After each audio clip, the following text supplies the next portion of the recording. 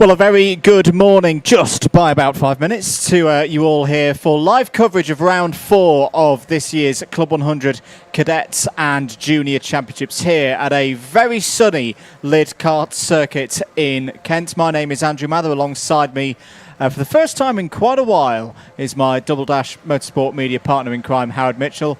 Howard, how are we doing today? Great to be back at Lydd. Great to be back in the paddock as well for Club 100 Cadets and Juniors. Absolutely, mate. Yeah, it's lovely to be back. Hello to everybody. Thank you for joining us for what I'm sure is going to be a fantastic day of racing, weekend of racing, I should say, because it's the first of 2 days of action we have here for you at Lydd Kart Circuit down in Kent.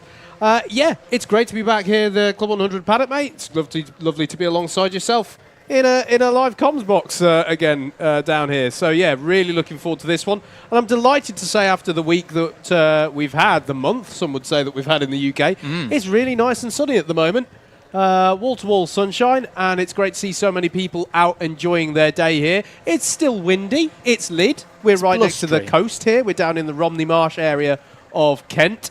So we're down south, quite blessed as Kent is, with a lot of really good kart circuits. Obviously, we go to Butmore. There's Bayford Meadows as well. But we're down here today at Lydd. You'll hear me say it several times today, no doubt. I think of this as the Thruxton of karting. I just use that analogy because it's really fast-paced with some chicanes to break it up. And even we're probably going to call the bottom corner today the hairpin. It's not a hairpin. It's about slinging it through and keeping the momentum. And momentum is really important, I think, around this track. You and I both love it here, mate. I think it's a really fun track to drive. Yep. I also recall quite distinctly, I remember you had early on in your Club 100 career, you had one of your big results. I was going to try and not mention it today. Oh, sorry. Yeah, well, I did, so you can be humble still. It's a very special place for me personally, because it's where I got my first kind of race win of any kind. It was a B final, but I don't care. A win is a win. But no, it is. I've said already once today, and the pre-recorded Paddock show, which we'll see later on. I always think this is a bit of an underrated driver's favourite. It's not a circuit that we go to as regularly as, say, Buckmore or Wilton Mill, for example, where the cadets have already raced, of course, this season.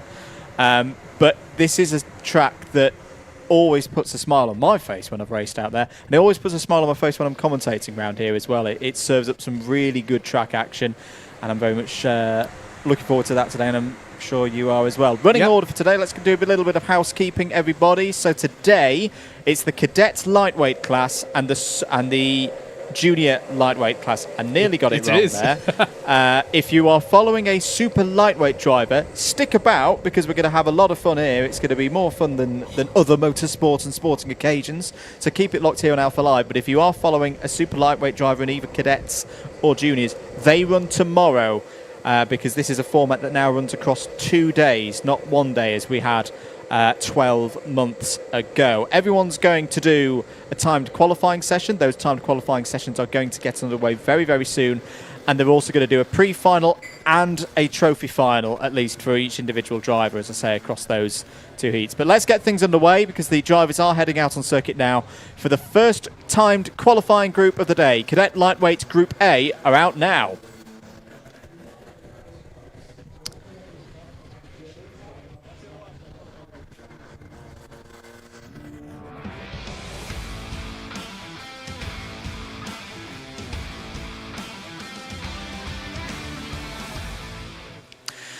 So, Howard Mitchell, we have some 11 minutes underway for timed qualifying for the first group of cadets. Now, we should mention that a driver is randomly allocated into one of 3 groups. Group A, out on circuit at the moment, Group B, or Group C. They've got 1 session as an opportunity to qualify, and the job... it's fairly straightforward if you wanted to get into the pre-A final, straight into the races with the big points. It's qualifying the top 6, almost like a little bit like a slimmed down version of a Formula 1 qualifying. There is an eliminatory aspect to this. Top 6 is what most drivers will be looking for, so they know that they don't have to worry about pre-B finals or pre-C finals. They get straight into that top final grid. Yeah, and the reason we're saying that is that the positions are set relative to where you are in your session, and then relative to how you are against the others who finished in that position in the other sessions. Yes. What do I mean? I mean that if you are the fastest driver in this session, you are guaranteed to be in the top 3 on the grid. At least third, yeah. At least third, because once we've got to the end of all 3 of the qualifying sessions, the fastest driver from each session will then have their lap times compared against each other. So the fastest of the fastest will be on pole, the second fastest of the fastest will be second, and the third fastest of those who finished at the top of each session will be third. And the reason we do that, just to be clear, is to be fair for if conditions change between the qualifying sessions. So if the heavens were to open, which there's hardly a cloud in the sky here today, so I wouldn't expect that to happen, but if the heavens opened between now and the third group going out, you're still going to be rewarded if you're the fastest driver within that session. So it's all about relative position. So we're not going to be going out and declaring who is on pole at the end of this qualifying group, because we just won't know until all the times are in across all 3 of the groups, and 3 groups, of course, per class that we're racing today. So we'll have 3 qualifying groups for the cadets and 3 qualifying groups for the juniors. Once again, it is the lightweight variant of each of those categories that's racing today. The super lightweight cadets and super lightweight juniors are tomorrow's action here at Lydd. All of it, though, will be available for you here from Alpha Live, so keep your eyes peeled. A little bit of more housekeeping. Let's go over the championship scores. The scores and the doors in the cadet lightweights at this stage of the season. We've had 2 meetings at Wilton Mill so far this year and Glanny Gores. Just to go over your top 10. But Logan McAllister currently leads the championship. Has had great form so far this season. 5 A final wins, so that's including both the pre and the Trophy A finals. So he leads the championship on 774 points. Second is Miles Harrison on 749. Blake Southern is there on 746. Jakub Milczarski is 4th, but is not here today. So we'll be using the drop scores that are available to the drivers. Basically, it's one full weekend, or race day, I should say, available of scores that they can drop over the course of the 8-meeting calendar. Jamie Warner is 5th on 734. Max Winfield is another driver not here today, but currently sits 6th in points on 730. João Gabriel Castro is next in 7th. Elijah Hazelwood in 8th. Jake Anders in 9th. And Jacob Matthew Brown currently completing that top 10. All of those drivers are here today. All of those scores, if you're interested in looking at them in detail, as with any of the results from today's sessions and sessions so far this year, results.alphatiming.co.uk/club100, or alternatively, live.alphatiming.co.uk/club100 to get on a tablet or a second device all the live timing that we have here in the box. Absolutely, absolutely. Just coming up towards the halfway mark then in this session, the drivers still looking for the pace out there. It is Jake Anders at the top of the sheet in front of me here, although I think our timing tower there on your screens does. There it goes. I'm ahead of the curve, I tell you.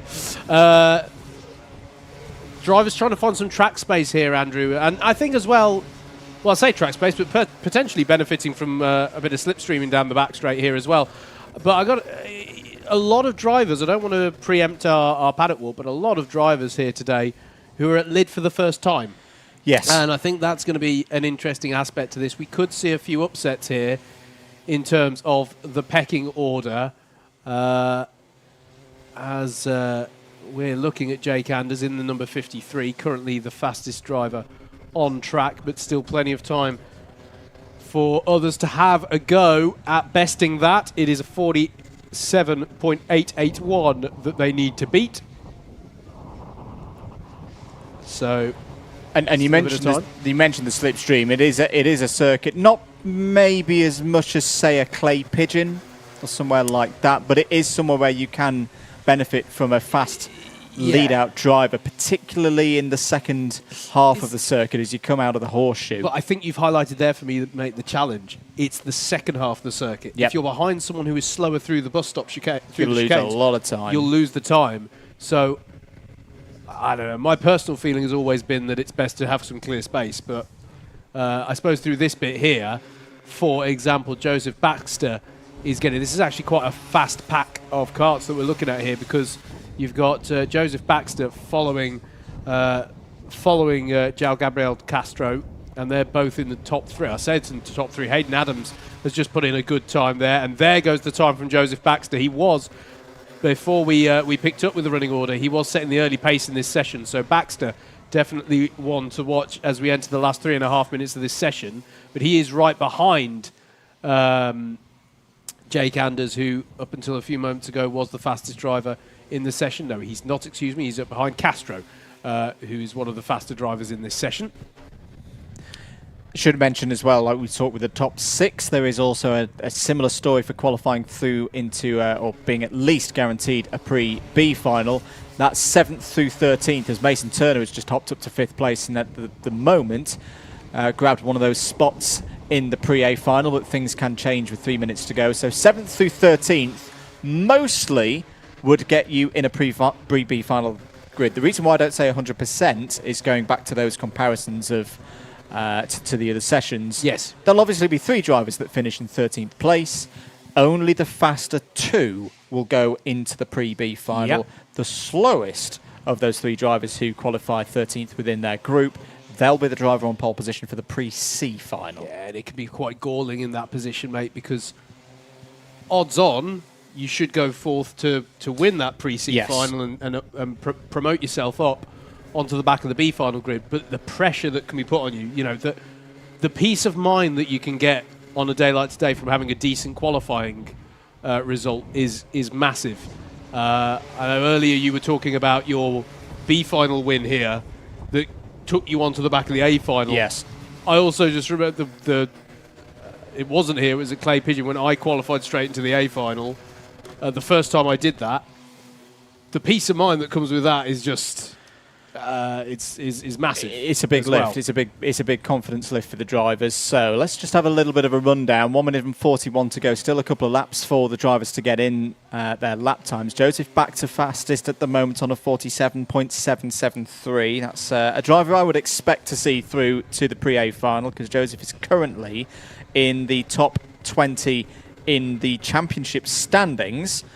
Pretty much anyone who is at the top half of the table has been to every single round so far this year. Drop scores haven't really come into play yet. Joao Gabriel Castro, similar story, currently 7th in points. And, was second, has just been displaced there by Elijah Hazelwood. So good lap there from Elijah Hazelwood. Currently 8th in the championship, goes up to 2nd in this qualifying group. If he stayed there, that would mean that the pre-A final grid slot would be 4th, 5th or 6th, dependent on how drivers who finish second in groups B and C get along. There's the number 69 of Harvey Dowler, currently in the top 6, running pretty well. And Harvey Dowler, 67th in the championship at the moment. So I'm suspecting, if I'm remembering correctly, that that's a case of hasn't been to all of the rounds so far this year, and is indeed the case. Has only been to round 1 so far this season, which was at Wilton Mill, but Harvey did qualify for the pre-A final straight off the bat. 10 seconds to go then, so anyone crossing the line now, this will be their one last opportunity. When the clock strikes 0, anyone on a lap will be allowed to complete it. There is the checkered flag, so can anyone knock Baxter, Hazelwood, Castro, Anders, Dowler and Adams out of the top 6? The top 8 currently covered by 0.2 of a second. Ryan Cranston comes over the line, doesn't go quicker. Hayden Adams also doesn't go any quicker. Mason Turner is just outside. Here comes Baxter over the line. This could be key for pole position. Goes and puts in another 47, but stays. And, Jake Anders goes in there right at the end. 47.754 was already qualifying through to the pre-A final, but a brilliant last lap there from Jake Anders in the number 53 in the top 10 in points at the moment. Sticks it on provisional pole for the pre-A final. And I think that was our only move there, Howard. Yeah, but a big one. The biggest one you can have. Good lap there at the end. Did it when it counts, and that's Jake Anders. I suppose we can say on provisional pole at the moment because if no one can beat that, he would get that, but he's guaranteed 3rd on the grid. But already I can hear that the carts are going out for qualifying Group B.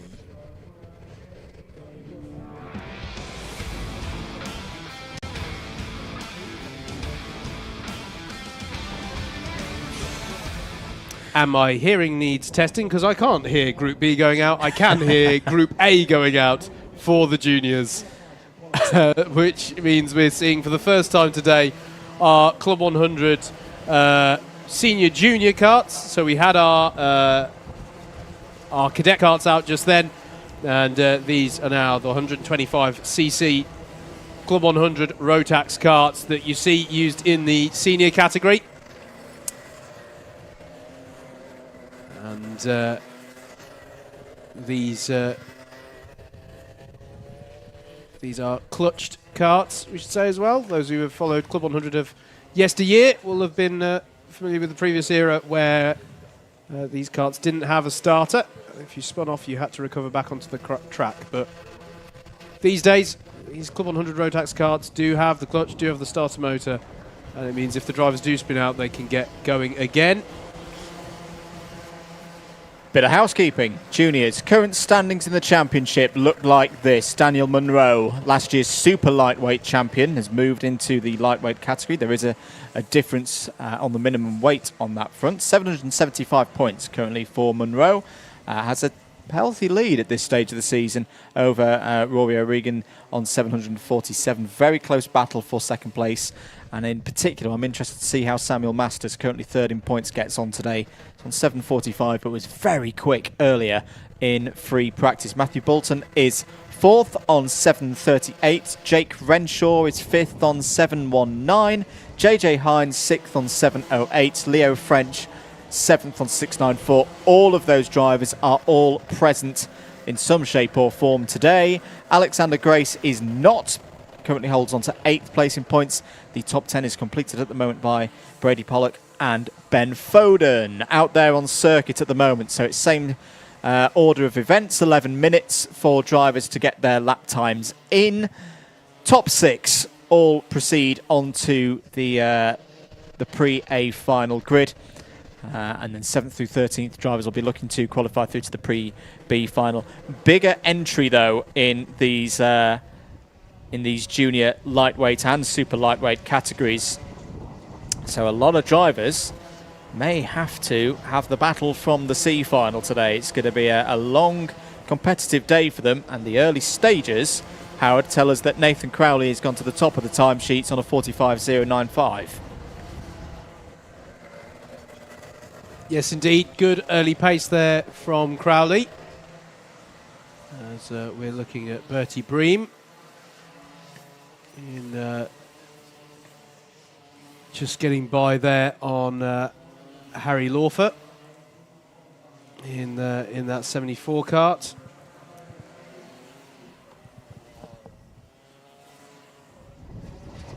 This is onto the back straight. Really got to sling it into this double apex last corner here at Lydd Circuit. In fact, that's a new fastest lap from Matthew Bolton, who overtakes the 65 who's ahead of him. So this is your fastest 2 on circuit at the moment. They've just come out the first chicane, heading towards this second chicane. Really got to be bold and chuck the kart in at that section. Then into, it's often called the hairpin, but it's not. It's the bottom curve, I like to think of it, which starts to bring you up over the rise here and then slinging it right into a horseshoe. They're going side by side, the top 2.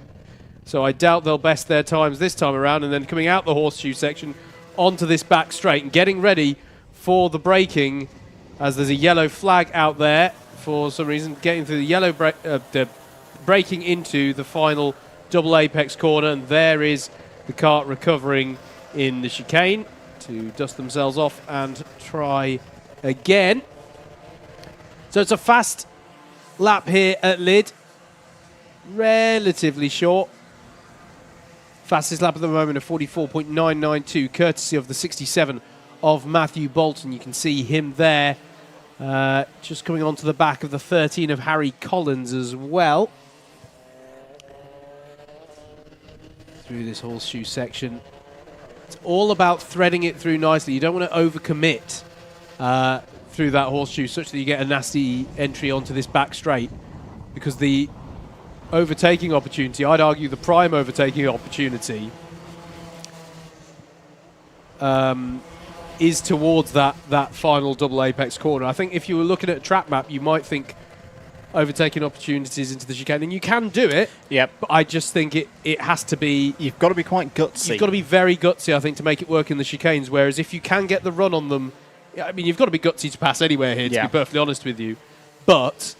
and we see passes as well here into this horseshoe section. But as I say, it's often a trade-off, because if you sacrifice too much on entry, maybe you'll have a bad exit or a bad mid-corner through the horseshoe. But I think here, if you can get the run and pull alongside, usually the driver will be compliant, and you can have a good pass through this last corner. But for these chicanes, you've really got to stomp onto it. I always find it difficult to pass into this chicane. The second chicane, slightly more of an opportunity. Yep. If you can get a good run, you can get alongside. It's also a circuit where you can start and overtake a couple of corners back and then actually get it done later on. Something I've seen a lot of drivers do is deliberately get your opponent offline through the second chicane, knowing you're not going to overtake them in the second chicane, but you will get them at the parabolic or at the bottom end of the circuit. Yeah. So you will see a lot of that, particularly on a day like today. Let's just have a look through the times then, because we've got less than 5 minutes to go in this first of the qualifying groups for the junior lightweights. There'll be this group plus 2 more as we proceed towards the lunch break. We have also had 3 practices already here this morning. Nathan Crowley goes quicker again, 44.841. Aaron Asarkas has just gone up to P2 as well on a 44.879. Bertie Bream has also improved, was outside the top 6, is now sitting in 5th place, the driver 12th in points at the moment. This is quite an open session, I feel, just looking down at the relative championship positions of our drivers out there at the moment, Howard, and I'm seeing a lot in like the 30s, the 40s, or down in the 70s because they haven't done all the rounds so far this season. This could be a very competitive group here today. 3.5 minutes or just over that to go. Who else is improving? I see Josh Spence has improved up to 14th place, so he's trying to battle out of the pre-C final qualification slots. Harry Clark has improved, as has Nathan Kahn. That's a huge improvement actually for Nathan Kahn in the 25 there on your screens with the black suit and the white helmet, up to what was 9th place, has just been displaced by Ruben Mamelok, the number 28, into 8th place. It's all going on out there. Here's Harry Clark, the number 43. But it also feels to me, Howard, that at the moment, drivers are still trying to find their rhythm perhaps out there on circuit, trying to find a buddy perhaps to do some slipstreaming and bump drafting with to ultimately get the fast lap times in about a minute and a half's time. Yeah, so it's less pronounced than we'll have seen in our cadet field, but there are still some drivers in this junior field for whom this is their first time at Lydd. Yep. And it's often the way, I still don't know how, I don't know if anyone's done research on this, but the fact that when you've got out on track once, you then go out on track again. Yep. Doing 2 20-minute sessions around a track will always be more effective than doing 1 40-minute session. I agree. Somehow taking that time out will change that. And obviously these drivers will have done their practice sessions this morning, during which we went and did a paddock walk. More on that later on in the broadcast. And they'll now have got back onto track and they'll now be going, okay, so how do I improve on this? And benchmarking yourself against others around, as Matthew Bolton puts in time to take him back to the front for the second time in this session of 44.792. Identical lap times for the top 2 now. Matthew Bolton and Aaron Asarkas both with a 44.792. Bolton on provisional top spot here by dint of setting that lap time first. But if you wanted to be vindicated for your comment a moment ago about this being tight, Andrew, we got identical times at the top right now. All we need is a third one of those, and I'll be talking about Herath 1997. 90 seconds to go then in this qualifying session. Top 6 at the moment: Bolton, Sarkis, Crowley, Mamelok, Mottram and Bream.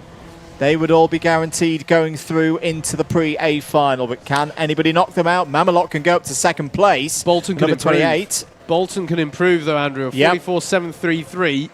Confirms. I don't think he actually spent any time out of first place there because his time came in basically at the same time as Mamelok's. So at the moment, this driver on your screens, the 67 of Matthew Bolton, is doing everything he needs to do. There is Ruben Mamelok as well in the 28, heading into the horseshoe. And he's got the company of Harry Collins in the 13. Pushing hard here. You can see him ducking his head there to get the best aerodynamics on the straight. That's known as shrimping. Top tip, everybody. Only do it in a straight line. I did it once on a straight that had a kink in the middle, and I ended up on the grass. That's why I'm in the comms box and there on the track. Coming into the last few moments of this then. 20 seconds before the checkered flag waves, but if a driver started the lap, they will be allowed to finish it. And Nathan Crowley has gone to the top with a 44.689. That brings himself back to the 4 after leading in the early stages of this session. Here he is. He's not going to cross the line to get another lap in. Checkered flag is waving. So this will be Crowley taking that checkered flag. Does he improve? He doesn't improve.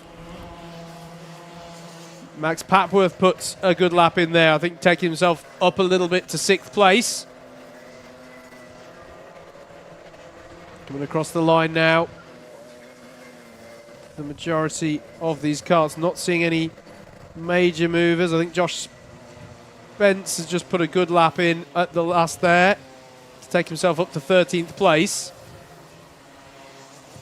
I think that is everyone across, though. Everyone across the line.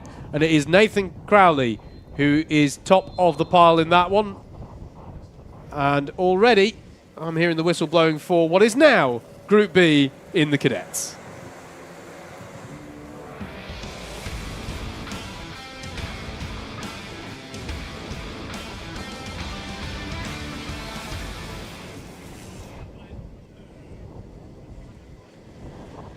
Cadets then come out of the pit lane as the juniors are told just to wait a second there so that the cadets can go through. So in the pit lane, the junior dummy grid is ahead of the cadets. So here they come streaming out of the pit lane again, the Club 100 Cadet carts. I need to correct myself, by the way. It's the top 8 in the juniors that go through to the pre-A final, not the top 6. Right. Yes. So yes. Crowley, Sarkis, Bolton, Mamalok, Mottram, Papworth, Bremen and Sari, pending any post-qualifying session changes, those will be the 8 drivers. Guaranteed spots of 8 of the 24 spots available straight into the pre-A final. It'll get easier once we get to the pre-C and pre-B finals. Because it's the top 2 drivers in each of the races that repechage through. So that's nice and straightforward. Absolutely. But now we're back to cadets. So it's top 6 again who qualify through to the pre-A final. Just a quick reminder, if you're just joining us, this is the second group of the cadets out on circuit. 47.754 was the fastest lap time in Group A. So if our fastest driver, whom they be, out there in this group does a 47.753 or faster, they will take provisional pole position for the A final. I'm also keeping an eye on Howard for 13th spots because it's around there that we'll have the cut-off for group within these grouped qualifyings for the pre-B final qualification. 48.362, currently the fastest time of anyone who's finished their group in 13th place. Indeed. Early pace then being set by Miles Harrison, the young man who sits second in this Club 100 Cadets Lightweights Championship. And he has driven at Lydd before, so going to be interesting to see how he gets on today. He hasn't, whilst he's had a very good, consistent scoring so far, to put him in that second place. And he probably won't thank me for reminding people that he hasn't had a win yet this season. So could today be the day for Miles? In the time I was telling you that, though, he has been bested at the moment by Blake Southern and Jamie Warner. So Blake Southern with that 48.294, setting the early pace. Logan McAllister as well, the championship leader, stakes his claim to the sharp end of the timing sheets with a 48.341. So interesting opening salvo here amongst our lightweight cadets. Do hope you're enjoying the coverage of this round 4 of the Cadets and Junior Club 100 Championships for 2023, coming to you here from Lydd Kart Circuit in Kent. Myself, Howard Mitchell, and Andrew Mather of Double Dash Motorsport Media guiding you through the action. Brought to you thanks to Alpha Live, who we are delighted to be working alongside throughout this weekend to give you all of the racing action and the qualifying action. Still doing well with weather conditions here, although even though it looks lovely and sunny, the key thing to remember here is just quite how close we are to the coastline here at Lydd, and you can probably hear it on some of our mics. The wind levels at the track, it's as blustery as ever here today at Lydd. I don't think I've ever had a still day at Lydd. It is the nature of being down here on the south coast. The drivers perhaps looking for a little bit of space there as Miles Harrison has gone back to the front now. It goes to a 48.092, and that's quite a That's quite a gauntlet he's thrown down there. That's bested the previously best time by 0.2 of a second. So he's certainly pushing hard. Well, Blake Southern responds. Excuse me. Blake Southern has yet to respond. Sorry, that was the timing screen taking a while just to update.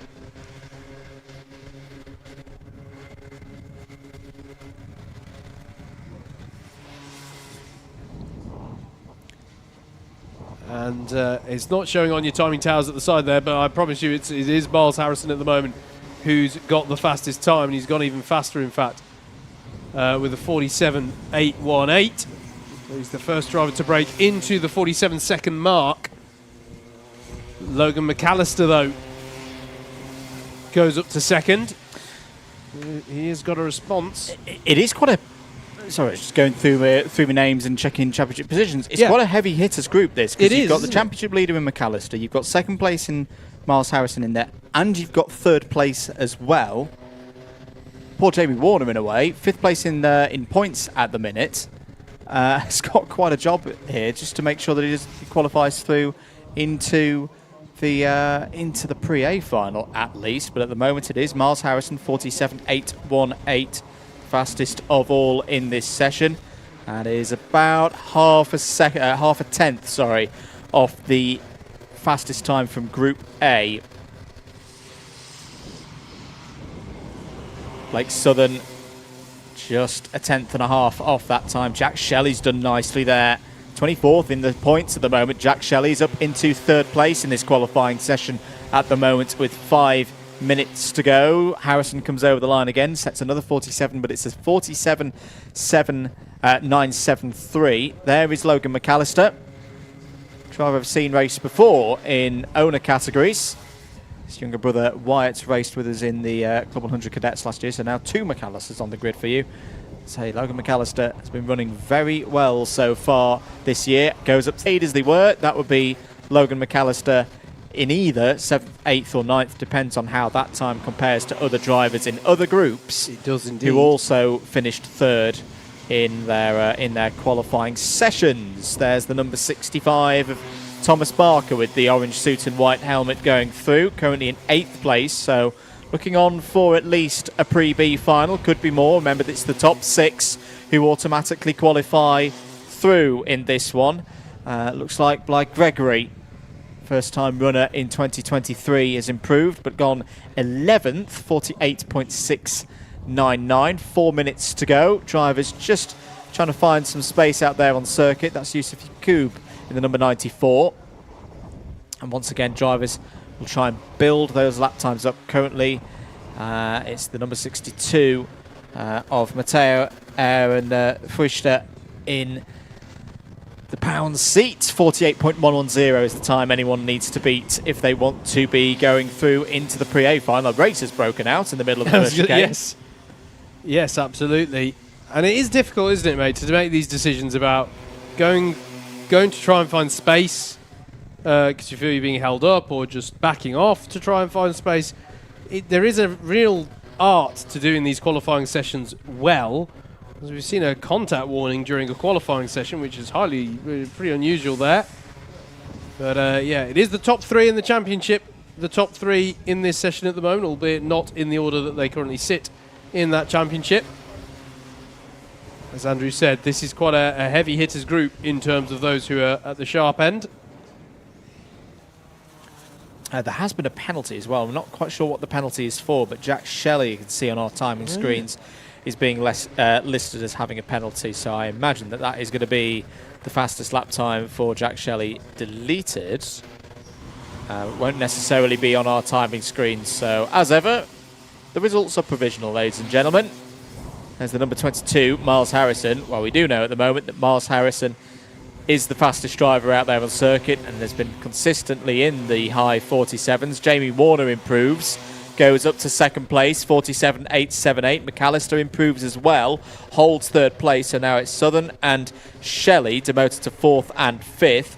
Oscar Stockley King has also gone quicker and set exactly the same lap time as Aaron Fuster on a 48.283, but because Matteo set his lap time in the number 62 before Oscar. Matteo holds on to the position. Yes, indeed. Within the last couple of minutes then, this is number 11 of Jamie Warner. Comes into today, sat 5th in this championship. As he slings it through the bottom corner here. He'll go over the rise. The kart goes light as you start to steady yourself into this horseshoe section. And then pedal to the floor to bring yourself out onto the back straight. Can be quite dramatic actually coming onto the back straight here when it's wet, but thankfully at the moment, bone dry conditions here in the summer sun at Lydd. Slings it round the last 2 apexes. And can Jamie Warner improve? It's not an improvement for him that time around. Alfie Lambert has improved, Howard, gone up to a 228, sorry. But that is not quite good enough to get up into the top 6 at the moment. Matthew Leder is also on one of those bubbles out there. That's the pre-B to pre-C bubble, 48.667. I think in general, this group a tad slower than Group A, which given that we've said how many top runners there are in this in terms of the championship points, that's I think a bit of a surprise. I have to say, purely through my headphones, as Stockley King has improved by a couple of positions there to 6th. To me, mate, it feels and looks like, it sounds and looks like the wind's picked up out there. Yeah. So I don't know if that's a factor. Obviously, for half the lap, it's blowing you in the right direction. For the other half of the lap, it's blowing against you. But it could be unsettling the karts even in these conditions. Checkered flag then. Can anyone go quicker than Miles Harrison's 47.818? Can anyone go faster than 47.754 from the first session to take provisional pole and in the class overall? No one improving at the moment. There's a distinct lack of blue sector times and lap times on our timing screens at the moment, so it's looking good if you're Harrison, Warner, McAllister, Southern, Shelley and Stockley King at the moment. Those are the drivers in the top 6 qualifying through. We saw Jake Anders manage to get one in late in the first group, but no, I don't think anyone is going quicker at the moment apart from Quinton Vesure in a 48.432, which puts Quinton into the pre-B final. Bit of a curious end to that session. It didn't have the crescendo that we're used to, but there we go. Miles Harrison goes quickest, 47.818, but Jake Anders from Group A holds on to provisional pole. Well, engines being fired up, I can hear in the pit lane next to us. Next out on circuit, it is Junior Lightweight Group B qualifying.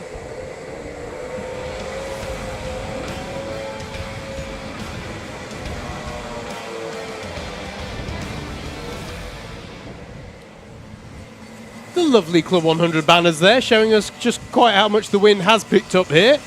In fact, it's not just the banners; it's the foliage as well. Everything's got a distinctly sideways. In fact, there's a bird that's struggling in the wind as well. So yeah, there's always some curious wildlife around this. It is, yes. There's often a few. There's often some sheep around the track. But who knows? Maybe we won't go there. We won't go there. We'll try not to turn this into a wildlife broadcast, but it's lovely to see some of the nature in this part of the world. It is a crosswind, I'm realising, actually. It's neither a headwind nor a tailwind. It is a crosswind across the circuit. It is blowing, what would that make it? A southerly breeze, I think. As the second group in junior lightweight qualifying head out. Should just make clear, by the way, these groups are allocated randomly at this point. The kart's also allocated. Oh, and we've got a driver off at first chicane, that is. Yep. That is going to be Christopher Wilkinson in the number 37. That is well off into the bark. Not too many places on the Club 100 calendar where we have bark off the circuits these days. It used to be a little bit more common on British kart circuits. Wilton Mill used to have some bark on the exit of its Paddock corner. Landau as well used to have bark on the exit of Chandler's corner, I believe. But don't see it so often. But it is a hazard here at Lydd, down at that chicane and also at the final corner, which Daniel Munro is heading to just about now in your shot. There is the bark on the outside of there, so if a driver has a wide moment there, they are definitely going to know about it. Munro then, your championship leader at the moment in the junior lightweight category, won the junior super lightweight category last year, as we've got another driver off, this time spun at the second chicane. That's a difficult place to recover it from. That would be... I think I saw the 55. It's Jacob, yes. So that makes it Jacob Allain, who's out there. So he'll need to get back on the way. Still plenty of time, though. Still 8 minutes left on the clock. We're looking there at the 36 of Matthew Cooper coming through to start a new lap of the circuit. It's another heavy hitters one, this one. Howard, as you mentioned, you've got Daniel Munro out there as another driver. Yeah, I think this is the wind. I think the karts are getting a bit tail happy, maybe. Yeah. Is just at the point where you lean on them, and around this circuit, my goodness, really do you lean on them. So that is Lennon Rawding, who's out there. But I'm sure they won't thank us for highlighting these moments where they're round and facing the wrong way. But yeah, and you can see a bit of frustration there. Part of the problem here, Andrew, is spins mean yellow flags as they shake all of the bark off of that kart. Spins mean yellow flags, and yellow flags mean aborted laps. Yep. And it means you've got to put the pace in when it counts, with 7 minutes left on the clock of this session. But yeah, I agree. I think the wind here is starting to play a part. It sounds a bit daft, but it's often slightly hard to detect when you're the driver. Obviously, you're suited and booted up. You know, you're all sealed in that regard. You don't... Obviously, you're aware of it. It's just... it can surprise you quite how much of an influence it can have over the handling of a car. And I say, it's not until you get into the middle of the corner when if you're going to suffer a crosswind or alternatively a tailwind. Yes. A place we were at not too long ago, Shennington here on Alpha Live a couple of weekends ago. That's the one I always think of when it's a gusty moment where you prepare yourself for your corner, you set the kart up, you chuck it in, and it's you feel the whole thing. It almost feels like you're being loaded. Yes. In a way, and you're like, yeah, get off my rear bumper, whoever that is, and you turn around and there's nobody there. Yeah. And it was simply the wind pushing you on. Green flag running is, or fully green circuit is beginning to see some drivers improving though. Samuel Masters puts his kart up to second place and Brady Pollock up to third place. Daniel Munro as well has bettered his time at the front. It's now 45.063, which is your benchmark to beat. That still means they'd have to find a little bit more pace to overhaul Nathan Crowley from the earlier session, as there's a yellow out again at the start-finish marshal post. Well, Samuel Masters has managed to slip one in there, 44.502, gone fastest and also fastest of any junior lightweight so far in these qualifying sessions. So it's Masters to provisional pole position then. But this is the key thing when we're talking about these positions within groups. Daniel Munro has gone and done a 44.660. That's second in this session. And even though it's quicker than anyone did in Group A, doesn't mean he's going to be second on the grid provisionally at the moment in the Pre-A final, because it's second in the group means for the Pre-A final grid, the best that Daniel Munro could get, if nothing else changes, is fourth. Yeah. And again, to repeat, this is to make it fair if conditions change between sessions, which the example I always use is if we get rain, you know what? Massive changes in wind, direction and speed is a factor as well in that.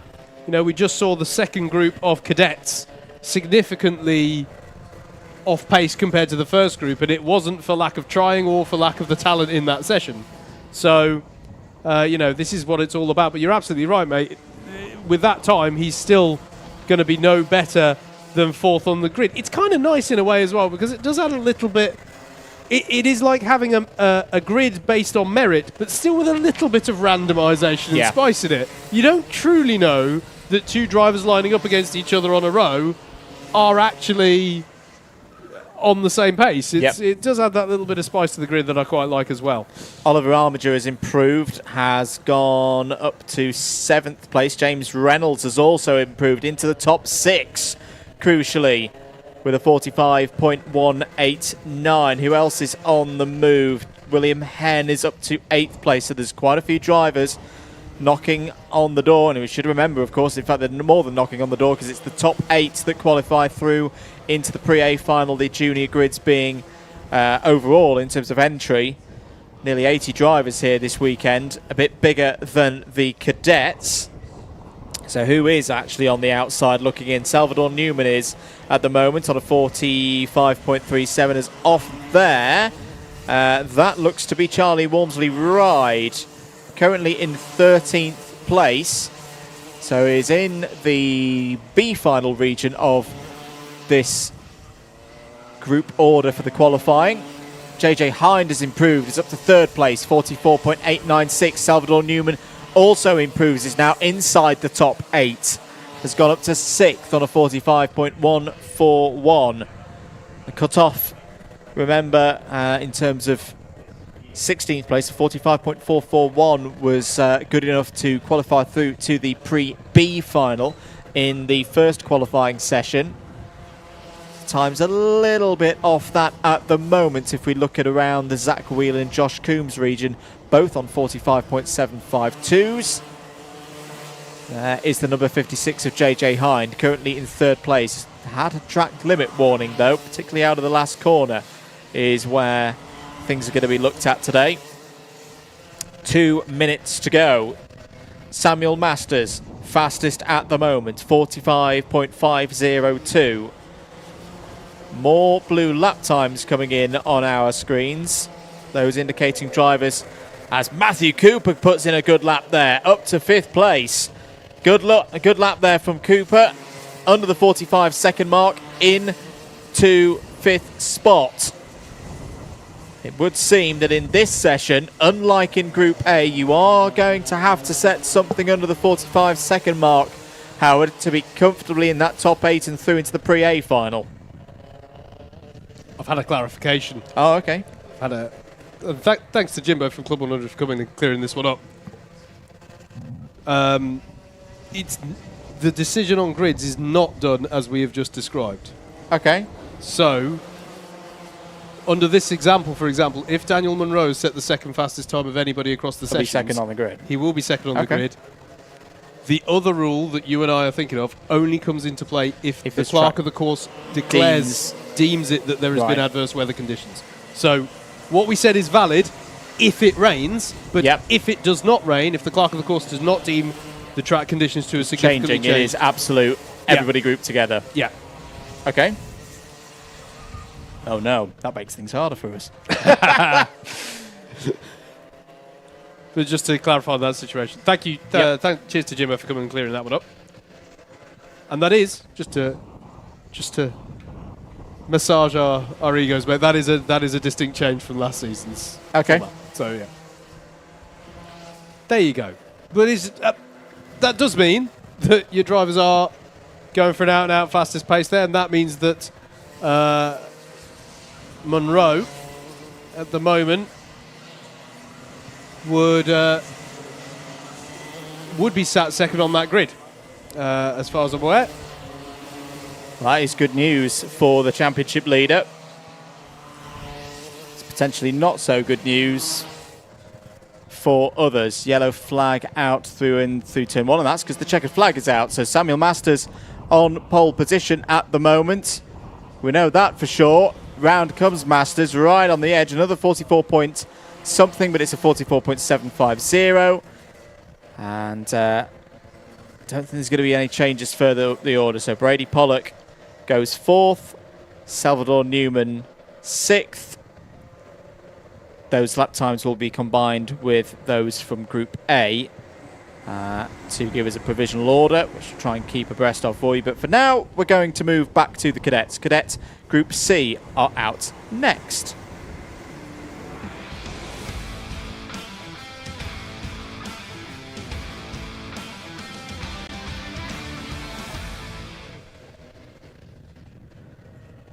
So we're getting ready here at Lydd Kart Circuit for our Group C in cadets to go out onto the circuit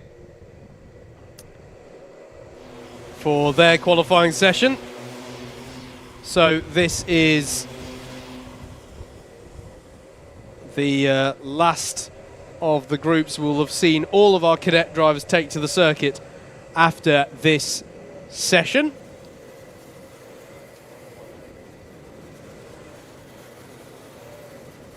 Still quite high winds here at the circuit. I think the slight shake that we've got on that static camera is the wind hitting that camera, and I guarantee you that it is fairly well secured in place. So that should give you some idea as to quite how blustery it is at the moment.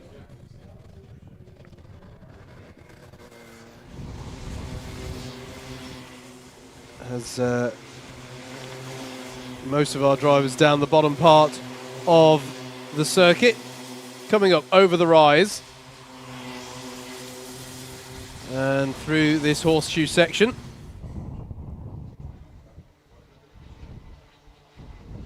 Heading towards Paddock corner, drivers vying for position, and that is apologies, I'm just trying to find the driver on timing who we just look at. There we go, sorry. Apologies folks, just getting timing sorted in front of us here is Ryan Rapini, who is the early pace setter here. Opens the bidding with a 48.814.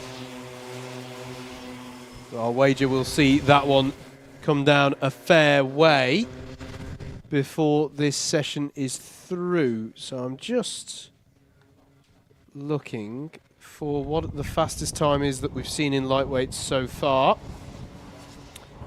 So the pole time to beat here is a 44.502 from Samuel Masters, which was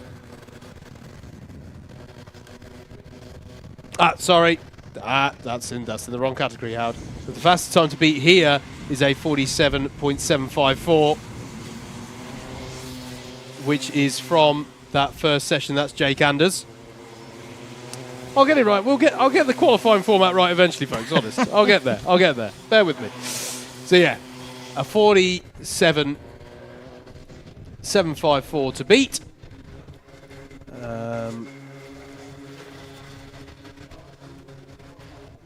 Yeah, just looking through some of the other times there. So at the moment, Joseph Baxter would line up second on that group. It was a faster group, that Group A, no doubt about it.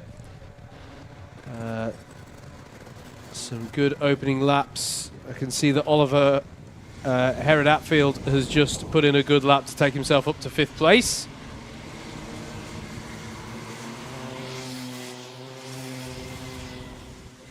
I'm really not sure what the best play is in this situation, mate, to be in a pack of carts or go to have fast. some... Yeah, go fast. That is true. Go as fast as you can.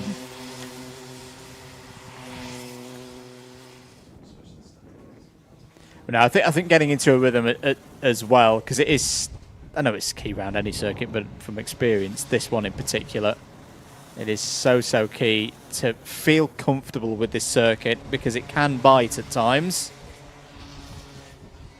That's a good lap time from A.M. Bagger, has just gone in and done a 48.271. Marley Bowen has also improved, 48.314. So quite a few lap times in the low 48s coming in at the moment, but still Jake Anderson, that lap time provisionally 47.754, the fastest lap time that we've seen so far today. And yeah, just see a couple of drivers now pulling over to one side, deliberately sacrificing this lap, maybe the next lap, to get themselves in a better spot. You just saw the number 26 fly through your shot there of Timmy Shahini. Good to see Timmy still rocking the Sebastian Vettel tribute helmet. Always a very distinctive one out there. And how is Timmy getting on at the moment? 15th place in the order. I got to say, they're quite small, the Nassau panels on this car, but his little Nassau shield is bent slightly up. I've got to be getting a little bit of drag on that thing. Yeah. Going down the straights in the session. but has worked his way to the front of this pack of karts though, so I think should have some good pace that comes through as the session goes on. There we go with some of the karts side by side as they try to find their place in the pecking order to then set a decent lap time. What is important going out, I've noticed, Andrew, the cadet karts seem to do this less so, but coming out this final corner, it's traditionally been very easy to sort of fall afoul of track limits on the exit as you push through Paddock corner, and because of that double apex nature of it, I find it's very easy. You can go too much on the first apex and then be out wide at second, or you can go too deep off the first one and lose time but get a good run onto the next straight. It's a deceptively simple looking corner, that Paddock.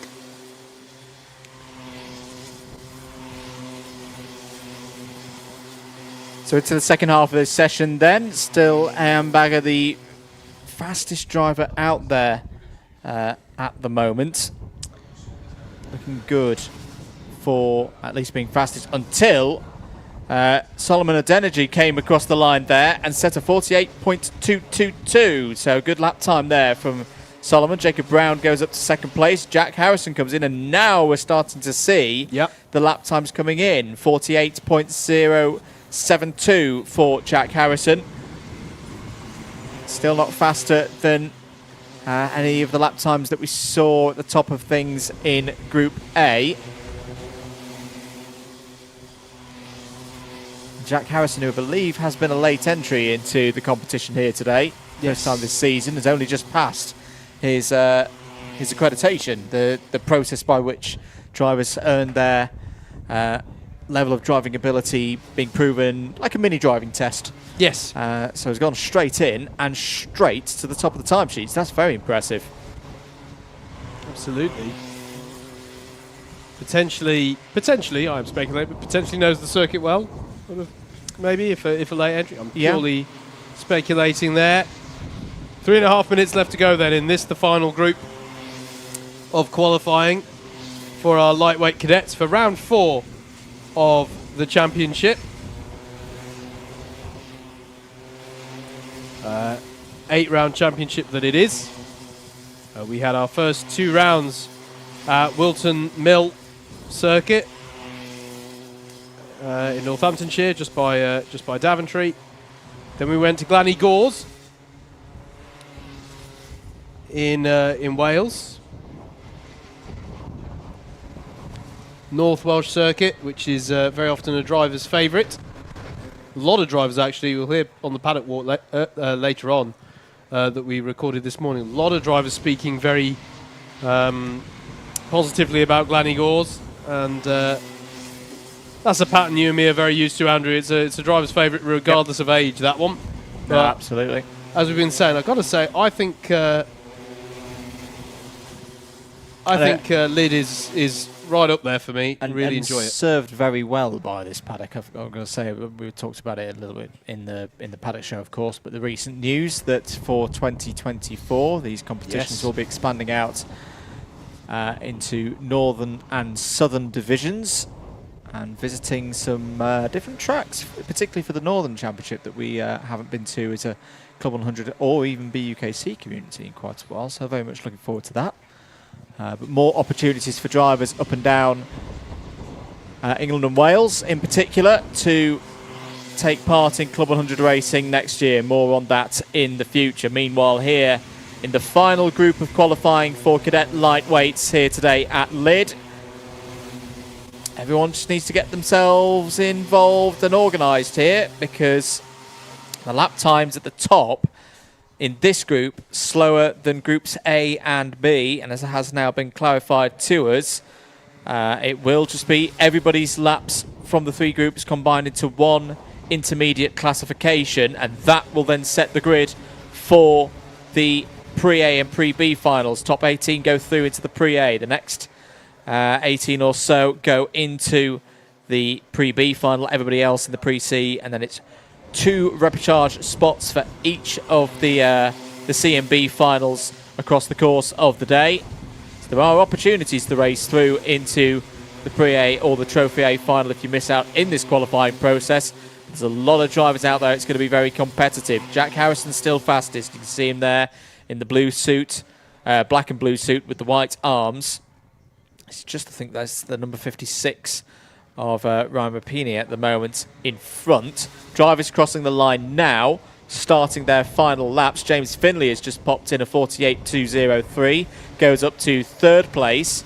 Good running there. And in fact, Rapini goes fastest in this group. So great lap time there from Ryan Rapini. Goes into a 48.035 just at the right time. Jack Harrison's now going to go down the inside. And it's all getting a little bit messy there through chicane 2. So that was Harrison off there. It's the number 16 of Adi Manu who's gone round. Now, I couldn't quite tell from that angle, Howard, at first glance whether that was a contact-initiated spin. What we do know is that it means that for anyone around the circuit at that particular moment, that will be their opportunity of a fast lap gone. Checkered flag is out. I'm fairly confident it was contact-initiated, Andrew. I thought as we picked it up, I think that was drivers trying to vie for position into that chicane.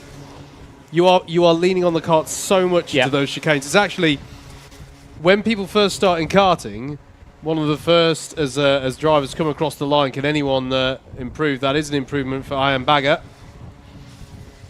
Third place there. Yeah, when you first start karting, they often say don't brake and turn at the same time. Well, into that second chicane, you kind of have to. You kind of have to. You kind of want to. And in fact, you kind of want to. You want to almost kick the car out to get the turn in, because it's a very tight first part of that chicane. But there you go, Ryan Rapini then, fastest in that session. And as we look now for the final of our qualifying groups to go out, and that is going to be the C group for our lightweight juniors.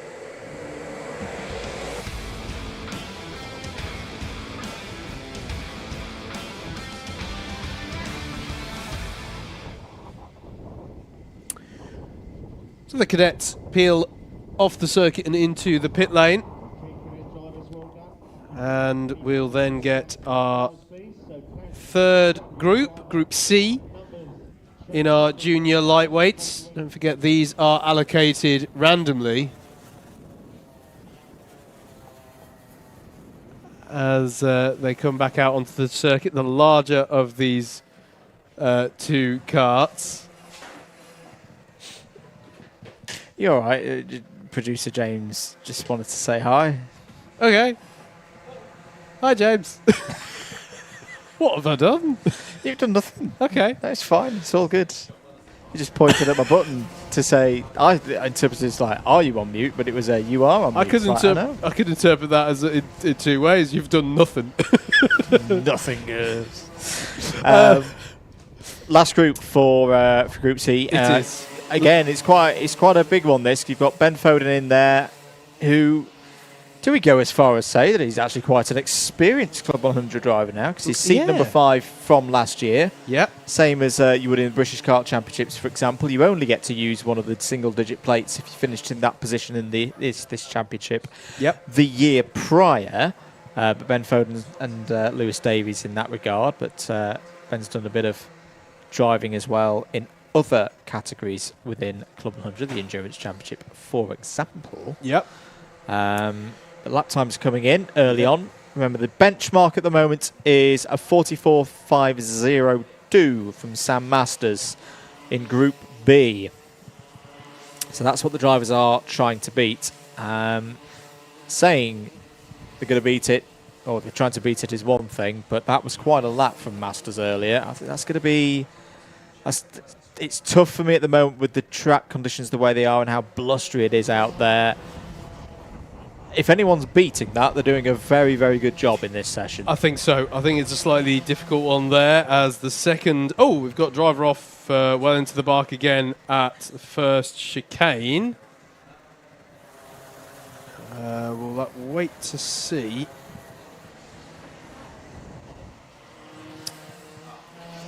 If we doing it the old-fashioned way. We are trying to do it the old-fashioned way. of which number that is. It might be Joe Craddock, the number 35, I think, because Joe has not come round to complete a second lap time, and I think I saw a 5 sort of on the angle of that board. But the most important thing, driver is okay, back in the kart. Pride a bit wounded. Carry on. Still another 7 3/4 minutes of this timed qualifying session to go. Lap time starting to come down. Rory O'Regan with a 45.280, currently the fastest time out there. The driver of the number 48. If you are tuning in, by the way, to support a particular driver, bear in mind they hold the same kart number all season. So if in the heat of the moment we say a kart number rather than the driver's name, it's good if you are supporting a particular driver, just make a mental note of what number they are, and then it can make it just that little bit easier to follow proceedings. Rory O'Regan goes faster again. In fact, faster again. Fastest driver, first driver to drop in this session below the 45-second mark. A driver who is very strong in these parts of the world. Very accomplished driver at Buckmore Park, of course, where we will be finishing the season. 44.987 for Rory O'Regan there. Currently second in the championship, of course. Had a fantastic run at Glannygores. Took both A final victories, the pre and the trophy final. Can he continue this form here today at Lydd? Round to complete another lap time. That one of 45.146, but looking pretty good at the moment. Good lap time there as well. It's just gone in from Jack Woodward. Up 8 spots, 45.272 up to third. Vigo Swan has also improved. Yeah, it's up nice to lap. fourth place.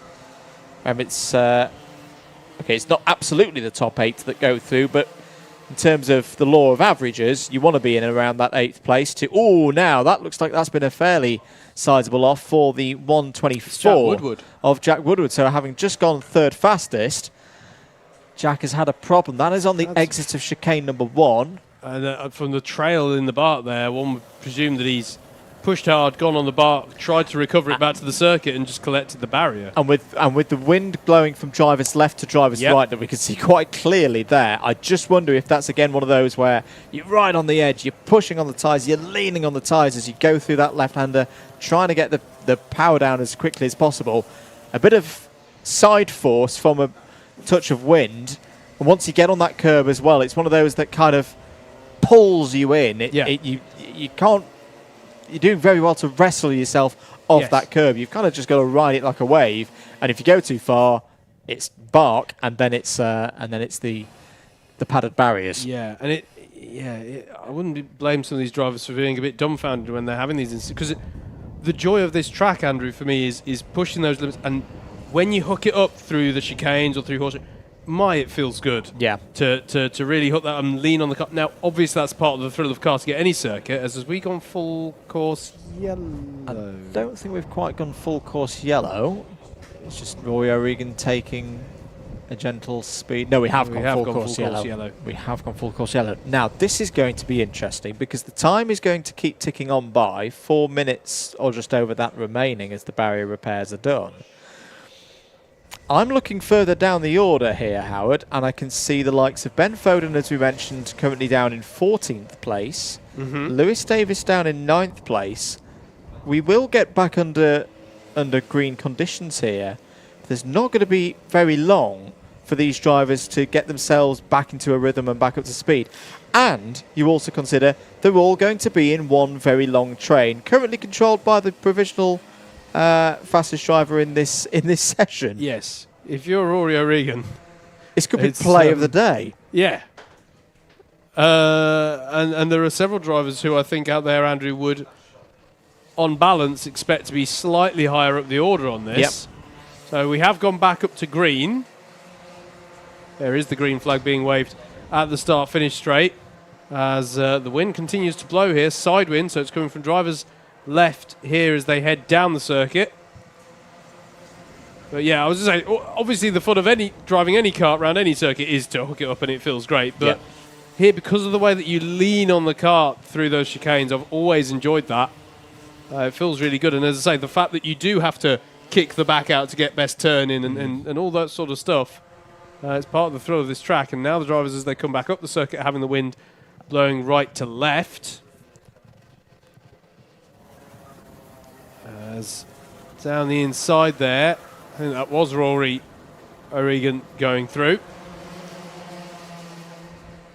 Leo French has just gone up to third place there, Howard, 45.226. Yeah, that's a good lap time. Set the pace early on in this session. For the first couple of laps, I believe it was Leo French who was at the top, so interesting to see him coming back into things now. 2 minutes 20 left on the clock then. Some drivers choosing to bail out of this pack and find their own space on the road. William Taylor there in the 58. Hudson Gordon Huntley in the 22. That's a useful pairing at the moment. Third and fifth right now at this moment. 2 minutes to go on the clock. It's worth clarifying as well, as Finn Davis puts in a good lap of 45.055, nearly joins Rory in the sub-45 category here.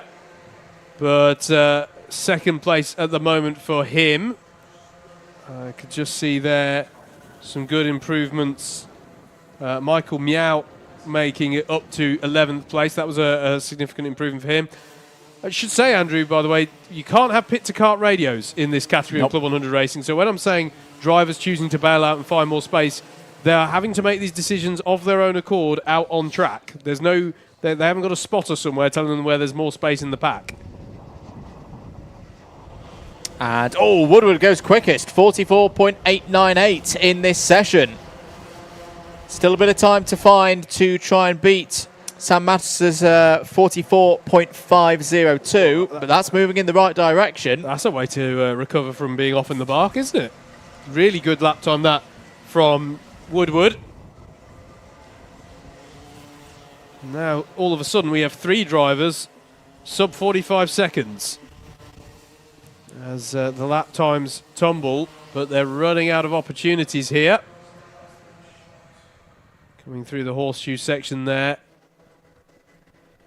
And onto the back straight, giving it all that they can. And then it's a very short, sharp braking zone here into Paddock corner.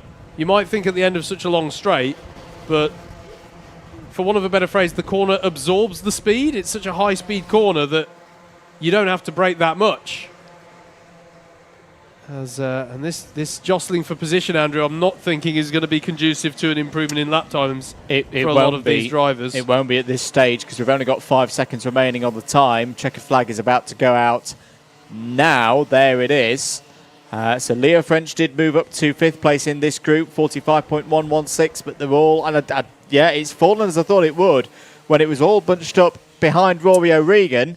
Ben Foden has saved himself, though. Oh, what a lap time right at the end by Ben Foden, 44.981. He needed that to qualify through to the A final, having missed out at GYG. Rory O'Regan goes fastest, 44.862, but is still behind the lap time from Masters earlier on in the session, but at least finishes this group P1. Who else has improved? I think Toby McAllister Brown has improved to a 45.115 for 6th in this group. Lewis Davis has as well to go inside the top 10. That probably won't make the pre-A final, but a flurry of lap times at the end there for the junior lightweights in Group C. Bit of an odd one with that full course yellow in the middle, but it's Rory O'Regan on form from last time out at Glannygores, continuing that form here at Lydd, and will at least be, I'd say, in the first 2 or 3 rows with that kind of lap time, maybe even higher.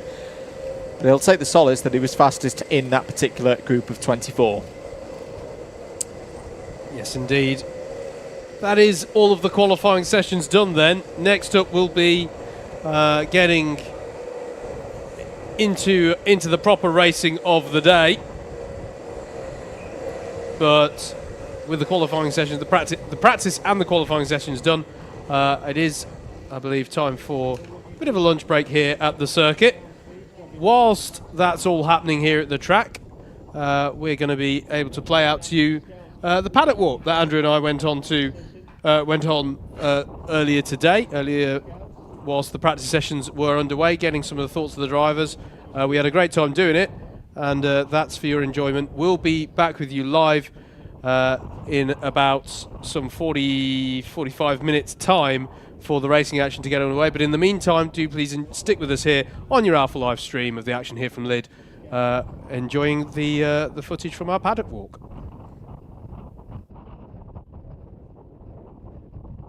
Hello everybody, welcome to the Paddock Show. First one of these Paddock shows that we've done in a while, Howard. It is, for Club 100, but great to be here at Lydd. Sunny day, beautiful conditions, perfect for racing.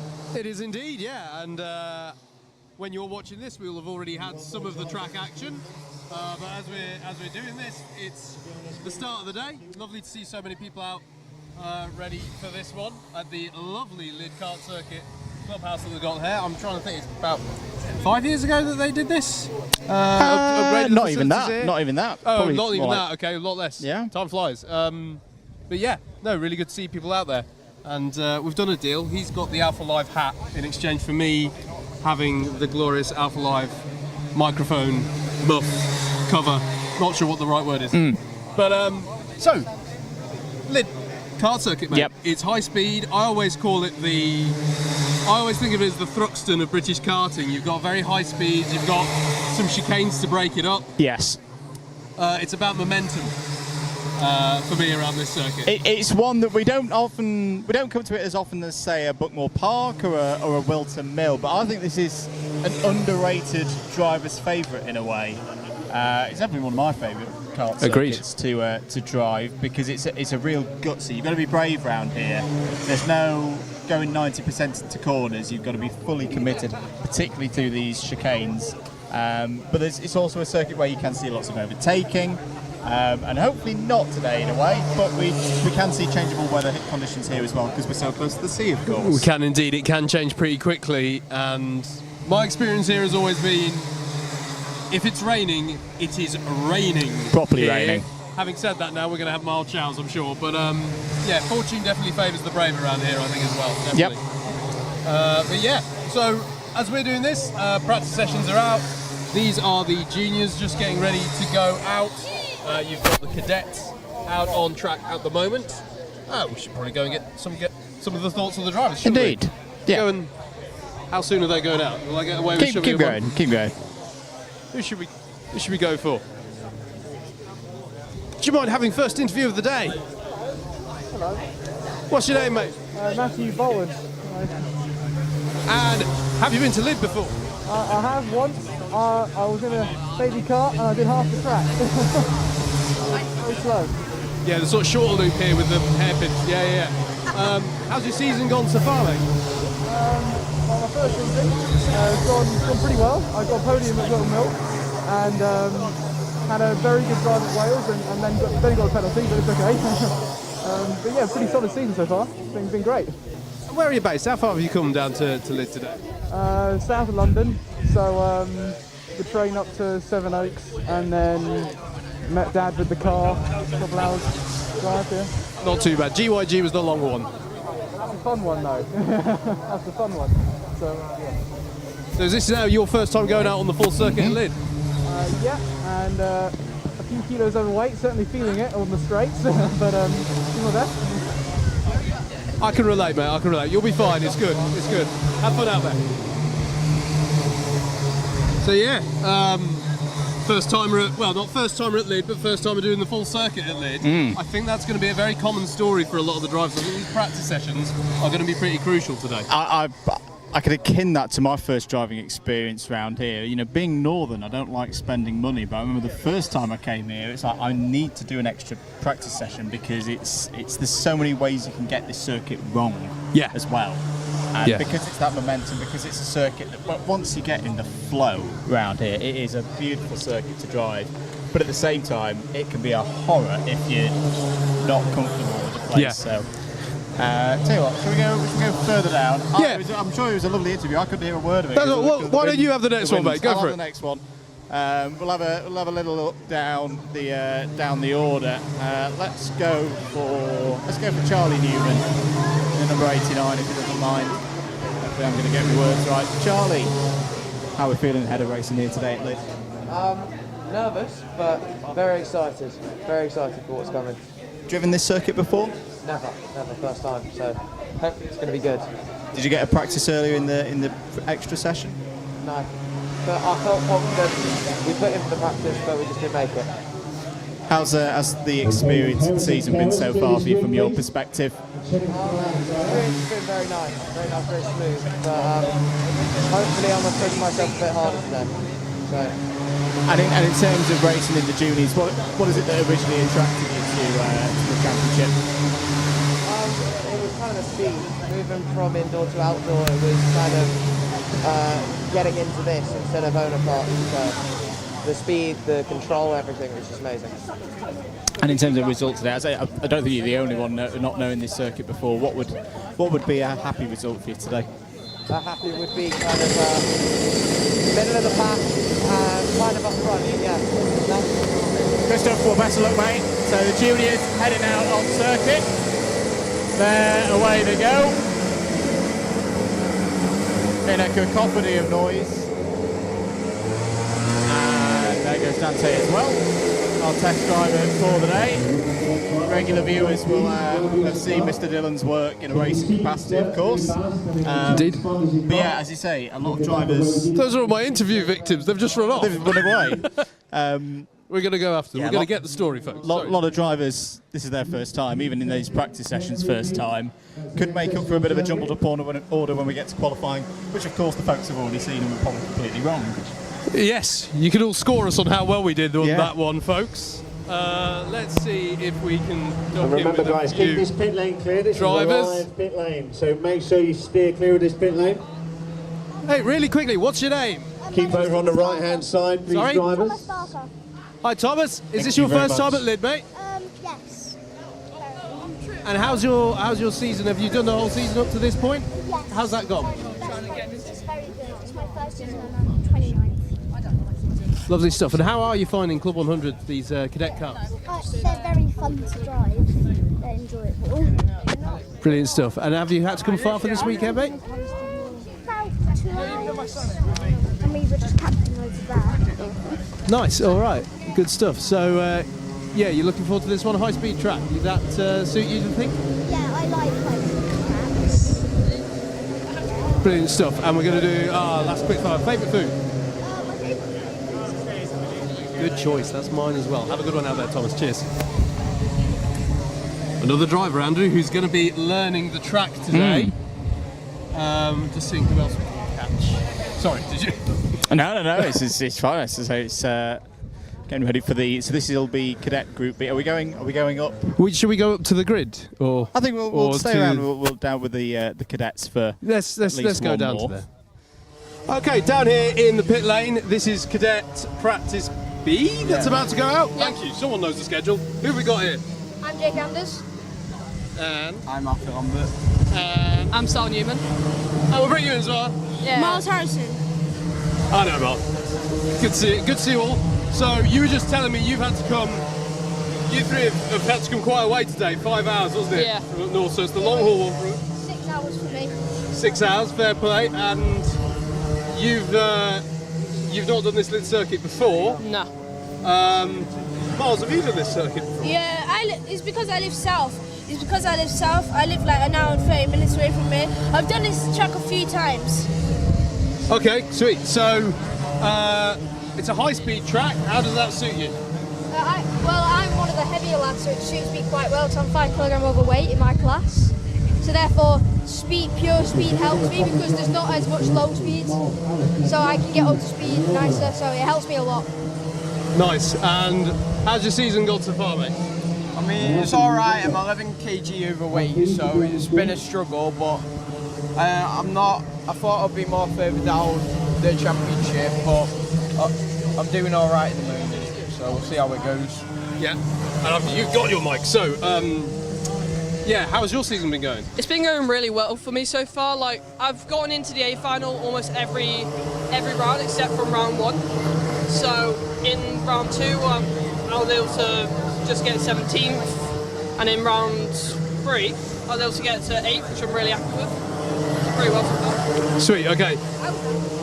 I'll let you guys go because I've had you for the longest, so I'll ask you a few more, Miles. Quick fire, favourite food?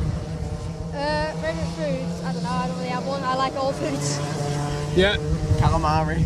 Calamari, nice, classic, I'm liking that. Favourite food? Ribs. Ribs. Good choices here. All right, cheers guys, I'll let you get ready. Cheers. Miles, if we can keep you, sir. Well, have a microphone, sir. All right. How has your... So yeah, you're basically the first person I've spoken to today who's done this full circuit at Lydd at least before. So Yeah. what experience have you had here, mate? I've had a very good experience around here. Mainly, I'm just very good at the chicanes, probably, and also overall, this is just a nice track, and also it's just a track. So if you get perfect, you'll get very good times at it. Yeah, nice. So give us the Miles update on how the season's going so far. Second place right now. Logan McAllister's first, very quick driver. Second place for me is alright. I'm gonna try and get first, try and catch up and get some points. Hopefully, we'll have a good outcome today. Yeah, sounds good, mate. Well, I'm gonna go and get the thoughts of some of the other drivers before they go out. But you have a good day, yeah? Yeah, I'm Cool. going out right now, so I'll tell you how I do on track. Yeah, sounds good, man. All right, cheers. Cheers. So let's go. I'm gonna go first. Hello, number 11. Who are you and where have you come from today? Okay, and Lydd Circuit, is this your first time here? No, I've been here a few times. Really enjoy it. Really good track. In general, I enjoy it a lot. I've been here multiple times. Okay, I have to say that's the rarer answer that I've got today. So do you think that puts you in good stead? Yeah, I think so. I think it's an advantage being here before. Definitely, yeah. Awesome stuff. Well, I'll let you focus on practice. Have a good one out there. Okay, well, I got. Would you like a microphone, by the way? So I'll have a microphone, thank you very much. Gonna go down further down the queue. You can come in as well, mate. Let's do a dual interview. Who have we got here?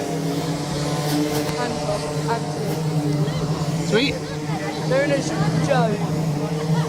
And Ryan Rapini. Yeah. lovely stuff. And you guys. Oh, that's a good point. We've got one of them. We got another lead. Lydd Circuit. Have you guys got experience here? I do not, but I like it, so. Yeah, high-speed track. Does that suit your guys' styles? It suits mine. You're a GYG fan. Okay, there's some sort of common things here, like carrying the momentum through. I think momentum's quite important here. And Yeah. stuff, so Especially coming down at the further end of the track. yeah. And how's the season gone so far? I've won 1 ring. Not bad, Ryan. How's the season gone? I am 11th in the standings Yeah. out of 75, I think. So I'm doing all right, I'd say. Lovely stuff. And just generally, how do you guys like Club 100? It's like the only karting I actually do. So it gives you that outlet. Yeah. Nice. I think it's a very good way to do. I think it's very competitive for rental karting, and they feel very quick, especially when you're low to the ground. So I think it's a very good championship. Lovely stuff. Favourite food? Food. Just food in general. Just food. All food. Favourite food? Chicken. Chicken. Nice. Solid answer. Gives you a lot of. You Yeah. can do a lot with that option. That's Yeah. nice. I love the way that's the one that's stumping them the most today. Miles here spoken to. Number 30, mate. What's your name? Again, sorry. Matthew. Good to meet you, Matthew. And how have you had to come far today for Lydd? Yeah, it's been a 1.5 hour drive. Okay, and talk us through your season so far here in Club 100. Right. I got excluded last time for hitting into someone accidentally. Okay, parents and carers, thank you very much. Clear this grid for me. Thank you. I came first in the C final, and in the B final I came mid-pack. Okay, so yeah, hoping to keep it clean today and see what you can get. Your first time at Lydd, is it? But yeah, I'm trying to keep it clean. Awesome stuff. Well, have a good one out there. What's your favourite food? Quick fire question. Nice. Okay. Have a good one. Cheers. It sounds like they're about to head off for They do, this don't next they? session. I'm very conscious of the wind still. But good to get some of the drivers' thoughts. Don't do this, folks. What we're doing now, don't turn your back to the direction of Don't travel do in the it. pit lane. Yeah, I think in general, the paddock's in good spirits today. Everyone looking forward to the challenge of this I think so, circuit. mate. I think half of it, I'm not going to lie, and again, this comment may age badly. You can score us on this in the lunch break. But after the week we've had here in the UK, it's quite nice to have sun. Yes. And dry conditions. It was a damp track this morning. Hello, John. Hello, Howard. How are you? I'm good, Sam. Thanks. How are you? I didn't realise you were going to creep up on me like that. It's a well rehearsed routine. Yeah, no, I'll get that. Oh, yeah, we're down here in Lydd. It's sunny. We are. Yeah, I mean, do you know what? Most of the time the sun does shine down here. Always a little bit breezy, as we can see. You're probably getting the noise through the microphone, but there we go. We've got to live with that. But no, we've got good weather today, I think. So hopefully it'll stay dry. I believe it is. And yeah, we're on for a good day. I'm trying to remember, is this the first time we've done the juniors and cadets down here? No, we came here last year. That's a faux pas for the commentator, isn't it?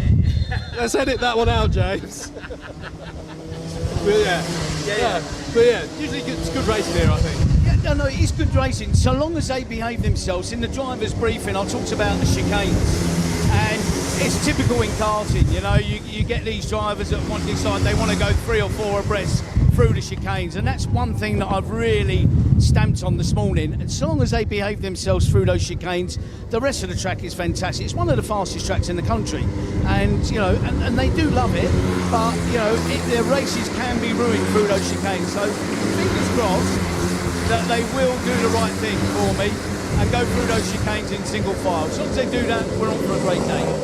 Absolutely. I'll leave you to it, JV. Have a good. Sorry, I just dropped a pen. That's fine. Oh. It suddenly picked up, the wind has suddenly picked up here, as it often is does. liable to do here at Lydd. Should we go upstairs? Yeah, let's go. Yeah. So here on the balcony here at Lydd Clubhouse. Fantastic vantage point that people have. Sorry, I keep running away today. Hello. We're up on the balcony here then. Good vantage point. We've already spoken to Ryan over there. Wondering who else we can get. We haven't had a chance to speak to any of the parents. Yes. Juniors. Now we're looking for Group B drivers. We got any parents who want to have a chat? Practice, Group B drivers, juniors. Yeah. We haven't spoken to a parent yet today, mate. Okay. I'm going to do the what's your name? Where have you come from? And who are you supporting here today? Okay, yeah, supporting Harvey Dowler. We live in Eastbourne, but we're camping over the road in Herons Park. P7 in first practice, so yeah, happy. Yeah. How's the season gone for you so far? It's only his second round. So, okay. Yeah. Did you do GYG or Wilton? No, or? he did first round in Wilton. All right, okay. And then, then just this one. Cool. Is it your first season of Club 100? Yeah, first Club 100 season. So how have you been finding that then, the Club 100? Yeah, competitive, but yeah, he's he's top 10 whenever he's out there. So yeah, happy. Yeah, really good. Yeah. Is it your first time competing at Lydd for him? Yes. Or? Yeah. Competitively, yeah. Okay, and it's the arrive and drive nature of the championship, presumably keeping it nice on the logistics front compared to some of the other. Yes, the other options out it there. is. Yeah. Yes, best arrive and drive in the country, isn't it? So yeah. Yeah, all good. We think so. But yeah, no, that's great. Thanks for talking to us. And, that's right. Pleasure. Wish you our best and have a good weekend's racing. Yeah, you too. Thanks. So, good to get some thoughts from some of the parents there, mate, of the benefits of competing in a arrive and drive format, really, that allow you to not have to worry so much about the logistics of the owner kart scene. Yes, it's I think the really big appeal for this championship that karting is expensive. All motorsports is expensive, and particularly at the moment with budgets being tighter than they were, before everything that happened in 2020. The platform that this championship gives a lot of drivers. I mean, there's drivers here today who have done experience, Paddock experience in other cadet categories in an owner format, and then there's drivers who never raced before at all. I think the big thing that we need to at least mention today is, of course, that there have been announcements of changes for next year. That last year, this championship was a one-day thing. We had some cadets, some super cadets, some lightweights, some super lightweights, and the juniors, and 4 classes all running in one day. We're now running it over a whole weekend. Yeah.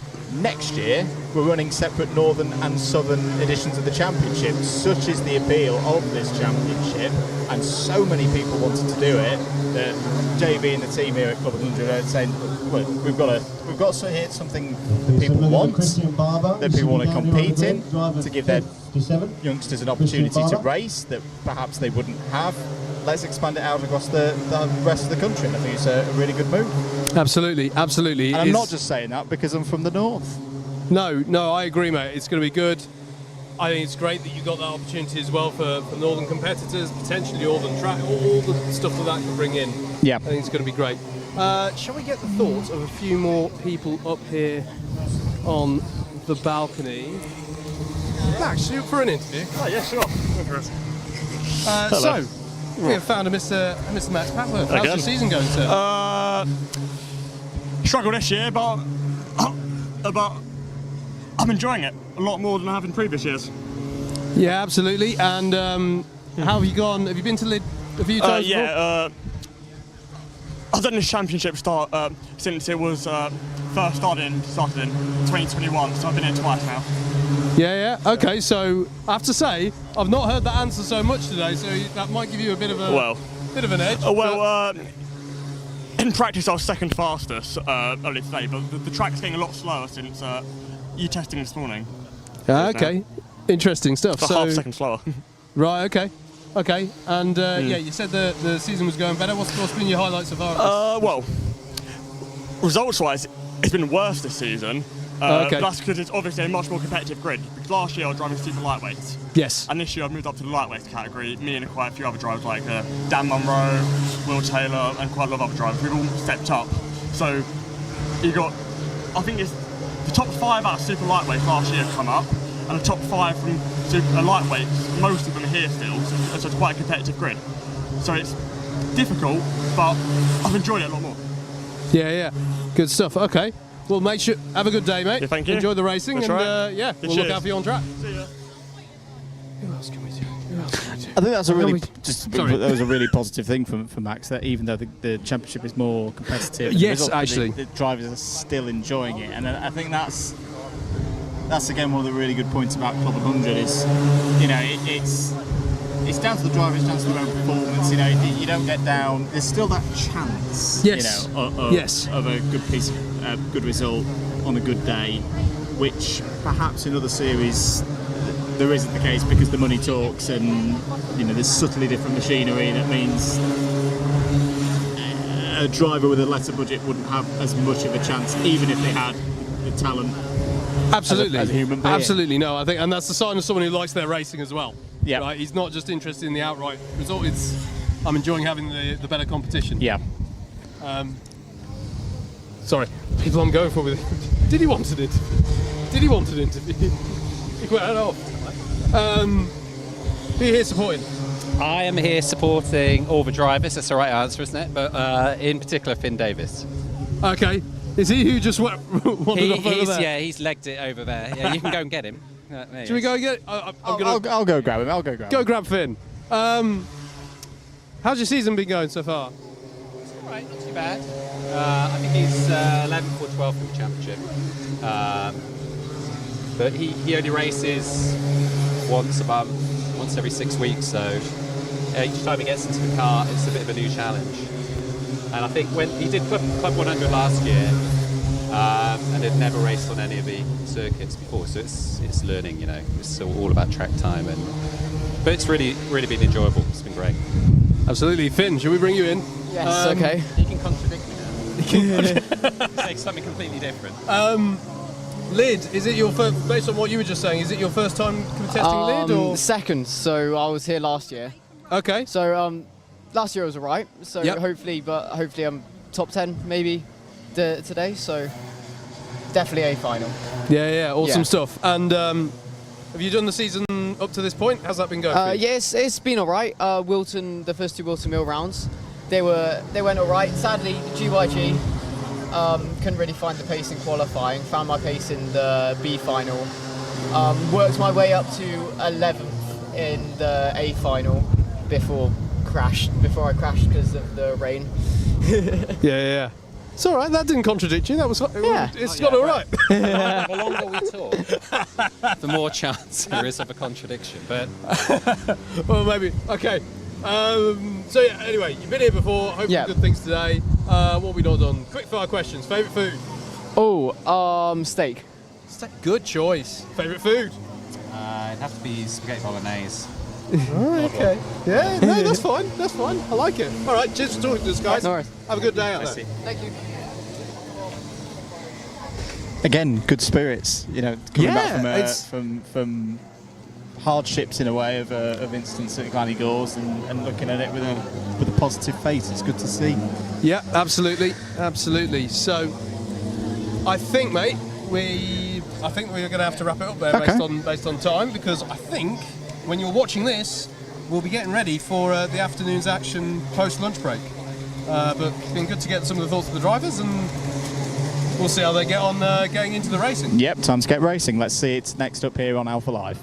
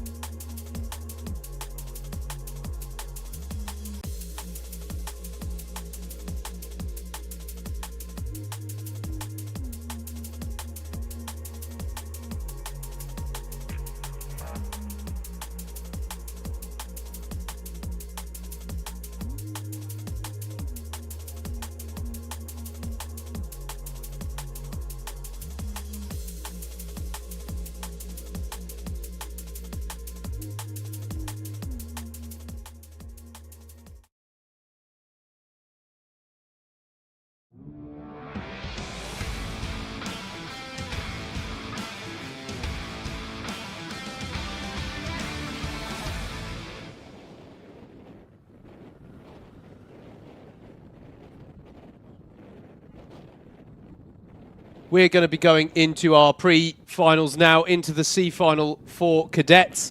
And it's going to be Oliver Sanderson and Oliver, and all Oliver front row there for Sanderson and Peters on row 1. Blythe Gregory and Oliver Harrod-Atfield are row number 2. Leo Edger and Yusuf Yakub are your third row of the grid. Then it's going to be Dmitry Borovsky and Anthony Czarnecki on row number 4. Joey Mims and Asan Iqbal round out your top 10. Samuel Chilton and Tabitha Meller are on row 6. And then on row 7, it's going to be Brian Okore and Theo Jones to round out your 14-kart grid. In the first of our races this weekend, we've had plenty of qualifying action already today. As you can probably still hear in the background, it's still high winds here at Lydd Kart Circuit on the south coast. But we are going to, it's still a crosswind that the drivers are having to deal with.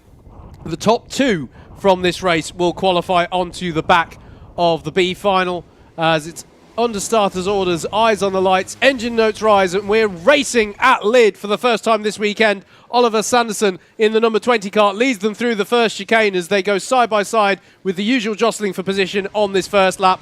Into the second chicane now. They stream as they head down the circuit towards the turnaround here at the bottom corner.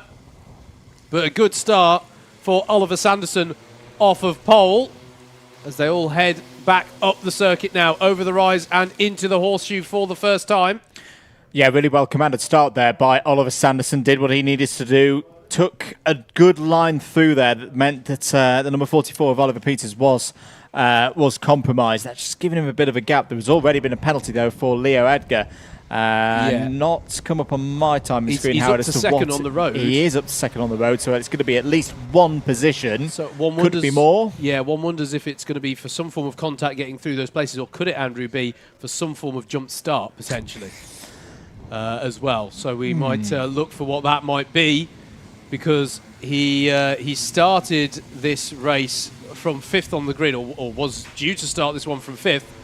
And up to second place there, but that is Oliver Peters, who did start this race second, trying to tuck underneath in the 44 there, but couldn't make anything of it. Well, from it's down the inside goes Peters and Edgar, and they both go through. So something's happened there to Oliver Sanderson, whether he just got offline, made a mistake, but changed at the front of the order. Then Leo Edgar to the front of the field, Peters in second place, and I think it might be Blythe Gregory who's come through into third place, the number 82. So yes, it is Edgar, Peters, Gregory, Yakub, Sanderson down to 5th place. And that is a second penalty for Leo Edgar, because that was a different timestamp to the first. So 9 minutes to go in this race. I think from a jump start perspective, I'm going to rule that one out, because Leo Edgar, is out there. That is Brian Okore in the 107. I couldn't quite make out which of the other karts was involved there. I don't think it's a jump start, because Edgar had got up to second place and he'd gained 3 positions indicated on the tracker. So 2 and 3 means he must have crossed the line. It must have been the 5th kart to cross the line at the very start of the race. But either way, I would imagine at the moment that we're looking at a scenario where our leader on the road will not be in the top 2 once penalties have been applied. Fastest lap of the race by Oliver Peters, 49.065. It was Tabitha Meller, the other driver involved in the incident we saw there, or the aftermath of the incident, through turn 1. Both cars now running again. This is the 61 of Joey Mims chasing after Sanderson. So that's been a change this lap, because Czarnecki has got through on Sanderson there. So move for Anthony Czarnecki up into 6th place in the first half of this lap. Here is your lead battle, albeit with a penalty hanging over the 28 kart of Leo Edger, as Oliver Peters is looking for any which way past here. Started this race in second, did Peters. He's got the pace to stick here with the leader. Just breaking away slightly from the 82 of Blythe Gregory in third place behind them. Penalty for Brian Okore. I imagine that would be for an ABC, advantage by contact, virtue of the incident that we saw earlier on in the race. Or ABC takeout, potentially. Yeah, ABC takeout potentially as well. Either way, I don't think it's going to change too much because unfortunately Brian Okori is down in 12th place at the moment. So there's only one kart behind. The top two, they've broken away. For Bly Gregory, this is an intriguing situation. Very hard around this circuit once you've lost the slipstream to not fall into the clutches of drivers behind. And that's very much what's happened at the moment for Bly Gregory, with the number 94 of Yusuf Yakub not too far behind. Yeah, good stuff from Yakub. Started 6th, up to 4th, and now really does look quite racy here. Thinking about challenging for 3rd place. If there's any chink in the armour for Gregory, you've got a feeling that Yakub is going to go for it here. It takes a later apex through the bottom corner, and that will give him an opportunity up the hill, but he can't quite carry that momentum enough to get alongside for Horseshoe. It is possible to do that. Get a later apex out of bottom corner and have your nose alongside for the Horseshoe, but you do have to have that, i.e. your nose alongside, otherwise the driver is just going to shut the door on you. As we cut back to that lead battle, and then here comes through, and it's allowed, all of this battling has allowed it to get very interesting there for 3rd place side by side, and that is the 37 of Harrod Atfield buying into this, and he's through. Is indeed. So, well, for Yusuf Yakub, didn't compete in the rounds at Wilton Mill, and was in the C final at GYG's. There's more battling going on here, and this is where it's all starting to break down a little bit in the chasing pack. The number 20 of Sanderson trying to fight back. Charnecki involved there as well. Joey Mims is currently the fastest driver out on circuit, so look out for the number 61, blue suit, white helmet at the back of this group. Could, with still a good chunk of time on the clock remaining, have an opportunity here of a very strong second half of the race. Yeah, Sanderson on the outside of Charnecki there. I don't think he's going to be able to make anything of that, but it's nice to see him trying to just break up the pattern, break up the rhythm of the car ahead of him. What happened on that previous lap was Charnecki went for a move in the second chicane, went out wide on it, and it caused everyone to check up. Now,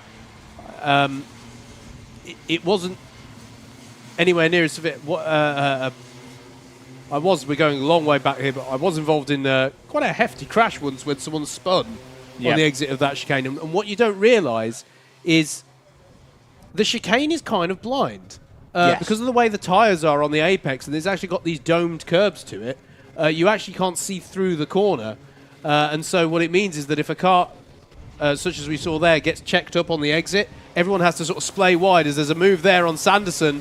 That is Joey Mims in the 61 trying to get through. They're both going to skirt wide, and that's going to allow Bly Gregory to get back in here. Gregory on a little bit of a recovery after losing a few positions over the last few laps. Great opportunism there, and that is both Joey Mims and Bly Gregory ahead of Oliver Sanderson now. Yeah, I think if you're Joey Mims looking to qualify for a B final for the first time this season, that's what you need to be doing at this stage of the race. Moving yourself up through the order and waiting to see what happens in the last couple of laps. We've got 4 minutes to go. Leo Edgar leads on the road, but has an undisclosed number of penalty places to be put on the number 28 at the end of this race. So we kind of are ruling the number 28 out, as here's a potential move down the inside, but that is going to run wide. It's going to be the number 94 coming back underneath the 37. Yakub holds on to 3rd place.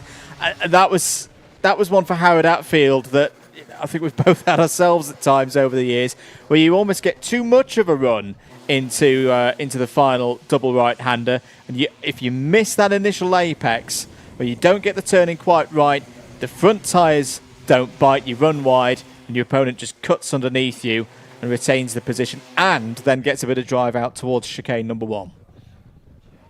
Yeah, indeed. Here's the lead battle, though, and it's right that we look at it, because Oliver Peters last time around set the fastest lap of the race, a 48.365.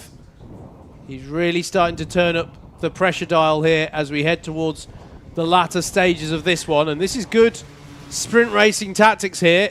You want to try and get the gap for yourself, isolate the opponent, and then you want to try and ramp up the pressure. And for Leo, this is a case of trying to absorb that. Yeah, and for Oliver, it's a good position to be in this, because, you know, if he's been smart and on the ball, we'll recognise that number 28 has penalties. Has been in A finals so far. This is just the single A final so far this year. I would have expected Oliver to be in this position when seeing the drivers that we had here in the C final, but he's playing this absolutely spot on, just pushing the number 28 along, getting that gap out to be 3.6 seconds last time around. The key, though, is don't push it too much. That it would be a terrible time to pick up a contact warning or a succession of contact warnings, which would then accumulate into a penalty with so little time remaining on the clock. And it's the eternal question that we ask in these situations. Is Oliver Peters aware of the fact that the driver ahead of him is carrying a penalty? We've seen it, but all he'll have seen, potentially, is a digiflag that said penalty 28. And unless he has memorised, because the karts don't have their numbers on the rear here, right, if he doesn't know that Leo's kart number is 28, he may not know it. And that's significant because he might go for a move that he regrets. And that was round for, well, that was the lightest of touches, wasn't it, that sent the driver around there. But getting on the exit curb there can unsteady things on the kart. It's actually quite a rise on the exit curb there. I'm intentionally not calling who that was then, just so that we can call them right on timing. I think it was either Bly Gregory or Oliver Sanderson. We'll check through in a moment. I think it might have been Gregory, but we'll confirm this time around. I think it is Bly Gregory. So disappointment there for And again, Bly. when you're turning in, you know, the tyres are straining. It's a corner where you do get a little bit of understeer as well. So, yeah, it doesn't take a lot for drivers to have a moment through there. Less than a minute on the clock then, as a bit of contact there between the 19 and the 94. So that's Czarnecki who's got through into third place. And effectively, if we're right in saying that there's a significant number of penalties for Edgar, this is the fight for the last spot in the pre-B finals. Through comes Howard Atfield there, and the number 37 is going to be squeezed out wide. The number 94 is down the inside once again. That's Yusuf Yakub, who's had a contact warning. And here comes Mims as well in the blue and white, trying to go around the outside. Is not out of this at all. This is a great fight for third place. Yeah, really well read by Harriet Atfield, as now Joey Mims goes down the inside of Harriet Atfield, into the first chicane. But it was well read from him a lap ago to see that Yakub was getting held up there as they're still battling away, as we are indeed on the last lap. The leaders are coming back up the circuit now, and look at that wide moment there, very wide moment for Czarnecki, and he is not happy about that one at all. He feels he was run out of road there, and it's still just side-by-side contact here. Yakub's going to be out wide, Mims is going to be out wide, and once again, Harry Atfield is going to be able to read that situation, as round the final corner is going to come the lead battle. It will be Leo Edgar on the road first, but Oliver Peters, we believe, once penalties have been applied, will pick up the win. Who's he going to be in third place, net second? It's Harry Atfield. Oliver Harry Atfield, what a brilliant reading of the last few laps there. Came to the fore, then it was Yusuf Yakub. Oliver Sanderson was next. Anthony Czarnecki was sixth on the road. Joey Mims next. Then it was Hassan Iqbal, Samuel Chilton, Dimitri Borovsky, Bly Gregory, Brian Akori, and Tabitha Meller. So provisionally, we say your promotees there are going to be Oliver Peters and Oliver Harrod Atfield. What with that penalty being applied to Leo, putting him down, unfortunately, but he will have an opportunity later on to get the last of the promotion spots from that C final later on. But really good stuff from Harrod Atfield to bag that last promotion spot. Absolutely, and there was a penalty as well for Yusuf Yakub late on there as well. Well, those drivers will return to pit lane. It's not the end of action for any of these drivers. Our top two will proceed on to the pre-B final. Anyone else remaining will race again in the Trophy C final later on this afternoon. Let's get ready then for the next race out on circuit. Junior Lightweight Pre-C final is next.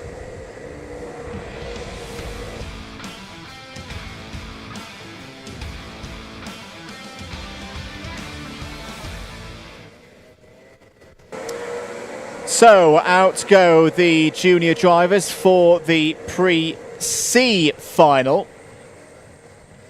And once again, the top two drivers will be running through into the Pre-B final. Apologies, we haven't got confirmed grids here in the box, so we'll have to just track this through in due course as to who we've got out there. Well, it looks to be the number 99 on pole position. That is Jack Whitehouse.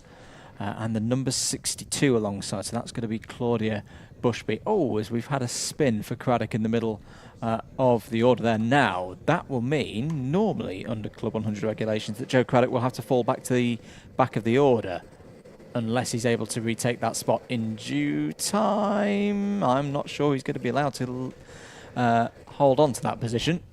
I'm speaking from personal experience here, Howard Mitchell, of spinning out on a formation lap. Yes, indeed.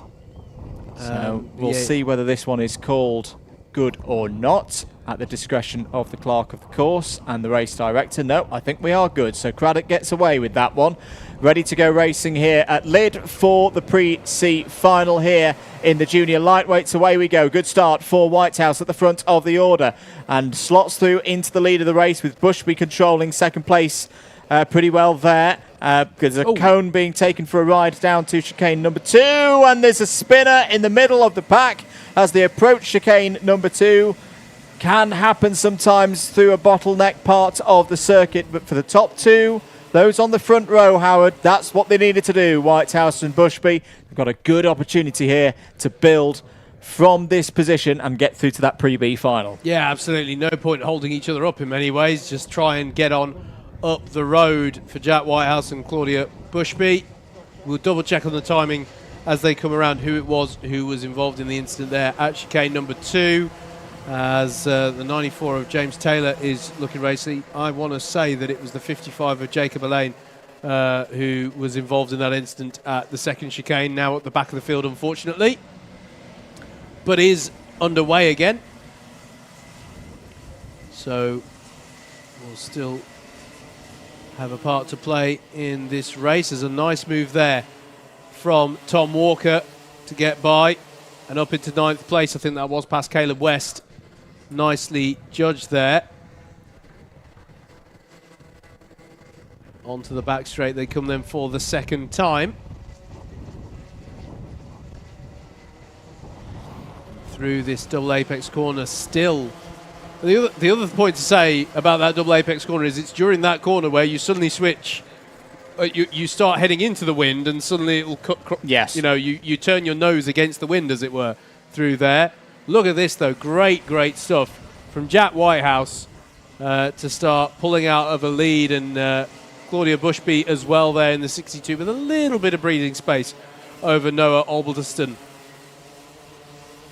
Yeah, Oswald Edson at the moment needs a bit of help from the likes of Zach Whelan, James Taylor, James Bruce behind to close in that gap. Just to note, Bruce has got a penalty. This is all getting a little bit tight. Three wide as they come down towards the last couple of corners. Beautifully read there by Tom Walker. Yeah. Cuts through, takes 2 positions in one move. Very nice indeed for the driver there in the replica Lewis Hamilton helmet. Number 35 of Joe Craddock has slotted in behind, but that's 7th place for Walker. Yep. Moving up through the order at a good rate. Let's see how much further he can go and whether a top 2 is still on the cards. It's looking tricky at this stage, but what I will say is that Claudia Bushby hasn't been able to break away like we saw in the first race for the cadets. He had a clear 2 out front, were never going to be caught, whereas at the moment Bushby's still in that range of a second to a second and a half where a driver can be reeled in by a chasing pack. Yeah, absolutely. I think that is where, assuming no problems for Whitehouse, I think that is where the battle is going to be for promotion spots here, as the 76 of Tom Walker leads this pack through. Wilkinson, I think that is trying to get back past Craddock. Side by side between the 35 and the 37. It's going to hold both of them up, and it's going to allow James Bruce to have a look in on this one in the 155. Look out for him, but he's now on the outside. He hasn't been able to make anything of it, and he's got to be careful himself because I think it's Mateus Jawabni, who's behind him. Or make that now in front of him, I think, because that is ahead for Jed Wabney in that number 161. Side by side through Paddock corner and out onto a new lap. It is indeed the 155 of Jed Wabney who's read that one nicely. James Bruce benefiting a little bit there. And in all of that as well, Henry Lopes-Gracie reading the situation really nicely.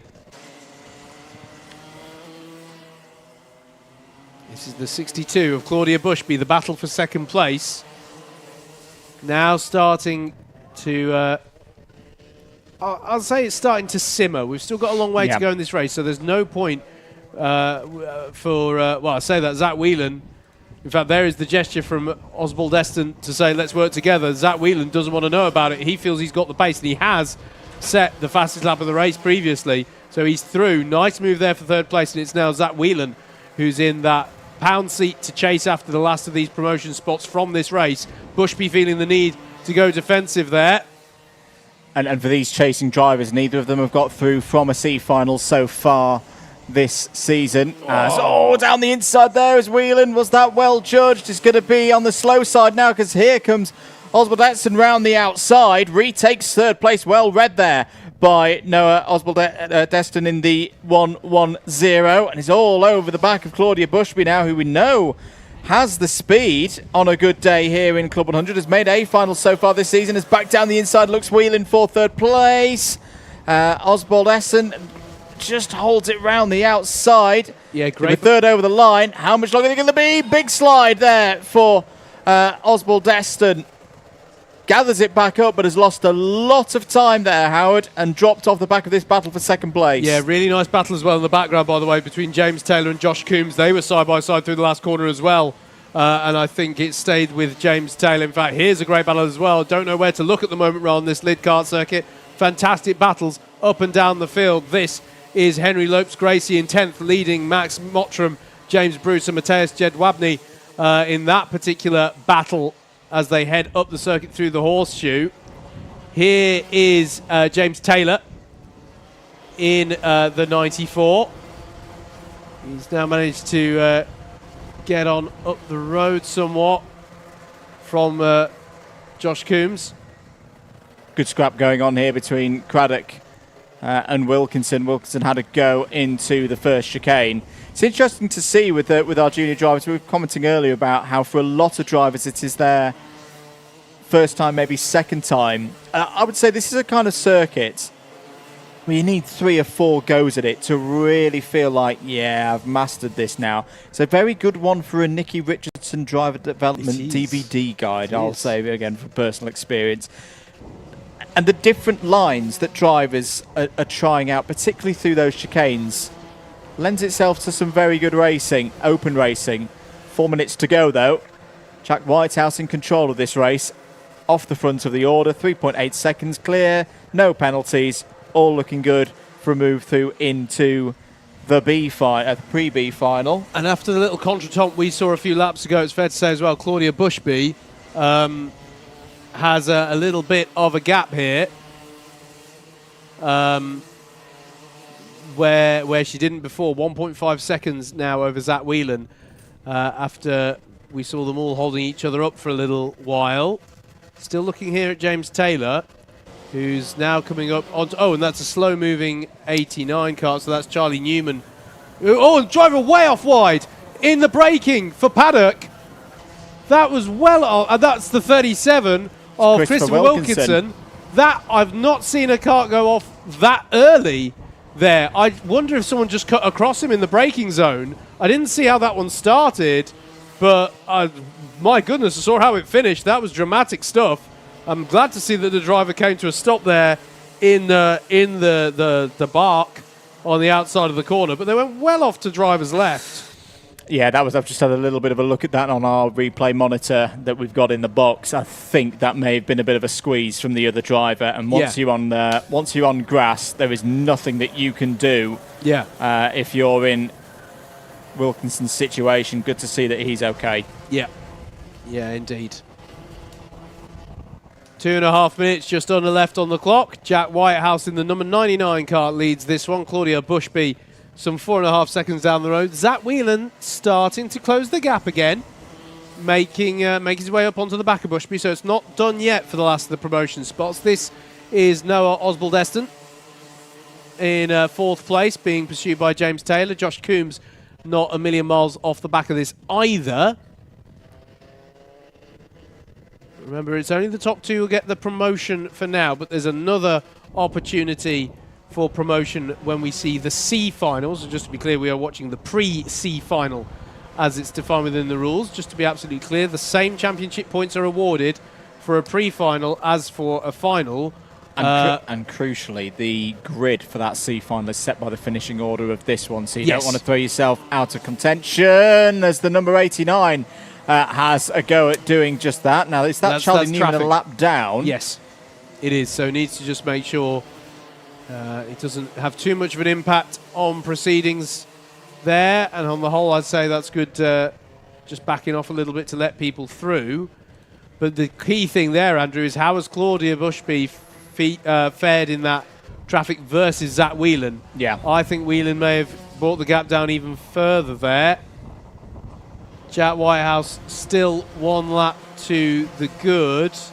I don't think we saw the last lap board that time around. No, there'll be two more, because I think there was 45, 46 seconds is a lap time at the moment, which we've hit now. Yeah, it actually, and the leaders are well down into towards the hairpin. Indeed, sorry, it actually didn't go the way of Zach Whelan, that traffic. So we're looking just behind that battle for second and third at the moment. That 110 of Alderston is leading this this battle. There is the 85 of Zach Whelan trying, and he's brought the gap down quite significantly there, Andrew. This could be an interesting last lap here. And he's in the slipstream. He is starting to catch up onto the back of Claudia Bushby, who has held this second place and last of the golden tickets to the B-final for a while. There's a little bit of a wide moment there on the exit for Bushby. Onto the final lap we go. Jack Whitehouse just needs to bring this one home at the front, but it's the fastest lap of the race from Zach Whelan to bring himself in with a shot of bagging the last of the promotion spots from this race. It's indeed. Josh Coombs has had a good race as well. It's up to 5th place. Look out for Josh when we get to the C final. A couple of other places being decided further down. But can Bushby get that second place? Hold on to that second place. He's had a good run through the bottom end of the circuit, through the horseshoe now, where you've got to be so precise with your line. So easy to get the cart out of shape. But that's good from Claudia Bushby. Should have enough of a lead. Here comes Jack Whitehouse, who has delivered from pole position. Takes the pre-C final. Who will join Whitehouse in the B final, the pre-B final? It will be Bushby. So the top two from the grid qualify through. Job done. 100% hit rate for them. And both of them move back into the B-level races as they have been previously this year. You got a feel for Zach Whelan, fastest driver out there by a couple of tenths, but we'll have it all to do again in the C final. We'll have pole position for that C final, but one spot outside the promotion spots. In some ways, the worst place to finish in one of these races. Good run there in third. Noah Osbald Destin finishes in 4th place, set a personal best on the last lap. Josh Coombs 5th, James Taylor, Tom Walker, Joe Craddock, Max Mottram and Henry Lopez-Gracie all finish inside the top 10 in that one. Indeed they do. Coming up next then for you here at Lydd on your Alpha live stream of round 4 of the Club 100 Juniors and Cadets, it's going to be the pre-B final for our lightweight cadets.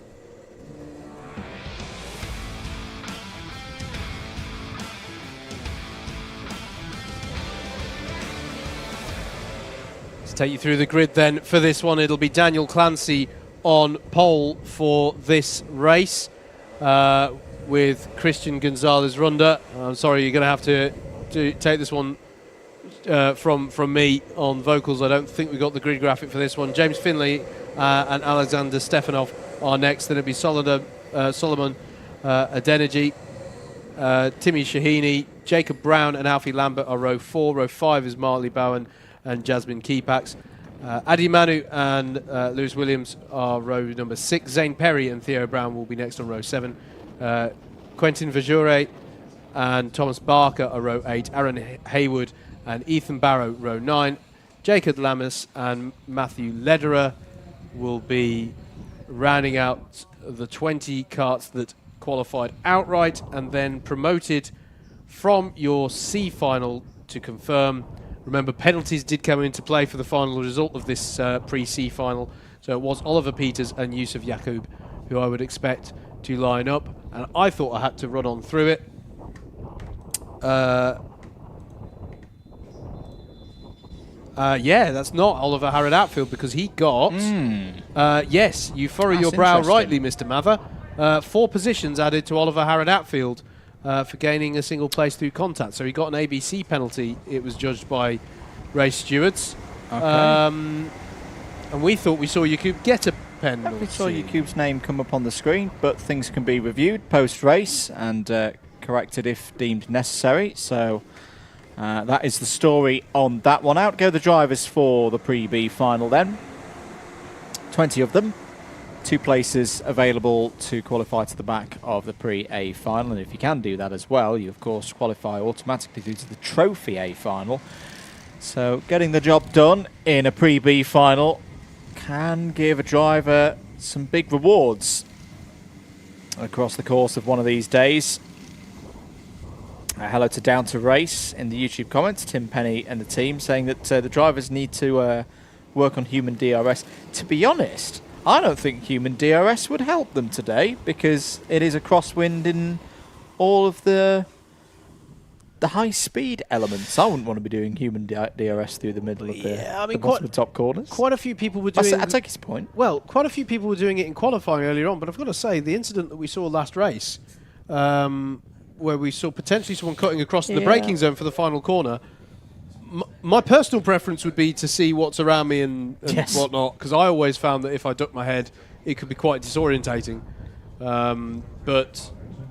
yeah, there's an element of it down this back straight, make no mistake. But we shall see. We shall see. The 58 of Daniel Clancy, it will be in your pole position on this one.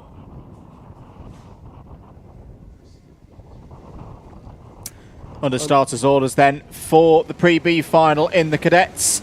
Away we go, a couple of drivers perhaps moving out of tram lines there. It's a very good start for Daniel Clancy. Will take advantage from pole position. I don't think it was as good a start for Christian Gonzalez-Runde from second place. All of them filing through the first couple of corners, through the second chicane. Very nicely done by the cadets, who is going to emerge from the Parabolica in contention. 3 wide as they came off of the and the number 40 there of Alexander Stefanov, unfortunately, is going a long way back down the order. I think this is Stefanov's first run so far this season. Yeah, and one of the things that happened there, Andrew, was that Gonzalez-Runde at the head of that anti-pole side of the grid, the whole of the anti-pole side of the grid got a significantly worse start than pole side. And I think one of the reasons maybe some people, I don't know, there was a little bit of braking formation maybe, but I think that's... I think Gonzalez-Runde maybe was caught on the hop slightly by Clancy putting his foot down.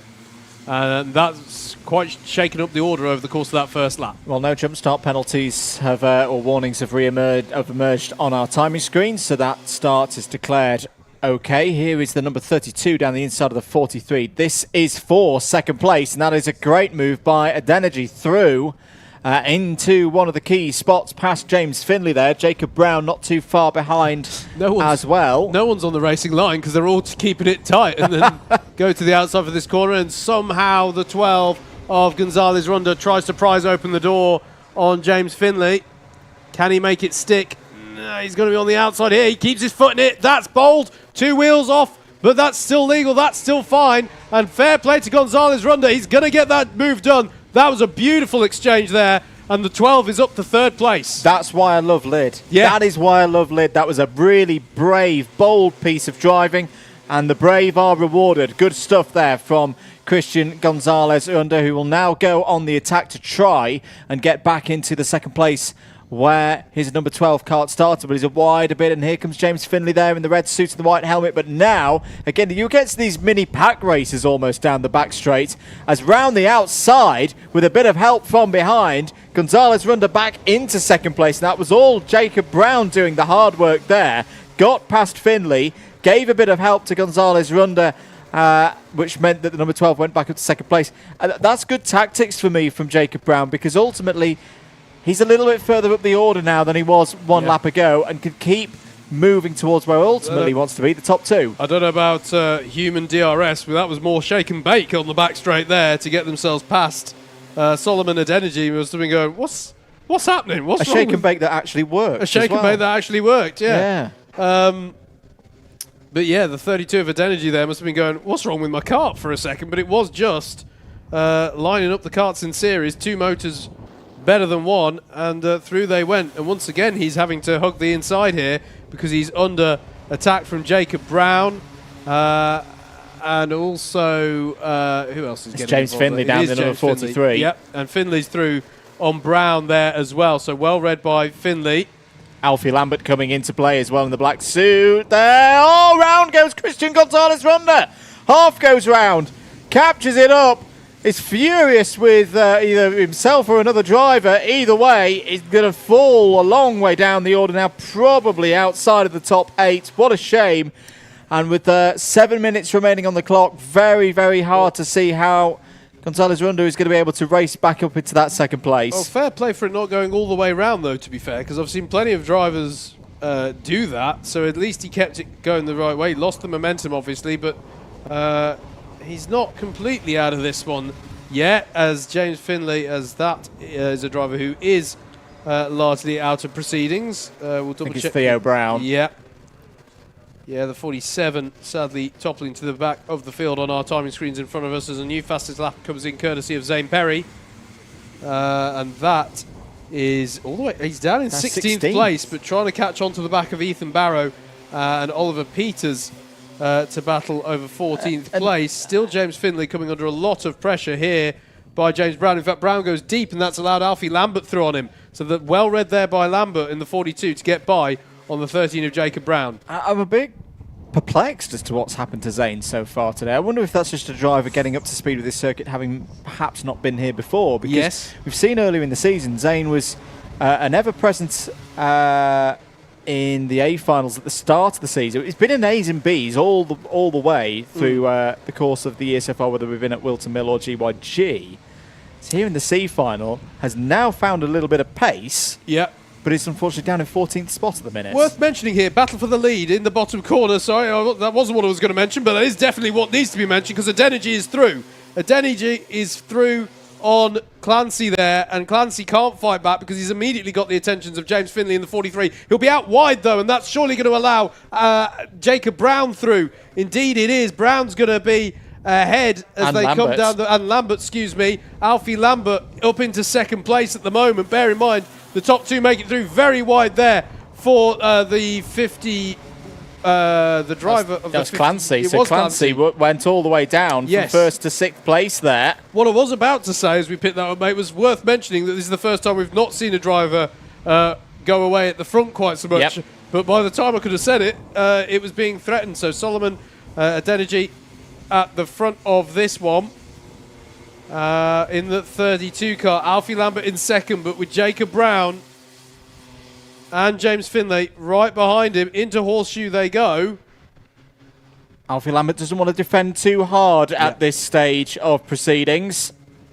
Tries to get a bit of a slipstream there. And look at the power that he's got in relation to Adeniji. I don't know whether Adeniji had a small issue. And down the inside now is Jacob Brown going for P2, and he's got P2.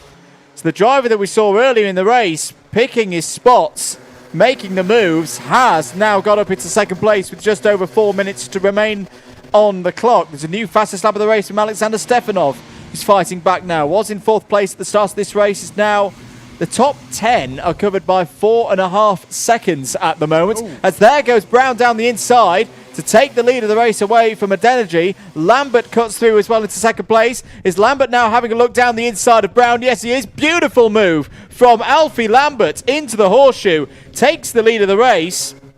Brown's now outside the top two again. James Finley's involved. This is a stormer of a pre-B final. Yeah, absolutely. And Brown trying to, Alfie Lambert, trying to indicate to Solomon Adeniji, let's work together to pull away here. Or was that a moment? Sorry, I thought for a moment Adeniji went a little bit wide. He did go a little bit wide. It's Bolton behind him. And now Brown and Finlay are battling away off the back of being held up slightly, but it is still Brown ahead of Finlay as they go through the bottom end of the circuit. A little bit of a tap there, and yes, I'm happy to see that from Jacob Brown. Allows Adeniji back through because he knows that he got that advantage coming out the bottom corner by dint of a little bit of contact on the rear bumper. Unfortunately for him, it's opened up the floodgates, or at least opened up an opportunity for James Finlay at least to come through. So it's now Finlay to third place as there's a penalty for Jacob Brown, and one wonders if that is based off of a little bit of contact. I think if he feels it's for what was observed on that lap, I think he might feel a little bit aggrieved, because we did see him gesture the driver back through. But you don't know that it's not for something that the marshals have spotted on a previous lap that's drawn the attention of the clerk of the course. So Brown just now needs to, you know, take it on the chin and get as good a result as he can out of this one. He is very strong through that bottom corner, it has to be said. His apex speed is really good. Timmy Shaheeny's coming back into this as well. Should know that something's happened to Timmy Shaheeny's NASA panel, because it's almost like that is a DRS at the moment. It's opened it up, and I'm sure it's absolutely fine. But this is what you sometimes get now at Lydd. Race leader just has to defend or position holder, because that's why Adenergy's just trying to hold on to this at the moment, because he can see that pack, and if it swallows his number 32 up, he's going to be out of contention for going through to the Pre-A final. And of course not. It is just for the position here. Alfie Lambert getting a little bit of room here, and this is Jacob Brown going down the inside of Finley. This is going to give some respite to Adenergy, and it is through for Jacob Brown. I said he's been strong through that bottom corner. We're still getting a few contact warnings coming in, though. Some of these drivers need to be careful. But nice move from Jacob Brown there, puts himself up into third place. Alfie Lambert has not qualified for an A-level race so far this season in the Club 100 Cadet Lightweight Championship. This could be a best opportunity so far to do just that. James Finley currently the fastest driver on circuit, 48.192. A couple of other position changes to note. Louis Williams is through past Jacob Lamas for 13th place. He's just joining us. Last throws of this Pre-B final. The top two proceed onto the back of the grid for the Pre-A finals. Looking down the inside now is Brown once again. This is for second on the road, but remember, Brown has a penalty. Here comes James Finley once again, and Timmy Shaheeny now in play in the Sebastian Vettel replica helmet down the inside. Could take Finley, could be on for a net third place after this one. Remember, this grid, this also sets the grid for the B final later on this afternoon. On to the final lap then. Lambert is clear by a second. Adenergy has done brilliantly so far in this race. Holds on to second place. Jacob Brown there in third, but has penalties that we should remember. Then it's a great battle for fourth between Shaheeny and Finley. Yeah, absolutely. It's been a fantastic drive from Solomon so far to try and hold on to this position. Doesn't seem to have the speed at the end of the back straight, Andrew, and I'm not sure if that's because of a defensive line being taken through Horseshoe or starting to develop. I don't know if it's characteristic of the car, but there is a change there. And here is Adenergy defending hard here. It's going to be Alfie Lambert coming across the line to take the win in that 42. Great race there for Alfie Lambert, and it is going to be Solomon Adenergy who holds off the pressure from, it must feel like everybody, to take that second place. Jacob Brown finishes third on the road, but will have a penalty to be applied. But I think on the whole did race well. Timmy Shaheeny with a good race up to fourth. Christian Gonzalez-Runda to fifth place. Not bad after that moment he had at second chicane. Marley Bowen, Daniel Clancy, James Finley, Matthew Lederer and Alexander Stefanov round out your top 10. We're going to have to end it there because I can already hear the Pre-B final going out onto track for our lightweight juniors.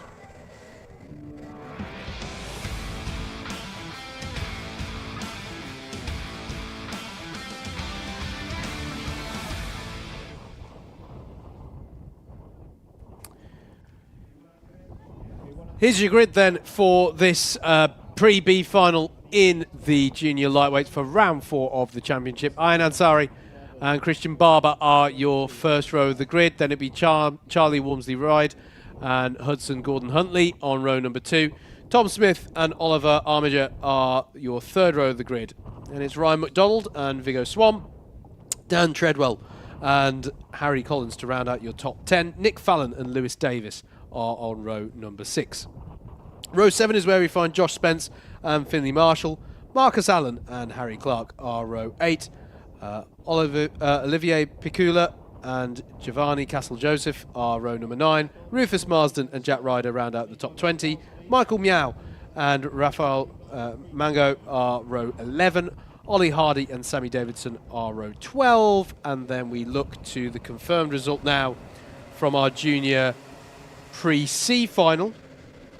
And we're away already with this one. Apologies. Away we go. And it's a good start there from pole as they work their way through the first chicane. Good start there. As is it all going to be clean through second place? Oh, and it's not at all. And there's an issue there at the second chicane. 2 drivers off, but I think the start is still going to be called good. Yeah, that was all a bit scrappy through the second chicane and back to the front of the order. Then it is the number 42, and in fact, that's a fantastic start then for Oliver Armiger, who started 6th on the grid, is already up to the higher reaches of the order. It's the number 22 of Hudson Gordon Huntley behind in second place.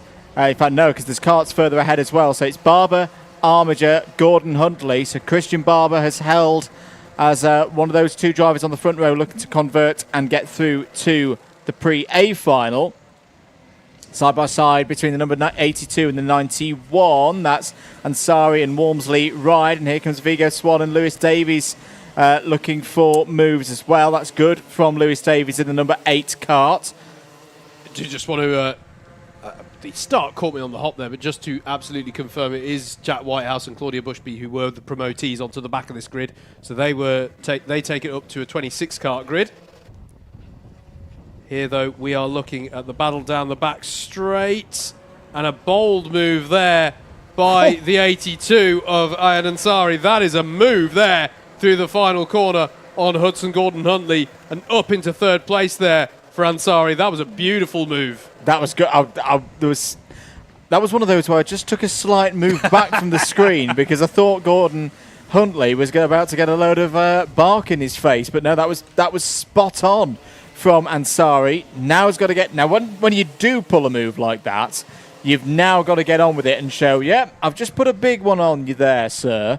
But that's because I'm going to pull away and try and pull back Oliver Armiger there in second place for the greater good of the chasing pack. Yeah, you've got to prove, as the 91 of Walmsley Ride now has a look, and I did note last lap that Charlie almost looked like he was going to put a move in on Ansari before... That was what surprised me about that move, is Ansari literally went from a position of, well, I think about to be passed to making the overtake. Yeah.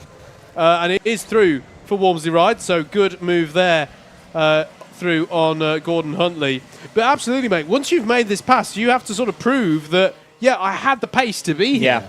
I have the pace. Don't battle back, don't fight back, because you want to work with me here because of the pace that I have. Yep. You have to demonstrate that. Battle going on between Lewis Davis and Vigo Swan behind them, as Lewis Davis tucks in behind Gordon Huntley and is going to try around the outside to maybe get a switch back through the second apex, but the 22 of Hudson Gordon Huntley is wise to it and keeps it nice and tight at the apex there to retain 5th place. Good job there to stop the losing of positions through the last corner that have happened in the last few laps. Got to note as well, brilliant progress so far from Rafael Mango in the number 20 cars. He's currently in 10th place, started 22nd. Yeah. So has been able to wiggle away and a path through all the chaos of the early laps. Christian Barber penalty, that's our leader.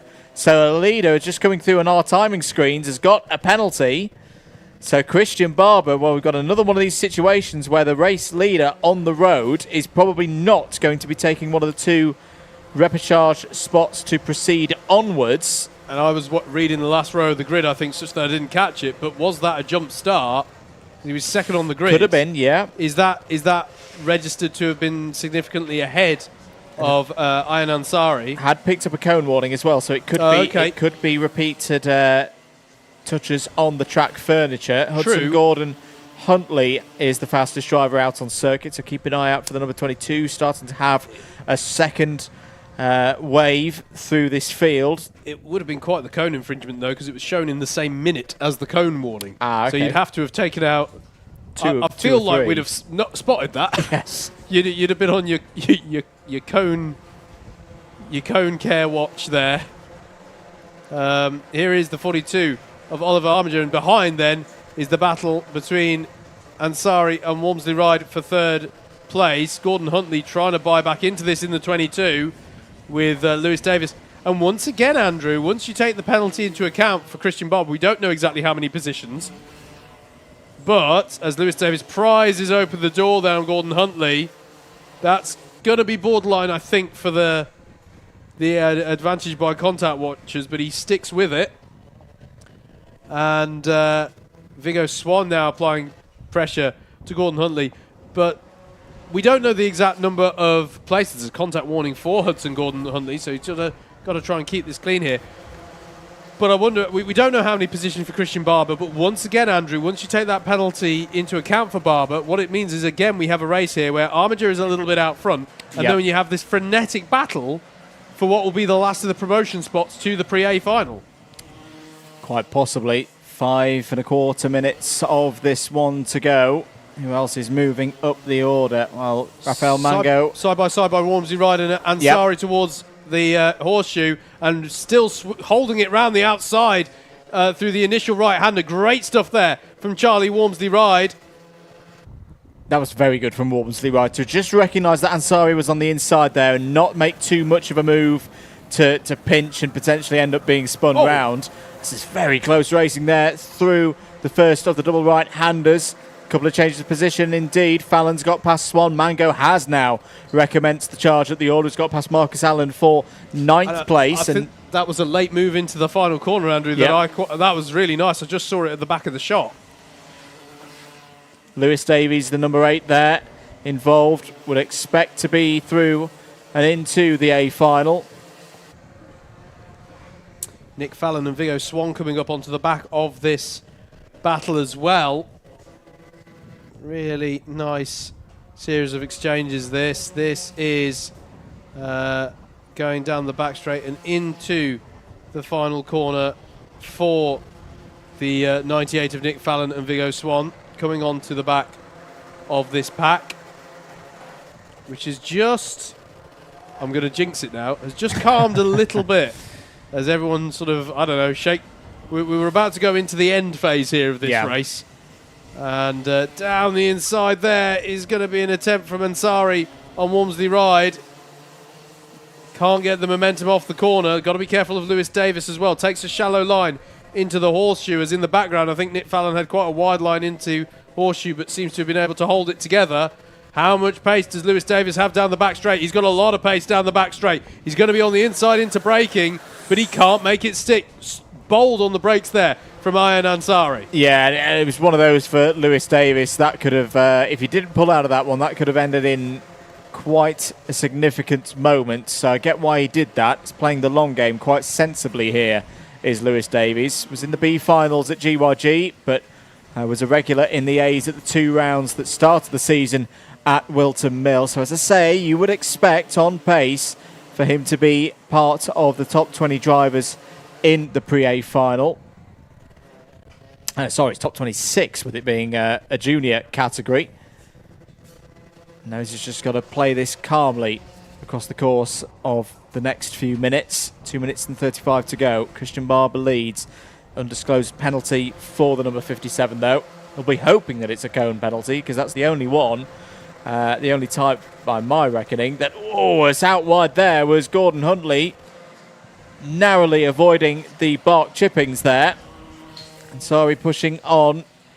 Just doesn't seem to be able to. Now down the inside goes Lewis Davies. And that's what we were talking about earlier. Getting a driver offline, getting them under pressure through chicane number 2. Not to overtake them in chicane 2, but to get them into the parabolica. That was beautifully done by Lewis Davies. Davis up to 4th place. There is your leader on the road. Oliver Armiger's fine. 2nd place. As down the inside again, here comes Ansari, re-attacking and making it work. Brilliant stuff from Ayan Ansari, back into 4th place. So confident on the brakes into that corner. We've seen consistently throughout this race for Ansari.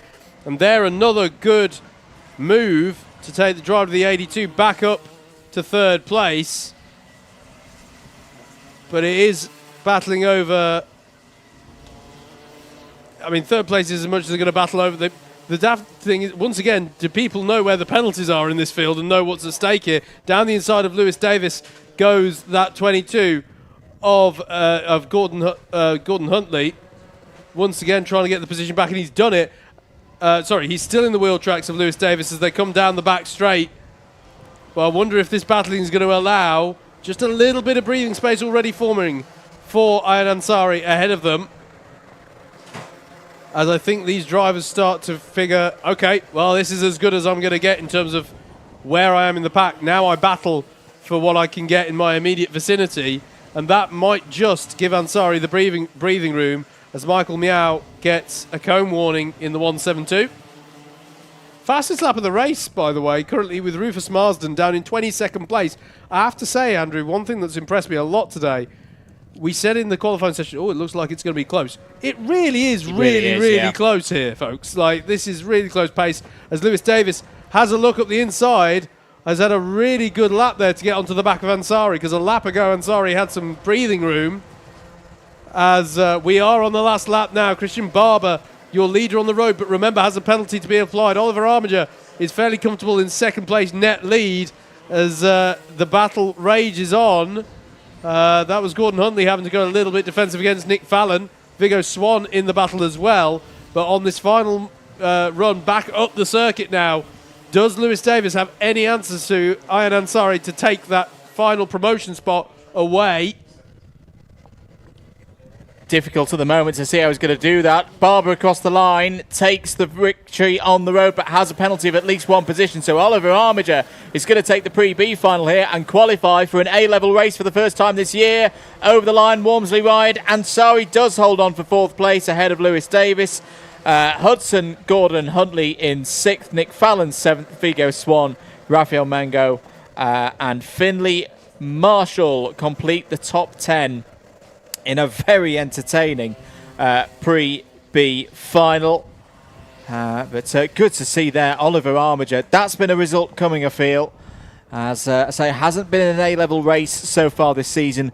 Will be for the first time here at Lydd, and also as they had a fastest personal best on the last lap. We're going to have to move on, though. We'll see those drivers out again later on this afternoon. Next up out on circuit, it is the Cadet Pre-A final.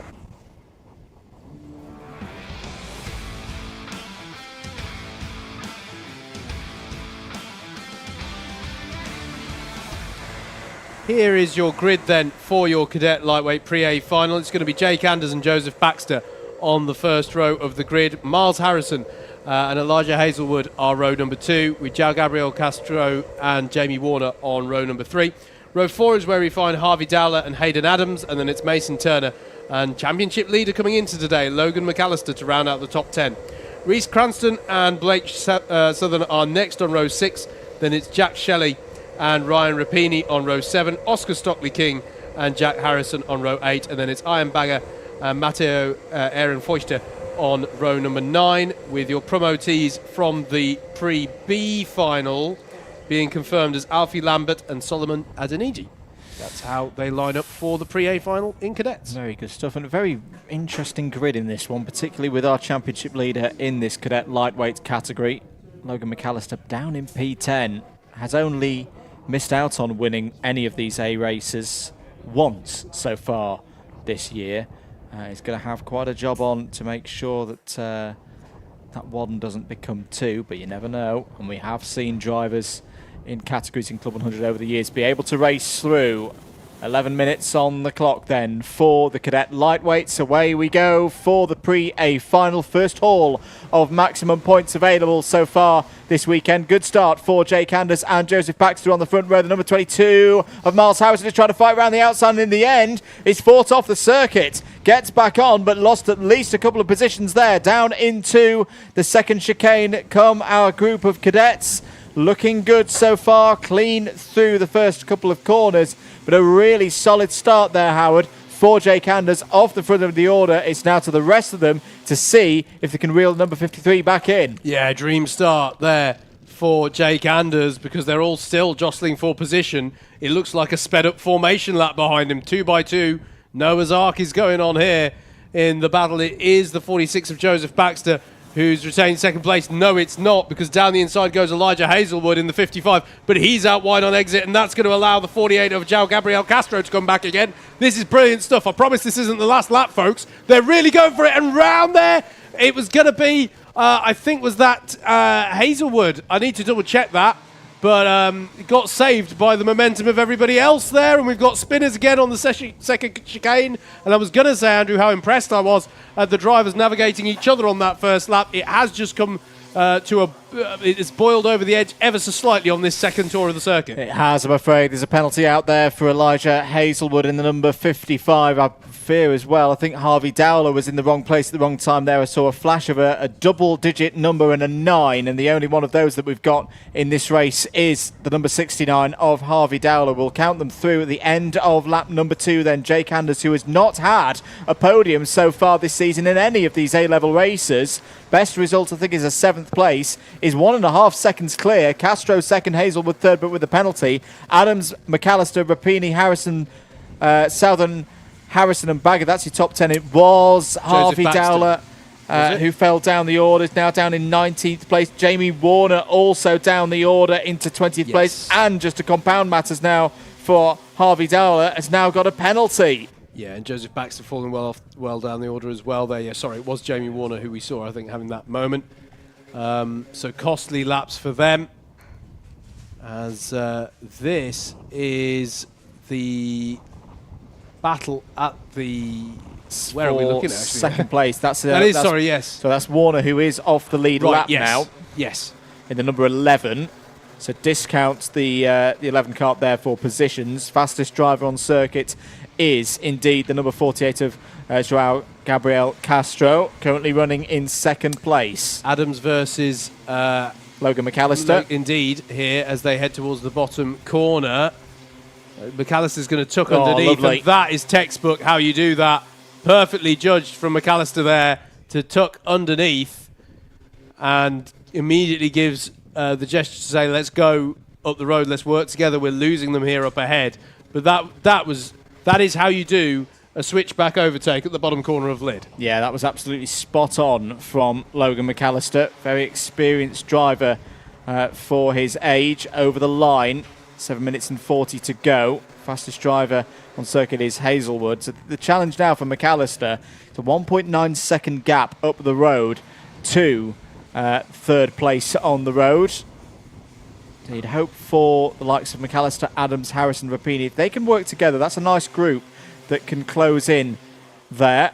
It looks like they are doing. That's good work from our cadet lightweights. 130 championship points available in this race. As we get to a key point of the season, this mid part of the year.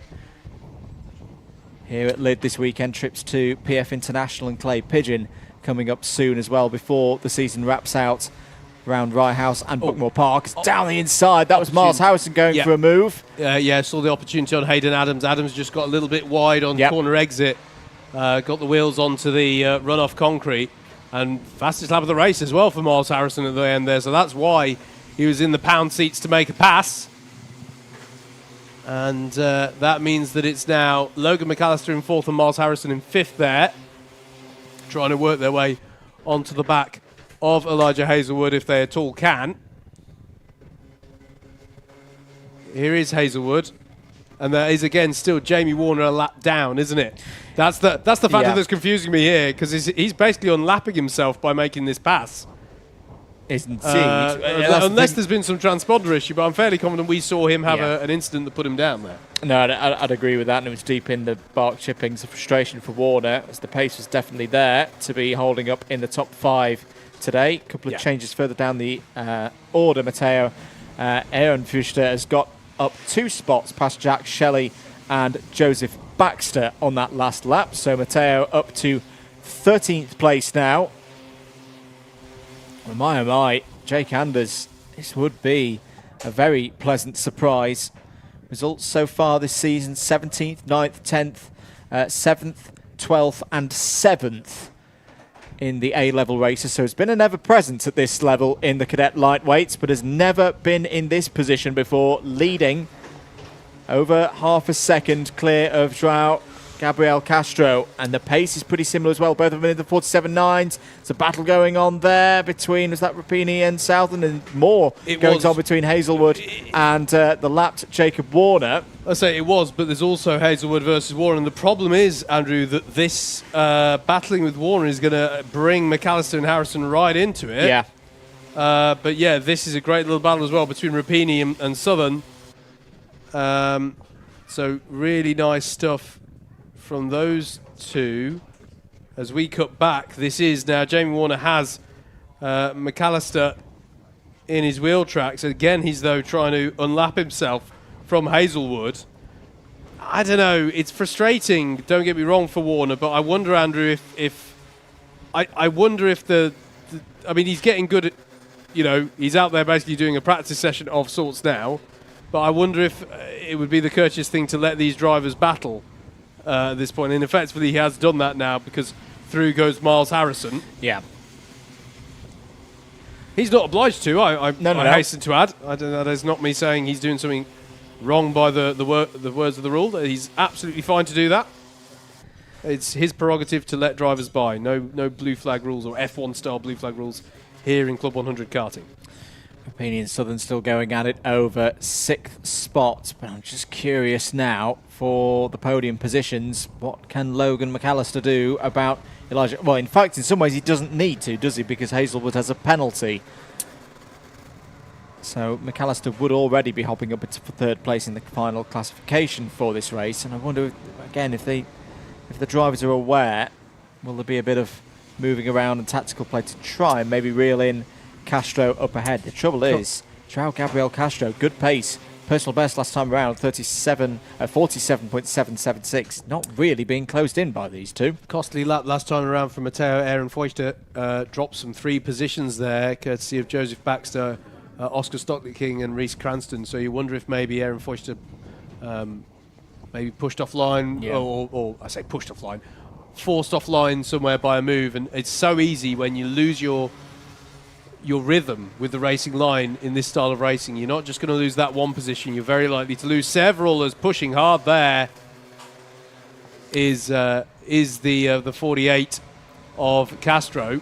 And this is for the lead of the race as well. Change for 3rd on the road. Also, McAllister has got past Hazelwood, so Logan McAllister has found a way through. Pace last time around, 47.7 for McAllister, 47.6 for Castro. And has also setting a personal best, but a 47.8. This is tough now for Jake Anders. If it's going to be a first victory of the season, it's going to have to defend this one. And there is working there between McAllister and Hazelwood. That is absolutely the correct decision. They've got to work together to get further up the road because there's a big gap to close, but there is time to do it.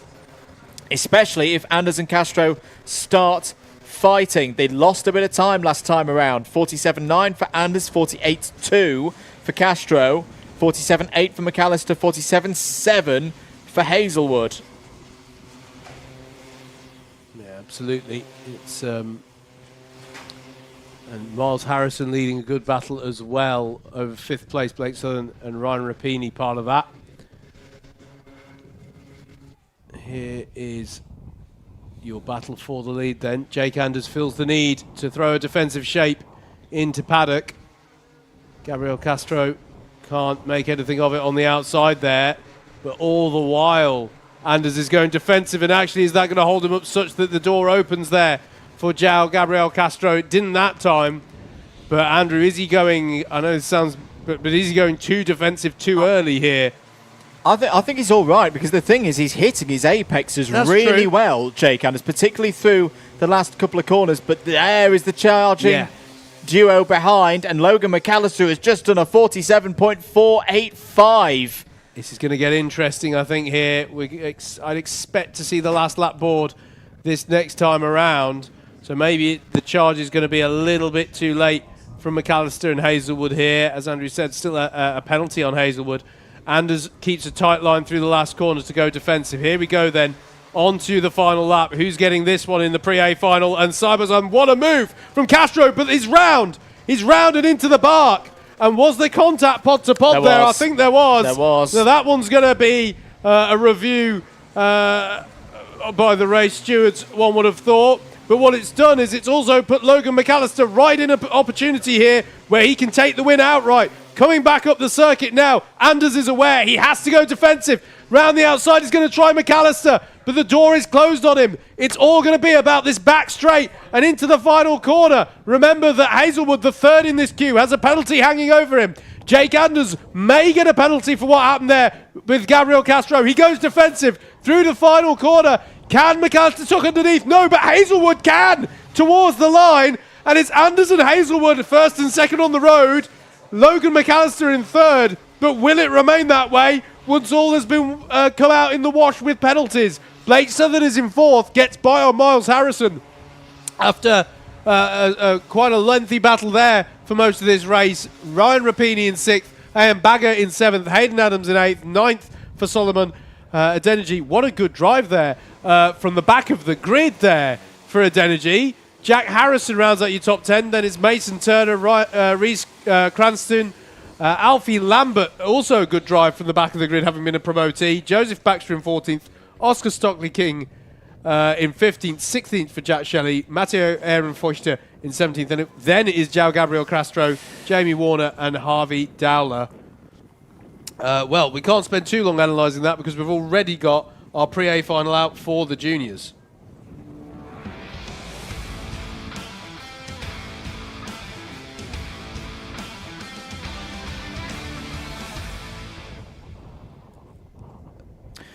Getting ready then for the Junior Lightweight Pre-A final here at Lydd today for round 4 of the Club 100 Junior Championship 2023. Sam Masters has pole position, a brilliant pole position earlier on this afternoon. Dan Munro joins him on the front row, the championship leader, looking to extend that championship lead here today. Nathan Crowley and Aaron Asarkas form up row number 2. Matthew Bolton and JJ Hind start on row number 3. Ruben Mamalok and Rory O'Regan, lots of experience there on the 4th row of the grid. Jack Woodward was the fastest driver from group number 3 and forms up in the intermediate classification on the 5th row of the grid for this pre-A final and is joined by Brady Pollock. Ben Foden, lots of experience on row 6, starts alongside Salvador Newman. They could both move up from there. Further down the order we go into row number 7. We find Finn Davies and Max Papworth. Matthew Cooper and Bertie Bream on row 8. William Taylor and Toby McAllister Brown form up row number 9. Leo French and William Henn complete the top 20 there on row 10. And the last of those who automatically qualified on row 11 were Jake Renshaw and James Reynolds. But we're not quite done there because it's 24 karts on the grid.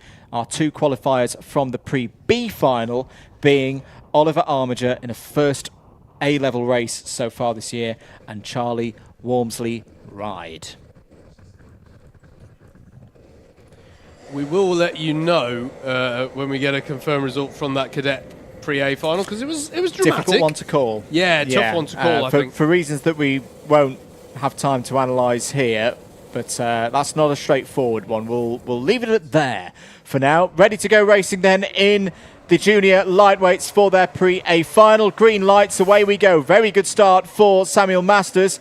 I think in general it was a good start for anyone on the pole side of the grid. Crowley and Munro fighting there over second place. Into the second chicane they go then. It is the number 45 from the 65. So Nathan Crowley did get ahead of Daniel Munro by the time that they came out of the first chicane. Everybody else scrambling through. Clean start though. Good quality field this, Howard. What we come to expect in the junior lightweights. Absolutely, really good start there. And Samuel Masters with a good start on pole. As you said, I'm not so sure about Daniel Munro's start off of second. I think the pole side of the grid definitely had the upper hand there. And look, tucking underneath. Where did that come from? Nathan Crowley to the head of the field. Can he hold on to it? It's going to be side by side into the first chicane. He's going to be out onto the bark. He's going to keep his foot in it. It's still going to be side by side. It's 2 abreast for first and 3 abreast behind them. Out wide goes the 77 of Sarkis. How are they all still keeping this together? Some of them have significantly slowed off of that corner. But it's somehow still side by side for the lead. And finally, through goes the 65 of Crowley after a near half lap side by side with the 45 of Masters. And now Masters gets passed by the 56 of Hind. But my goodness me, what an exchange. And they're still battling away down the back straight. Nobody told me we were just going to have a calm first lap and then actually start the race as they go on to race onto lap number 2. This is bonkers. 3 wide as they go through there. Yeah. There's contact warnings for the 67 of Matthew Bolton and the number 45 of Samuel Masters. Well, this tells you how bonkers that second lap was. That currently the fastest driver on circuit is down in 21st place. He was just getting onto the back of the field. It's Charlie Walmsley Ride. Yeah, absolutely. Nothing coming in, though. I know there was some robust exchanges there, but it seemed, there's a few contact warnings, but on the whole, and that was bold stuff there from Nathan Crowley. Kept his foot in it. Fair play as well, though. To Sam Masters fighting that one as much as he could. And now coming up onto the back of the race lead is the 16 of Daniel Munro. What a run he had there on the back straight, but thought better of it. The 56 there of JJ Hines getting a little bit of a twitch at the rear of the kart, and that's contact between the 56 and I think that's Matthew Bolton who's gone off there, but he was definitely helped into that one. And it is difficult, Andrew, going side by side into this first chicane. If I'm going to make a move, my personal preference is always that second chicane here. I'd agree, because it nips on the apex, so that was definitely a factor in the incident we saw in the previous cadet race. It is always the risk when you run side by side. If you're going to go for a move in chicane number 1, you've got to have it done before the first apex. Otherwise, that is the risk. William Henn has had a contact warning. The number 60, there's a penalty there, if we've not already mentioned, that has come in for JJ Hines. That'll be for the contact we just saw at the first chicane, and just seeing it confirmed. No, it wasn't, sorry, Matthew Bolton. Apologies to anyone supporting him. It was Finn Davis who is tumbling down the order there. So it was he who was on the outside of that first chicane. So unfortunate for him. Matthew Bolton still running in 6th in the 67 car. So there were yellow flags out through chicane number 1 as Finn Davies' kart is recovered and back onto the road. It's worth carrying on, of course, because you never know. There could be some later goings on in this race. This one sets the grid for the Trophy A final later on in the afternoon. Contact warning for Salvador Newman, also for Ben Foden and for William Taylor. So it's control just wanting it to calm down a little bit, handing out a few of these warnings. But here's your race leader, who's only done 1 round so far this year, Nathan Crowley. That was round 2 at Wilton Mill, so hasn't had a win so far this year. Yeah, almost very similar to what we've seen, Andrew. I'm going to give a shameless plug at this point for the Club 100 iRacing Championship that we cover, where we've got drivers who, because they missed the first round, don't seem to feature heavily on the Raw Championship scores. Yes, but are very much a factor in the championship once Definitely. it comes towards the end. And you can catch that. Do head on over to the Double Dash Motorsport Media YouTube channel and you can see all the action from said Club 100 iRacing Championship. Great to see racing in the Club 100 community, not just here in the flesh, but also in the virtual world as well. Absolutely. Currently on its summer break, but back later on in August. Sam Masters sets the fastest lap of the race so far, 44.790. And that being toe assist as well, that just shows how strong his qualifying lap was, because he's still a few tenths off that. Crowley taking a slightly wider line as they come through the horseshoe, which is all about the exit. You've got to get a good exit from the horseshoe, as Munro has a little look down the inside. He's strong there, Andrew. He's had that several laps now in this race, where I thought he was going to go for it, but he thinks better of it. He has got a good run down that back straight, though, but he can't overcommit because Rory O'Regan is right there with him. Aunas Sarkis is having an adventure out there. Has already been across the grass once. Is now down 3 places. Here's a good scrap. This is the second place. Rory O'Regan, who won both rounds, both races at Glanny Gores, is down the inside of Dan Munro and has got through. Really good stuff from Rory O'Regan. Dan Munro gave that a good fight. as we always expect from Munro, but in the end he has to concede second place. And here comes Sam Masters now down the inside into the last couple of corners. Takes the position, is up to third place. The pole sitter moving back through the order now. Matthew Bolton not too far behind there in fifth. Once again, the junior lightweights, these top 5, putting on quite a show. Well, that was a clear message from O'Regan, winner of the last time out at Glanny Gores. The way this is... So, Dan Munro has the championship lead by dint of having a very strong couple of rounds at Wilton Mill. Yep. And that, for me, was a real... that was a really nice move from O'Regan there. And a little bit of a statement of intent, I think, to say, here's the day where I'm going to keep on trying to win, keep on trying to take this championship fight and really get some momentum behind my championship campaign. And that's kind of the thing with Crowley's situation, as we say. He's only done 1 round so far this year, so has already used up his drop scores. You only get 1 set of drop scores. In effect, across the 8 rounds, everyone races 16 times. You get 16 scores if you've done a full season, and only 2 of those will be dropped. Yeah. So by missing 2 rounds, Crowley's already used up those 2, and will also have to carry 2 0 scores through to the end of the season. So yes, could probably win every single race between now and the end of the season, and probably still won't have enough points to win out in the whole thing overall. Indeed. In that sense, we often use the term disruptor. Yes. Although, to be fair, if he does the whole rest of the season, he'll definitely be quite a factor. And here is O'Regan off the back of the fastest lap of the race last time around. Bold move into the final double apex corner and takes the lead. Rory O'Regan, your winner from Glanny Gores, is really throwing down the hammer here at Lydd Kart Circuit and gets through on Nathan Crowley. Fair play to Sam Masters as well, Andrew. I'd have forgiven him for feeling a bit punch drunk after the first few laps, but has fought back. But now Dan Munro is fighting back. And look out as well for Matthew Bolton trying to buy into this fight as well. They're going to be so close coming into the horseshoe. Meanwhile, Nathan Crowley trying to find a way back past O'Regan. He wants his race lead back as they come onto the back straight. Great run onto that straight by Crowley. But the door is going to be shut by O'Regan. And it's going to have to be the undercut or the switch back out the corner, I should say, from the 65, if anything. But that was well parried there by Rory O'Regan to see off that threat, because that was a great run onto the straight by Crowley. Just moved enough just to get Crowley locked against the apex, particularly on the first apex. It's very difficult to make a move work because you need that run off the corner to seal things up in a way. Contact warning for Matthew Bolton. Crowley now trying to get O'Regan off the racing line, and he has got him off the racing line. He's got a nose down the inside as they go into the horseshoe. O'Regan's going to have to give him room, does give him room, but now the direction of the circuit switches back in direction of O'Regan, but now it switches back in the other direction. Crowley down the inside, side by side, pod to pod. Bit more pace for O'Regan as they go round the final couple of corners. This isn't even the last lap, but look at this. All of this fighting is now bringing Dan Munro, Sam Masters, Matthew Bolton and everybody else back into this.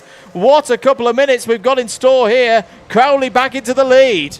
Can I just reflect on how good the racing room and respect was there between them? Spot on. The apex coming onto the back straight, it's so easy to clip your opponent, squeeze them on the inside or squeeze them on exit on the outside, and both drivers gave each other room. That was fantastic to see. But as you say, mate, it's bringing Munro and Masters into this. O'Regan down the inside of the horseshoe again. That looked really bold and has got the job done, manages to make it to the mid-corner apex. That was a beautiful move from Rory O'Regan to get back up into the lead. It was indeed. But look, everybody else is here now. Dan Munro there in the number 16 championship leader. Sam Masters, pole sitter from earlier on today. 2 laps to go. It's hard to believe there's another 2 laps of this to go with 65 seconds on the clock. And now O'Regan, this is a key lap. Can he stretch out enough of a lead to mean that he doesn't have to think too much about defending his own position, because Crowley's under attack from Munro and Masters. There's other position changes to report. William Taylor has got through past Bertie Bream for 15th spot. 40 seconds to go on the clock, but it's this part of the course where Crowley is so strong. Zooms up to the back of the number 48, and Rory's going to have to defend again here as they come down the back straight. They'll see the final lap board in a few moments' time. This is just a pre-final, folks. What is the trophy final going to be like later on today? On to the final lap. O'Regan holds on to the lead, but it could be any one of these top 4. Absolutely. Just a tiny amount of breathing space for O'Regan as they came onto this last lap. And what might happen now, of course, is that if you're Munro and Masters, you want to start really having a go at Crowley here, and that might be the lifeline for O'Regan to seal the deal. But still,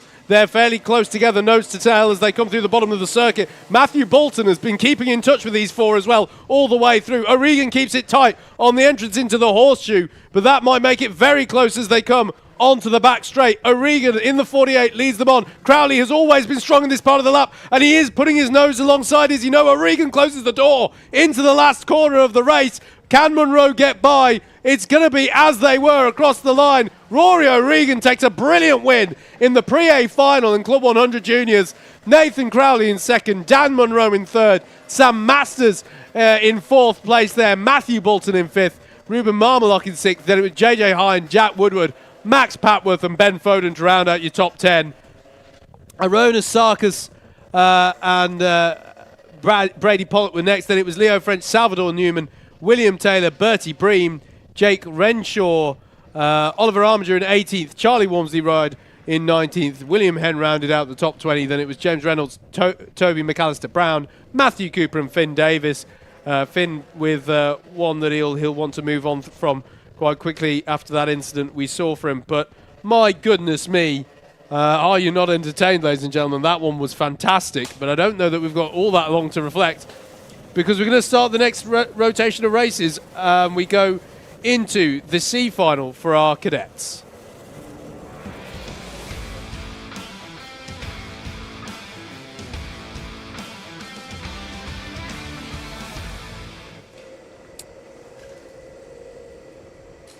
Let's run through your grid then before they head out for your C final. Oliver Sanderson and Anthony Czarnecki are on row number 1. Joey Mims and Oliver Harrod-Atfield are row number 2. Then it's Leo Edger and Asan Iqbal on row number 3.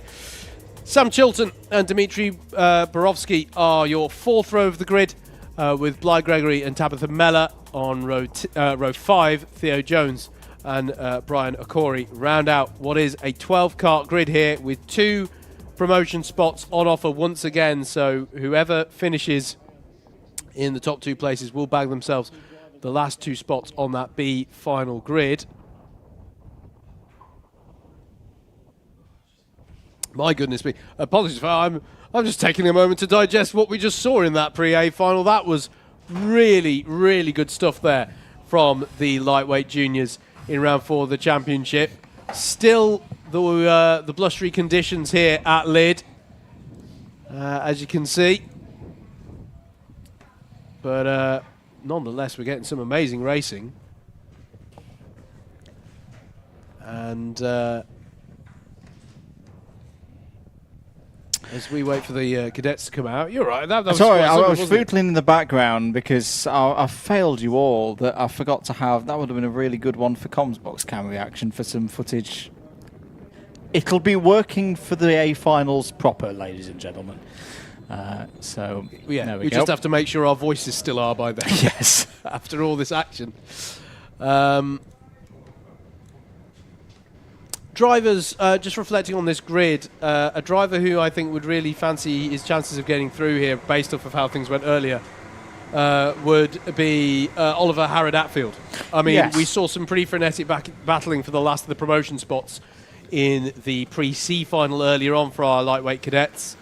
And Harrod-Atfield, we thought, had it across the line, but was given a penalty for advantage by contact. So he might be wanting to make to redeem himself on that front and get on through up into the B final.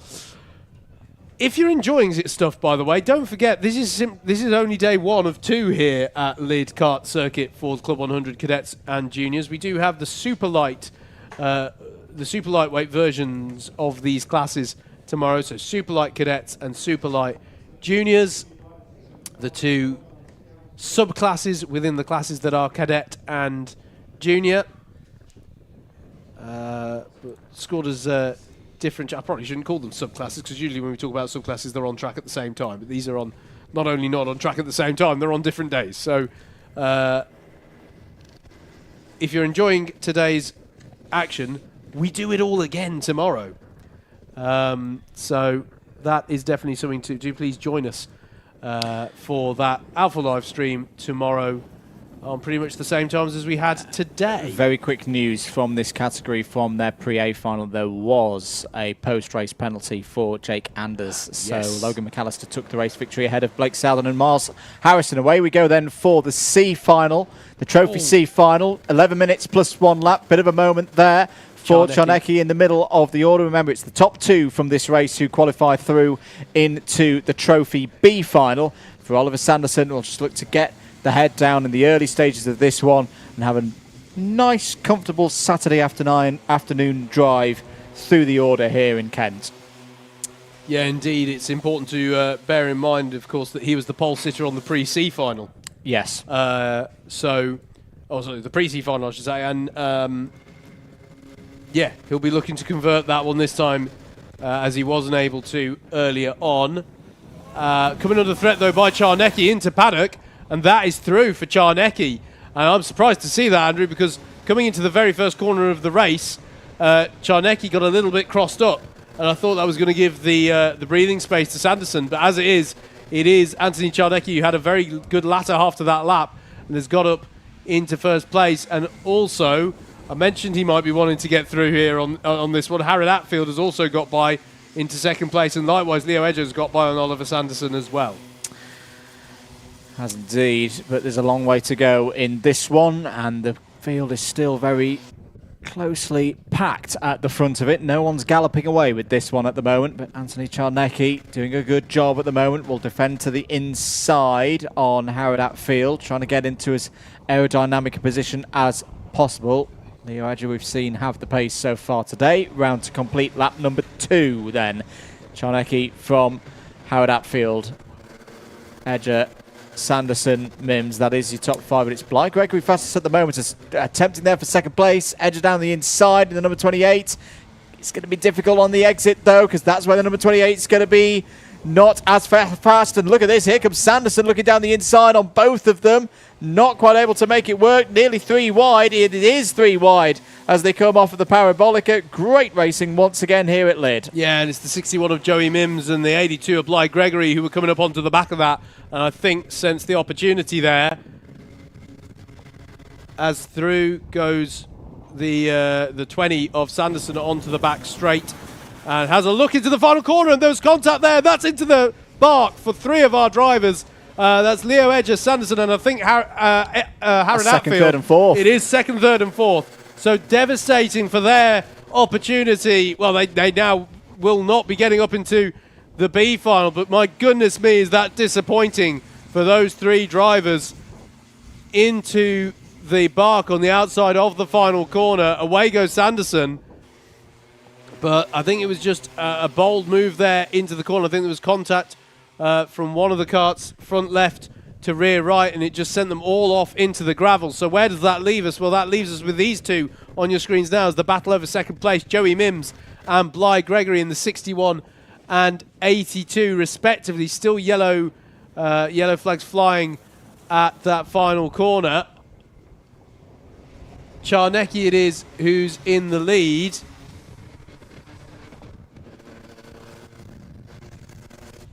There he is in the number 19 kart. And it's Joey Mims and Bly Gregory in second and third there. Sam Chilton and Dmitry Borovsky round out your top 5.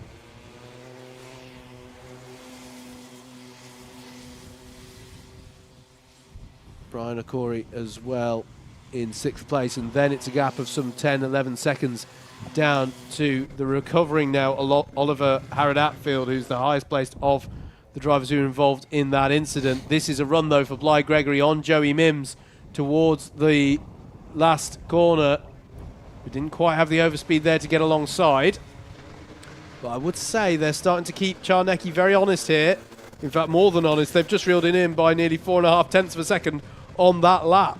And it's in their self-interest to work together at this stage of the race because, you know, both of them could get through into the Trophy B final if they're both able to overhaul Czarnecki. Whereas if they fight, they're actually at more risk of completely falling out of it and, you know, attracting the likes of Samuel Chilton back into it. I just want to say as well, you've got to feel for Leo Edge because for Leo, the pace has been there today to be in at least the B final, possibly more. Yeah. But it's not going to be today, as I think there is a yellow flag out still through the last corner. In fact, have we more than a yellow flag? Have we gone full course yellow? I think may we well have done. have.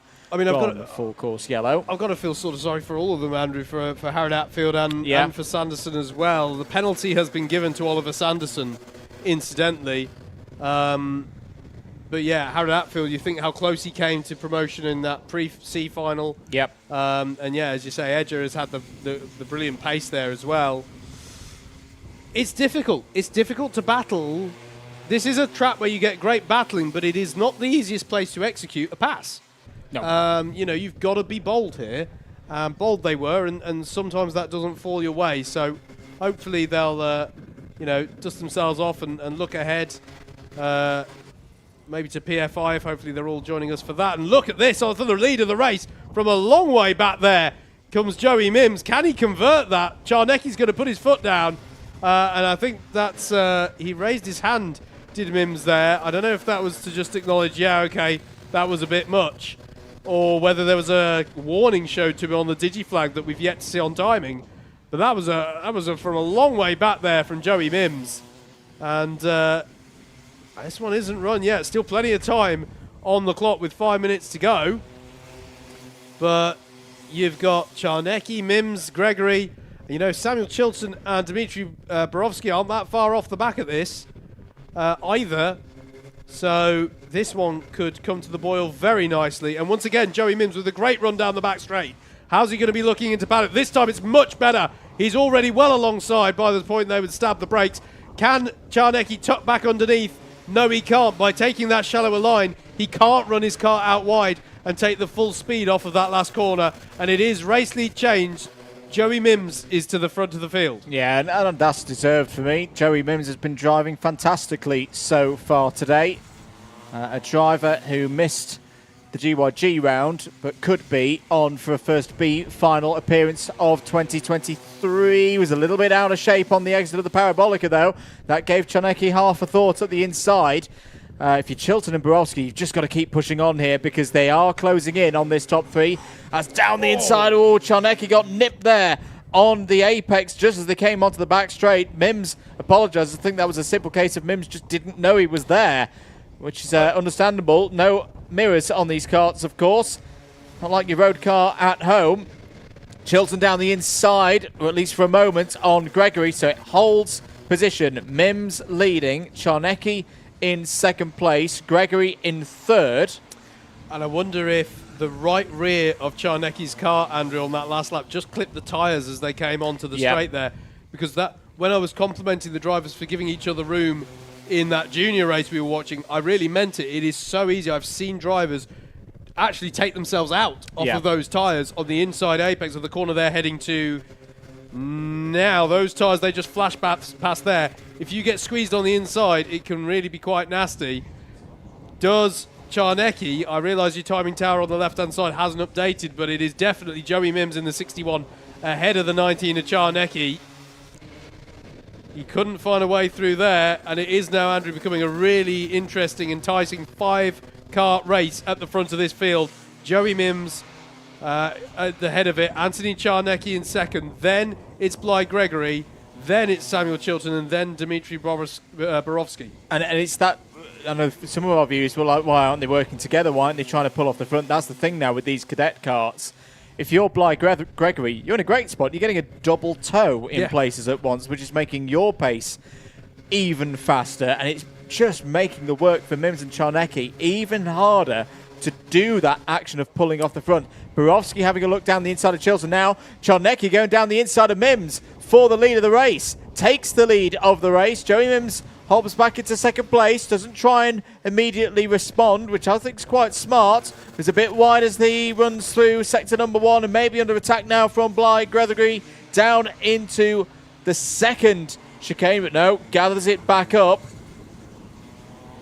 But great move there from Czarnecki. Very decisive up the inside. Got the run, brave on the brakes, takes the lead of the race. And very similar to the move that was done to him by Joey a few laps ago, which underlines the parity. One thing it underlines is the parity between these Club 100 karts. but also just how close it is between these drivers. And as once again, we're going to see Joey Mims probably shape up for a similar kind of move here. Can he get alongside? Yes, he can, but they're still going to be side by side, and there is pod-to-pod contact. They both managed to keep it going. Is that going to give an opportunity to Bly Gregory? Through is Joey Mims, but that one did come courtesy of a little bit of a tap, pod to pod, as Bly Gregory's going to tuck underneath one. Can he tuck underneath both into the second chicane? He can't. It's going to be side by side between Gregory and Czarnecki, but Czarnecki keeps his foot in it and holds on to for now, and that gives an opportunity for Borowski and Chilton. Don't forget, it is Borowski ahead of Chilton. The timing tower on the left-hand side of your screens does appear to have frozen at the moment, but it is Joey Mims in the 61, Czarnecki in the 19, then it's Bly Gregory, then it's Dmitry Borowski and Samuel Chilton to round out this top 5 of karts, bearing in mind you've got Brian Okori a little way off the back of this lot, and then it's pretty much all those drivers who were involved in the incident we saw earlier on in the race at the final corner. Speaking of the final corner, we're on to the final lap.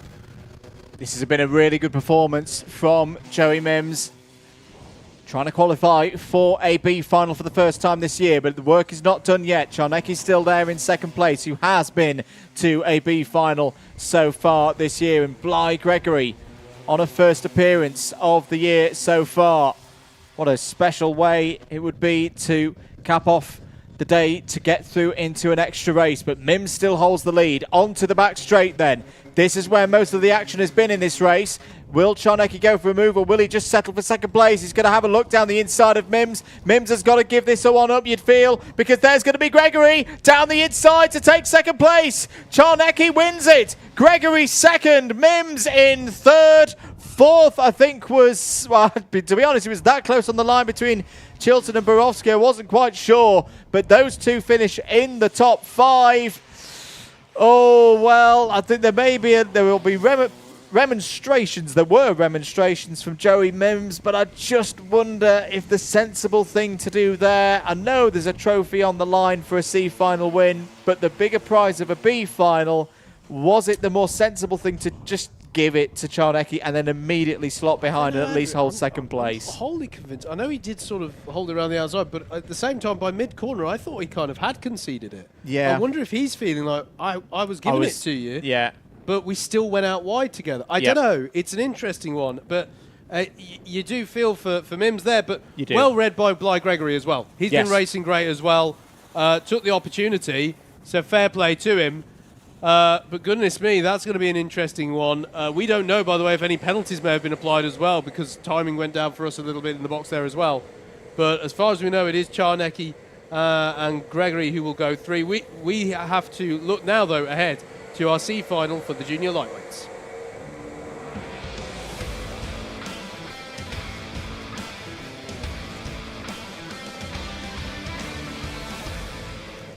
Going to have to take you through this grid verbal only. We've got no graphics, afraid, folks. It's Zach Whelan on pole for this one. Noah Obaldeston alongside. Josh Coombs and James Taylor are row 2. Tom Walker and Joe Craddock are row 3. Max Mottram and Henry Lopes Gracie are row 4, with Harry Laufer and Edgar Armendariz Bocanegra to round out your top 10. Leo Cusden and Caleb West are next up. Then it's Harley Hillier and Alex Soper, James Bruce and Lionel Sinclair Ikaroha, Matthias Jedwabny and Nathan Khan, Lennon Rawding and Jacob Elaine make up row 10 to round out the top 20. Then it's Charlie Newman and Christopher Wilkinson.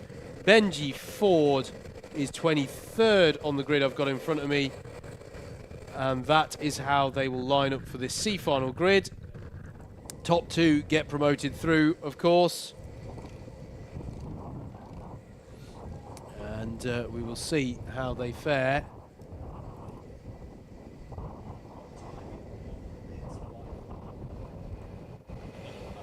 As away we go under starters' orders, and it's Zach Whelan who leads them away. And can they get through this first chicane? Clearly, there's a little bit of going onto the gravel there for Josh Coombs, but they all stay facing the right way as Zach Whelan leads them through. Can they make it through second chicane? A-OK. Looks to me fairly clean. It is still the 85 of Zach Whelan at the head of the field as they work their way back up the circuit for the first time in this race.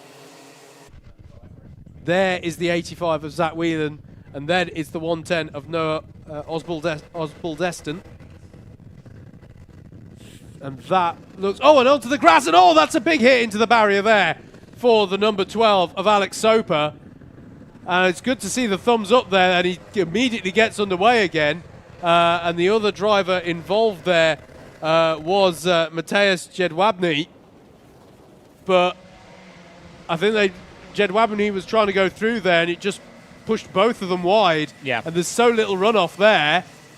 That was the kind of incident I was thinking of when all throughout today I've spoken about drivers clipping the tyres on the inside because it can bounce you across. But there was no such thing there. They just both ran wide. That's the Jimmy Broadbent incident. Jimmer had that one the very first time he came and did Club 100 a few years ago. But good to see that everyone was okay about that one. And testament once again to the safety of these full-size Club 100 karts. Round 2 complete. Lap number 2 then. As ever, the top 2 going through. And at the moment, that would be Whelan and Destin, apologies. They'll try and work at the front of the order, but they've got James Taylor not too far behind. Max Mottram, and I think, have we gone? No. No, we haven't gone full course yellow. I thought I heard a drop in engine tones there. It's down the inside. Good move there from Max Mottram through past James Taylor into 3rd place. And Josh Coombs is on the scene as well to try and pick up anything going there as well in the 105, and he does so. So that's Coombs ahead of Taylor as well. So the race getting into a rhythm now. Whilst 3rd, 4th, 5th are organising themselves, this is a good opportunity for Zach Whelan and Noah Osbaldeston at the front of the order to just break away. Maybe they can work together and start to build up that advantage. 0.9 of a second is the lead for Whelan, who's also got the fastest lap of the race at the moment, 45.684. Apologies for timing troubles on the graphics. And we'll keep you abreast of the situations. Charlie Newman has lost a position to Benji Ford out there, and this is all the scrap down from around 13th downwards, I think. Back at the front of the order, there is Josh Coombs in the 105, who had a good race in the pre-C final. Gained a number of positions there. Can he gain 2 more to get up into the into the Trophy B final? That remains to be seen. New fastest lap of the race, Howard, from Max Mottram, 3rd place driver at the current time, 45.584. That's good for his neutrals because that means it's closing in on 2nd place. It certainly does. 7.5 minutes left on the clock, though. Don't forget that you can, if you've got another device spare, another screen spare, head on over to live.alphatiming.co.uk/club100, and you can still follow the timing here at the circuit.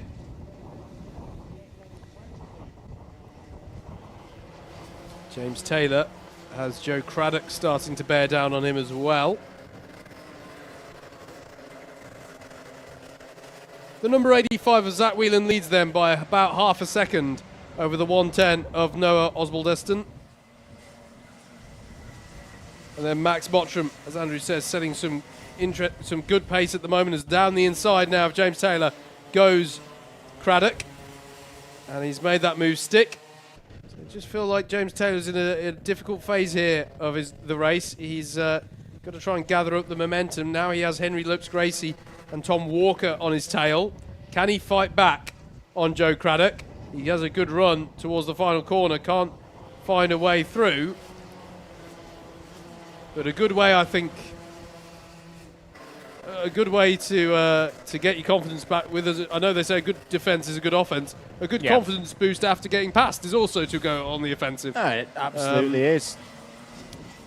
Closing up at the front of the order. Yep. 2 seconds covers the top 4 right now. All of them getting quicker and doing personal best, but it's Josh Coombs who's quickest of all of them on a 45.383. Hasn't failed to qualify for at least a B final so far this year, has Josh Coombs. There's a move being put in there in the middle part of the order. 5 minutes gone in this race. So just under 6 minutes now to go in this one. Top 3 are all in the 45.5s. Coombs, strangely that time, it's not quite got the consistency right now. It was a 45.9. Yeah, it got very tight across the line that time between Lopes Gracie and Walker, which is why we're still looking at this battle. They have now sorted themselves out. Down the inside goes the number 76 of Tom Walker, gets through. Good move there. Yeah, that's what they've just sorted themselves out, looks like, apparently. If I say it's finished, the battle will inevitably restart. The leaders just a little bit further up the road from these drivers as Walker goes defensive against Lopes Gracie. Fastest lap of the race from Zach Whelan then, really trying to stretch his legs at the front here. 8/10 to the good over Osbaldeston. Mottram, though, keeping Osbaldeston honest as well. And then Josh Coombs closing in. So it is still, there are still some stories to be written at the front of this one. There's a very wide line there. The 76 of Tom Walker coming out of the bottom corner opens the door for Lopes Gracie. Henry Lopes Gracie gets the job done, and that's crucial if you're making a move into the horseshoe. If you can get to the apex of the left-hander, having got through at the right, you'll be fine. If you're still on the outside, you're likely to go out, something we haven't mentioned much, but marbles and the general debris that you get on the outside of that horseshoe corner. If you're on the outside there, you'll know about it, and then that can put you in poor stead for coming onto the back straight. Yeah, and particularly on a day like today where we have seen a few drivers having moments spinning off. They then drag bits of dirt, rubbish, bark, you know, all things that racing tyres don't like back onto the circuit. And it's one of the characteristics, I think, of this Lydd circuit. It's even on a day like today, it is a constantly changing behemoth to wrestle with as a driver. It's why a lot of drivers love it so much. And you've always got to be on your toes round this track. New fastest lap again from Zach Whelan, race leader. He's got his lead back up to a second or thereabouts over Noah Osbaldeston. With 3 minutes remaining on the clock. It's looking in control for those two at the moment to qualify through into the B final. Max Mottram still pushing on, though. Josh Coombs as well. Doesn't want to break that run of, as I say, qualifying for at least the B final in every single race so far this year. Looking down the inside now into the horseshoe. A move being attempted there, and it's all getting a little bit scrappy around the outside. I think it's that Tom Walker again having a go. But I think that was the move that move did stick. Here's your race leader. 2.5 minutes still to go of his race. Good battle between Josh Coombs and Joe Craddock came across the line ahead of this battle, which we're watching. There is that battle. You just saw it coming out your shot between Coombs and Craddock.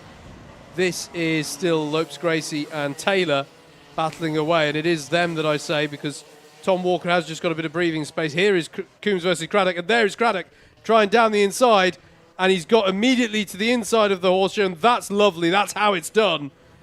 Brilliant move there by Joe Craddock on Josh Coombs to get fourth place, but does Coombs have an answer to that on the back straight? No, Craddock just moves across just to deter him enough from trying a counter manoeuvre into the final corner. Nice little exchange there, nice move, ultimately going the way of Joe Craddock. Yeah, well raced there by Joe Craddock. Getting the position right there on the approach to the double right-hander. You can still see how blustery it is here at Lydd. That wasn't a yellow flag waving there from our shot. That's just the wind picking up the flag up, but thankfully can't be seen by the drivers because it's behind the marshal's post. Absolutely. Just over a minute on the clock to go. 1 minute and 20 seconds. So I think we've probably got 2 more laps after this one, as Zach Whelan will come round to start another lap. There's Joe Craddock now pulling away from Josh Coombs. And each of these positions converts into championship points, of course. So very much still worth pressing on if you are Joe Craddock. It may not be a B final today, but it could be a move further up the championship order. There is your race leader, Zach Whelan, who I think you've got to say, Howard, well, and same with Noah behind as well. These two have raced really well. It's not been a side-by-side battle royale for them. But there was a phase of this race where they had to pick the pace up. They were being challenged by Mottram and Coombs behind. They were put under a bit of pressure. Could they rise to the challenge? I think the answer is yes. They've shown themselves very well in this race. Yeah, agreed, mate. It's been a good run for them. Shout out as well to a driver you mentioned there who applied pressure to them, Max Mottram. We've not seen too much of him since he was applying that pressure because he's got a decent gap in front, decent gap behind. But it's been a good run from Max Mottram as well with this one today. Running in third there. As we are on to the last lap at the moment, Zach Whelan is going to come round the horseshoe here and onto the back straight. And he's going to bat along with, well, we've seen no penalties for either of these two, as I think there's yellow flags out at the last corner. But it is going to be Zach Whelan and Noah Osbaldeston who grab the last promotion spots into the... And it's actually very close across the line there. I'm not quite sure what happened to Zach. What happened to Whelan on that last lap? He just really lifted off nearly a long way. Oh, that's Mottram. Max Mottram has had a problem on the last lap of the race and will not finish in third. It'll be Joe Craddock third, Josh Coombs fourth.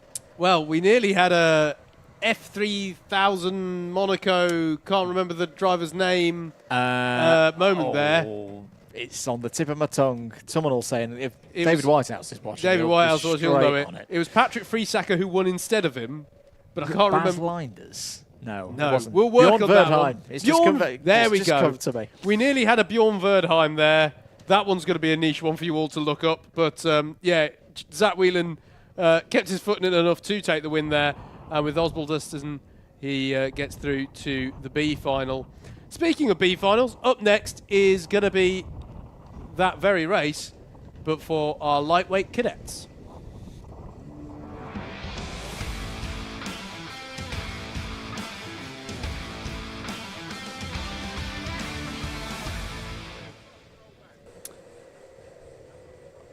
I'm expecting David Whitehouse to correct me that it was Patrick Friesacker now, but I'm pretty sure it was. It was an Arden. It was an Arden run by Christian Horner. Anyway, we'll have a look at the grid, let's run through the grid. Apologies, we're having a couple of internet issues. Lightweight B final, grid for it looks like this. Timi Shahini has pole position. Christian Gonzalez Runda is alongside on the front row. If this is a very, very dull race, which it will not be because it's Lydd and cadets, those are the two drivers who would qualify through to the A final. Those trying to stop them on the second row of the grid, Marley Bowen and Daniel Clancy.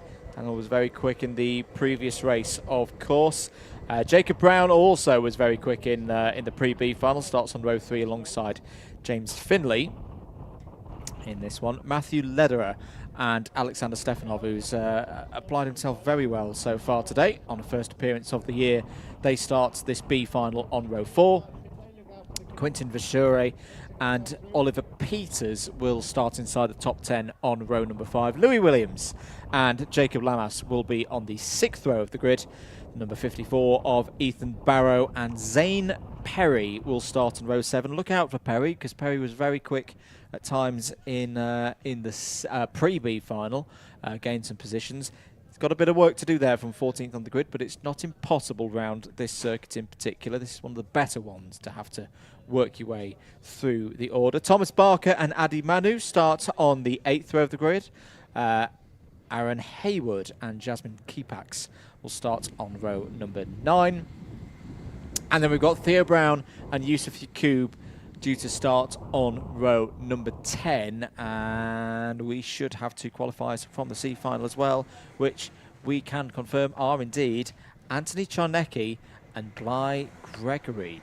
So that's the call made there. I broadly agree with it. I think as unfortunate for Joey Mims as it was to lose that, go from 1st to 3rd in the last corner. Czarnecki was a good way alongside. Got to let him race.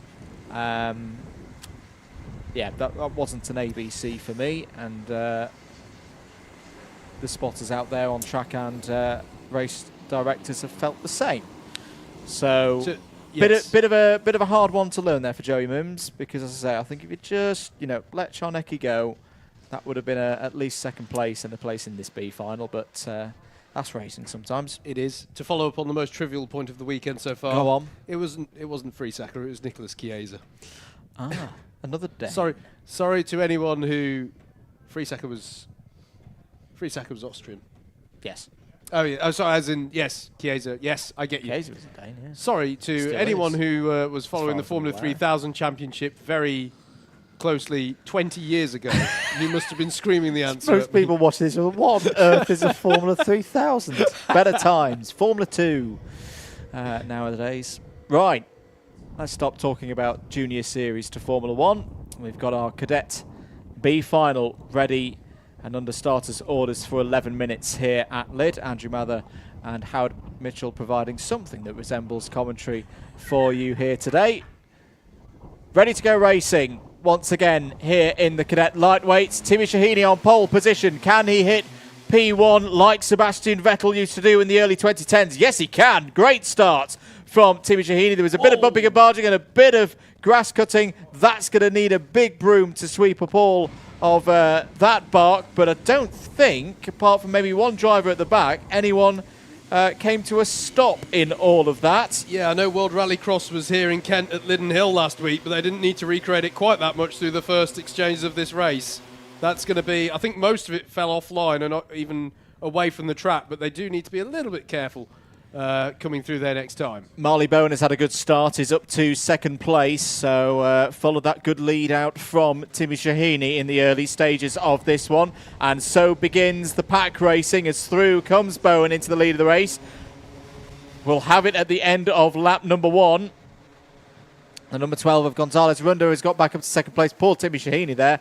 Nowhere to go, really. Shuffled back down to fourth place. Has just got to trust now that pace from earlier on in the pre-B final will be here again in this B final. There'll be opportunities to race back up to the top 2.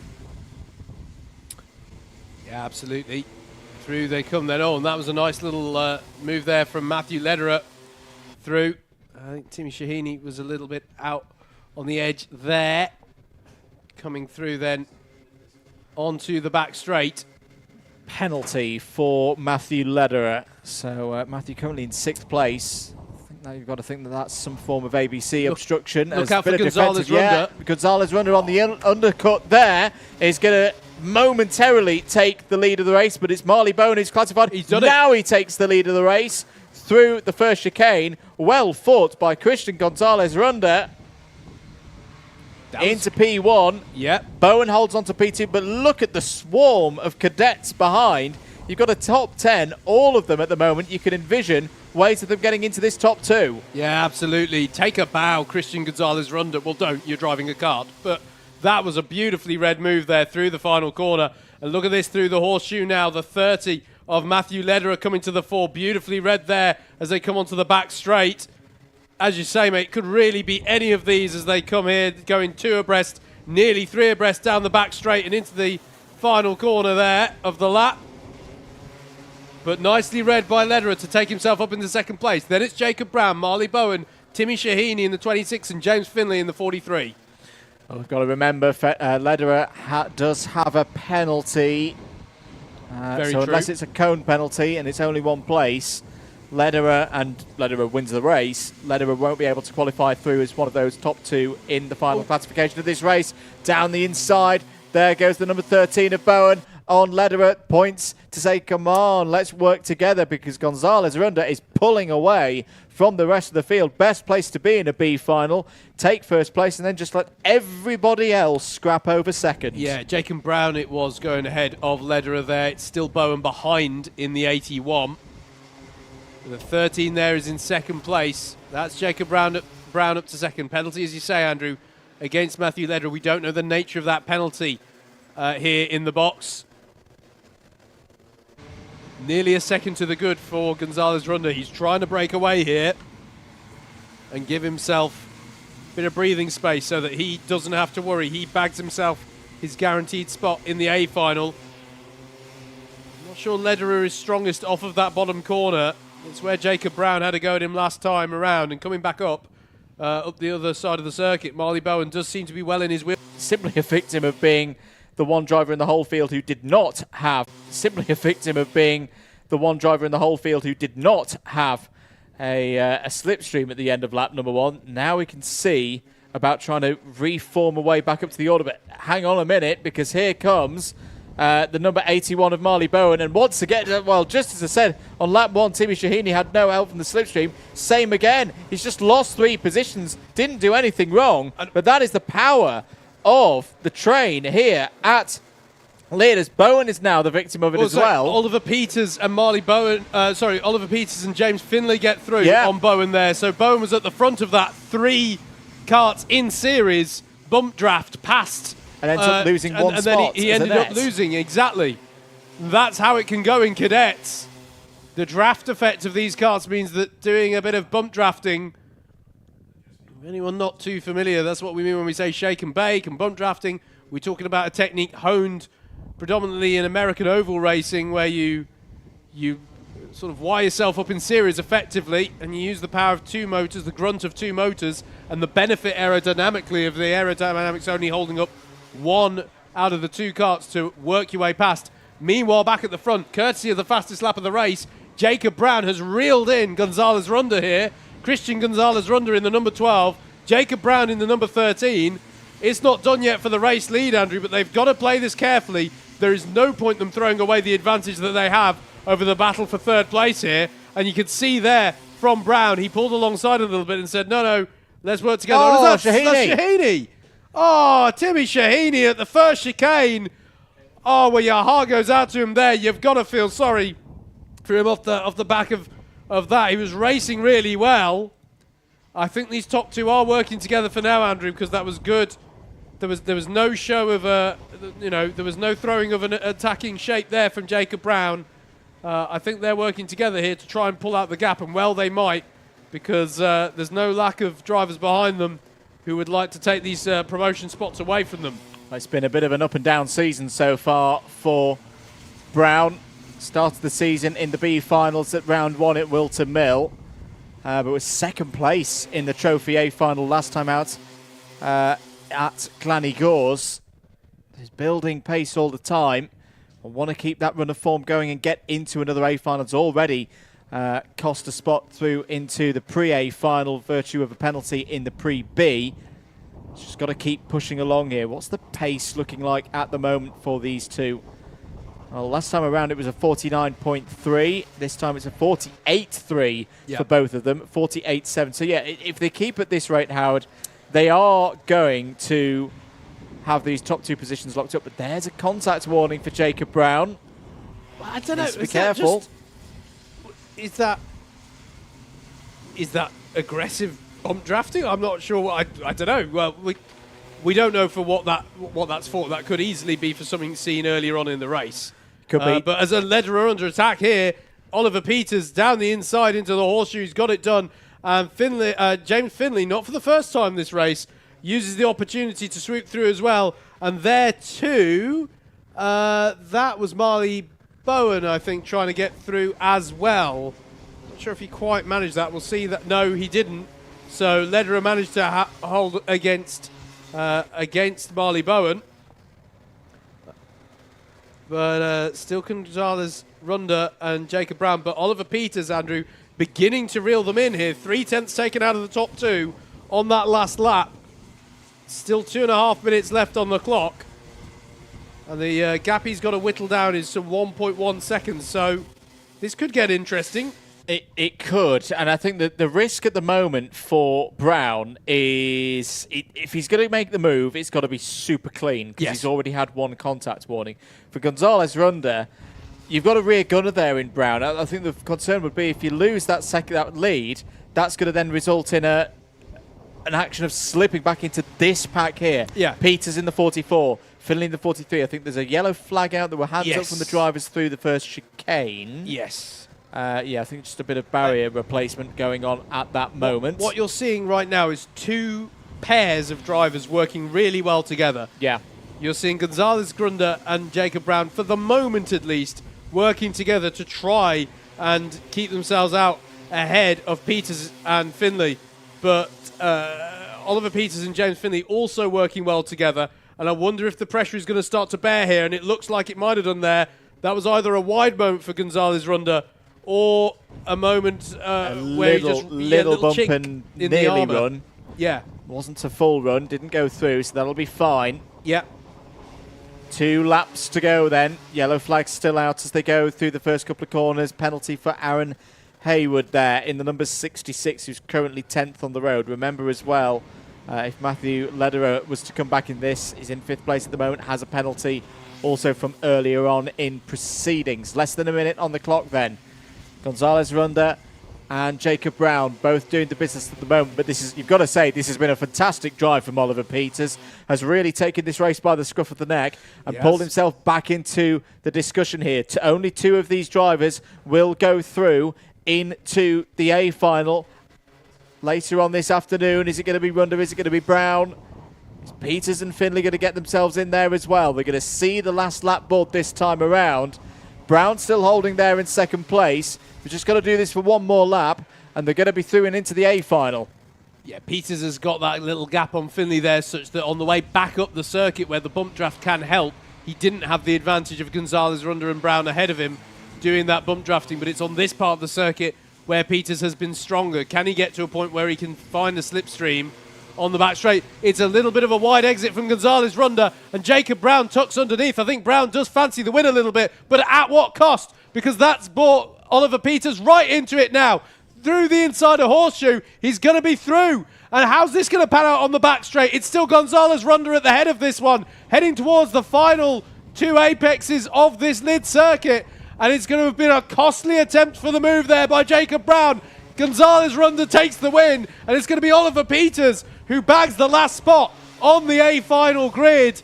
And Jacob Brown, it was a poor exit off the bottom corner by Gonzalez Runda, as there's a spin there across the line, but you just sense that Jacob Brown sensed the weakness and fancied the move, but it put him out wide through Horseshoe, and it's on such small judgment calls can these results hang. Yeah, but you've got to say that was a very good run from Gonzalez Runda. Qualifies for an A final for only the 2nd time so far this season and goes through. Oliver Peters, 2nd place, never gave that one up. Similarly, 2nd A final so far of the year for those drivers. Let's move on though, because the Junior Lightweight B final is next.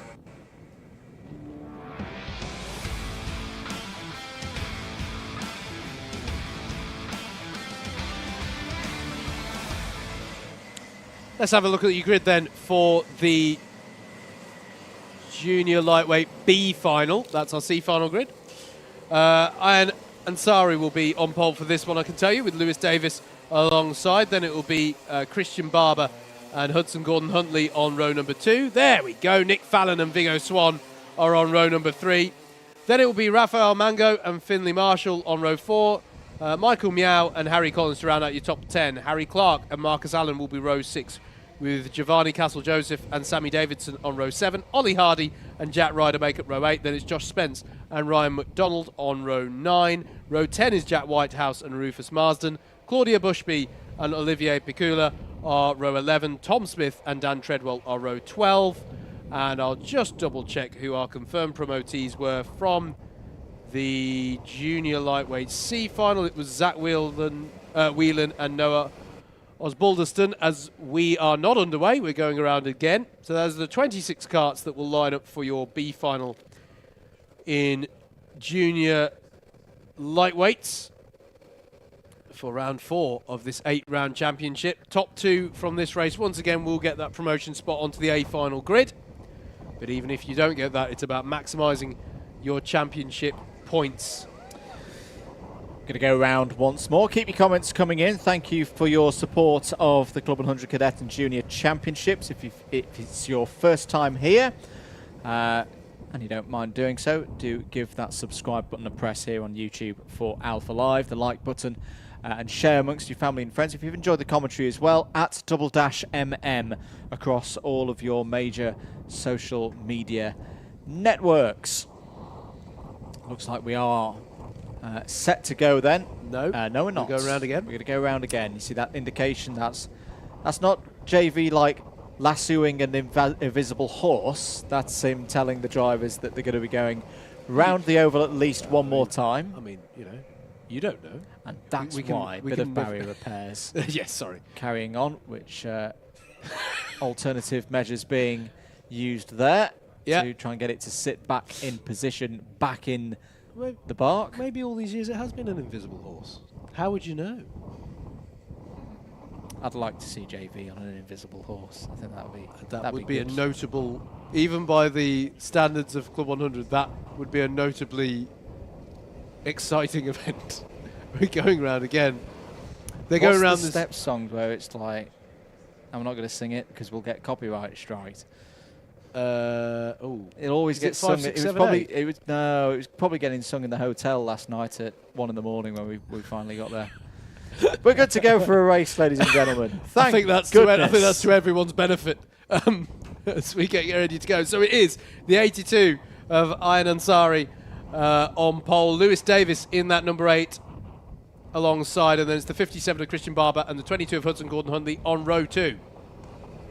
Set to go for 11 minutes then here at Lydd. Away we go. Is Ansari going to get the whole shot through the first couple of corners? That's a good start. Number 8 of Lewis Davis fighting in there with Christian Barber and Hudson Gordon-Huntley. And it was a good job that those barriers were put back in position because the gravel and the bark has caught yet another driver off one of the restarts. And they came up just short of the barriers on that occasion. But a good start for Ansari. Has the lead as they head towards the horseshoe for the first time. Nick Fallon and Vigo Swan immediately resuming the battle that they were having in the pre-B final of going side by side on the exit of that bottom corner. Think it stayed the way of Nick Fallon, but we'll double check that as they come through for this first time. We'll also work out which card it was that was stationary in that first chicane. At the end of lap 1, though, it is Ayan Ansari who leads. Christian Barber's made his way up to second. Then it's Lewis Davis, Hudson Gordon-Huntley, and I think it's Ollie Hardy. No, apologies, Josh Spence, who we saw coming to a halt in the bark at that first chicane. Yeah, real shame for Josh Spence.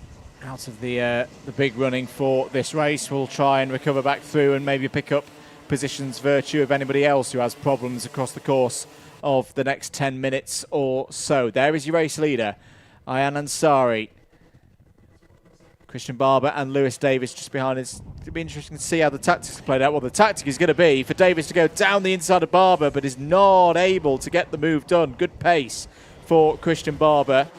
Check over the shoulder from Davis. Now, I just think now, if you're Lewis Davis, do you play a bit of a tactic here of push Barber along? Because if you're thinking that Barber's quick in a straight line, it's going to be very difficult to overtake him. But if you push Barber up to the back of Ansari and then both get Ansari, that's your way through to the A final. Well, he was out of shape through second chicane such that Gordon-Huntley's right with him, so the answer to that is now no, because Gordon-Huntley's going to be trying on the inside of Horseshoe, but I think he's got to be careful here. He might be out wide, and he doesn't want to allow Finley Marshall to get too close onto the back of him. I think I said that on that first lap battle, Fallon finished ahead of Swan. It's actually Vigo Swan in 6th place now, as there's a contact warning for Nick Fallon.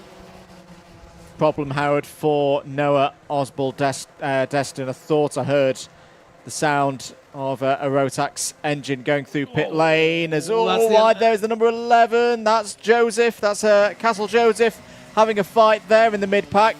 But just to go back to Osbald Destin, out of the race, 2 laps down. That's a real shame for the driver in the 110. Look at this in the mid-pack. This is Harry Collins down, nearly 3 wide. To say Giovanni Castle-Joseph right in the middle there in the number 11, the black suit with the different shades of blue helmet. Stuff there from Castle-Joseph. Kept his foot in it. Yeah. And you can go 2 abreast through Horseshoe. I know I've been saying a lot that if you're on the outside, you can pick up a bit of debris. But if you just about give each other racing room, you can get through there. And that was a brilliant move there from Joe Castle-Joseph to get through. Tom Smith goes by Ryan McDonald there. That was for 16th position. Done through the exit of chicane number 1. 7.5 minutes to go. Cone warning for the leader. So getting a little bit close to what we call the track furniture out there. Well, that's a warning. That's not a penalty. Remember, that's a change in the rules for Club 100 sprint-style racing this year. It used to be, if you clipped one of those cones and knocked them over, that was it. One-place penalty straight away. It was relaxed this year. I'm all in favour for it. But clip another one of those orange cones, and Ansari is going to be getting a penalty here. Christian Barber bringing Lewis Davis and Hudson Gordon Huntley along to the party with him.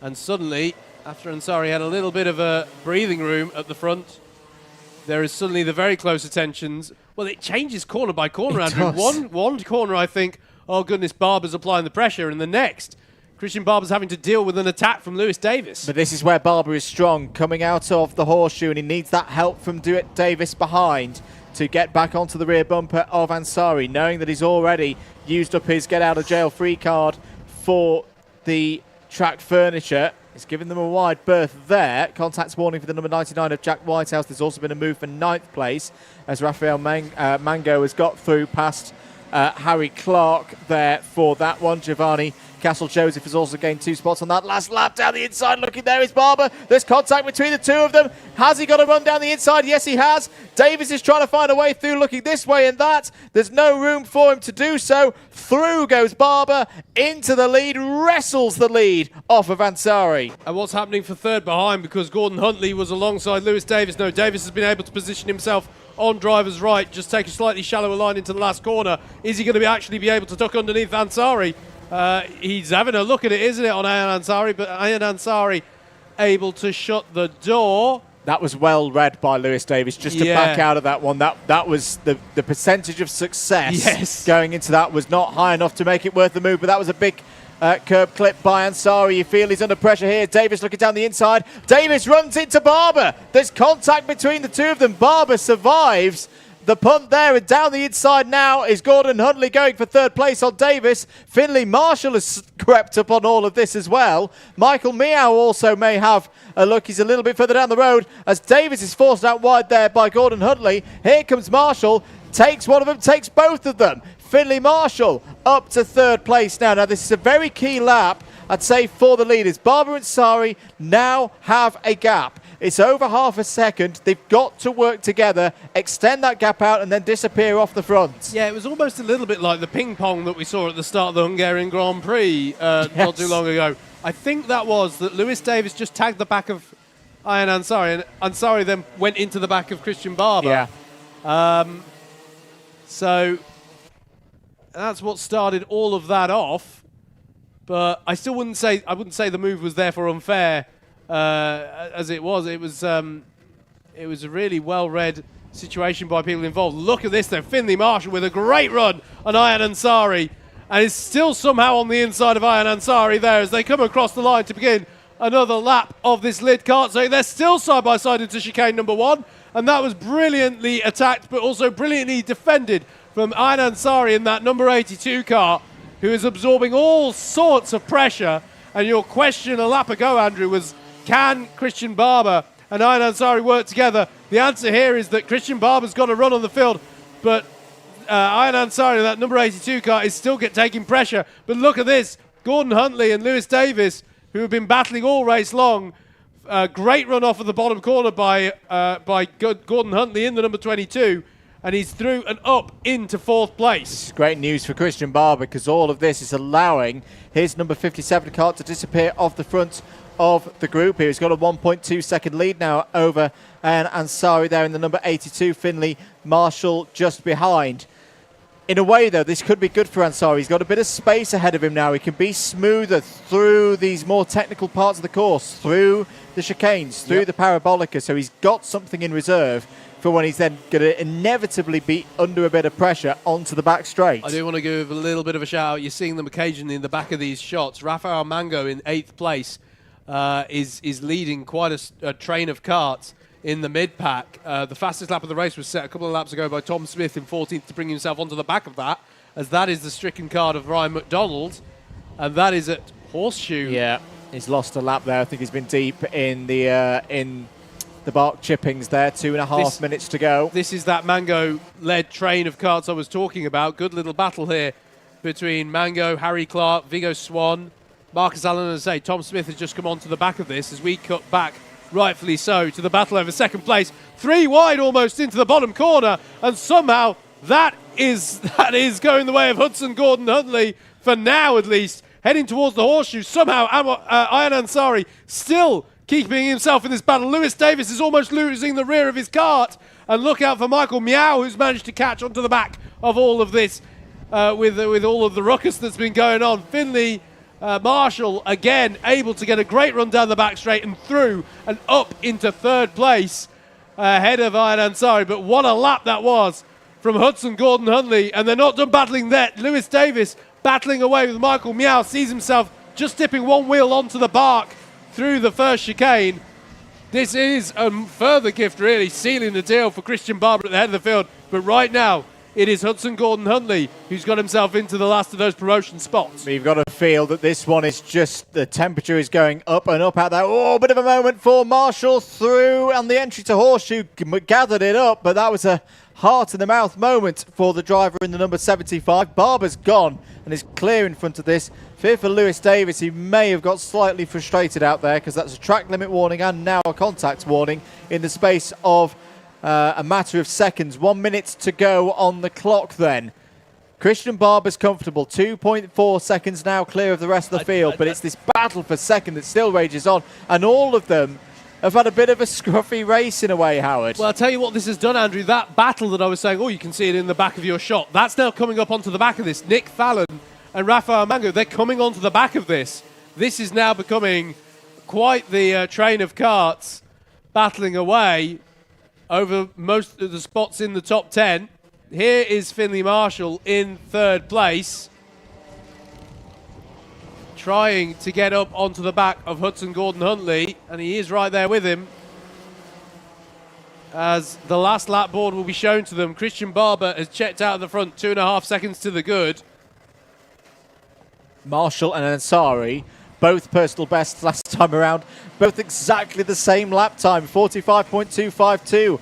You've got to think for Marshall that he's in striking distance of Gordon Huntley. If he can keep it clean through the next sequence of corners, he'll have a chance into the last 2 bends, those 2 right-handers at the end of the back straight. Time has expired. Christian Barber is on his way to B final victory and a spot in the A final. But who is going to take that second spot, that last spot? Christian Barber comes round to take victory, and I think it is going to be Gordon Huntley holding on, and does so. Hudson Gordon Huntley goes through as well into the A final.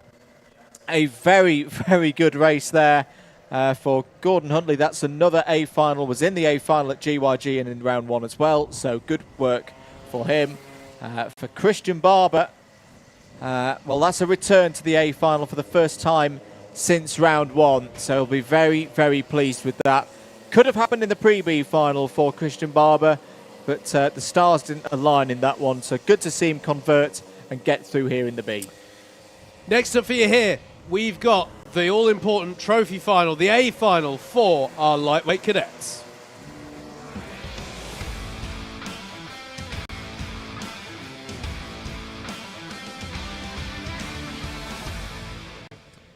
Let's take you through the grid then for this final race for our lightweight cadets. Not the final race of the day, mind. Logan McAllister will be on pole for this one with Blake Southern alongside. Miles Harrison and Ryan Rapini on row number 2 with Elijah Hazelwood and Ian Bagger on row 3. Jake Anders and Hayden Adams are on row 4 with Solomon Adeniji and Jack Harrison rounding out the top 10. Mason Turner and Reese Cranston are next with Alfie Lambert and Joseph Baxter on row 7. Oscar Stockley King and Jack Shelley are row 8.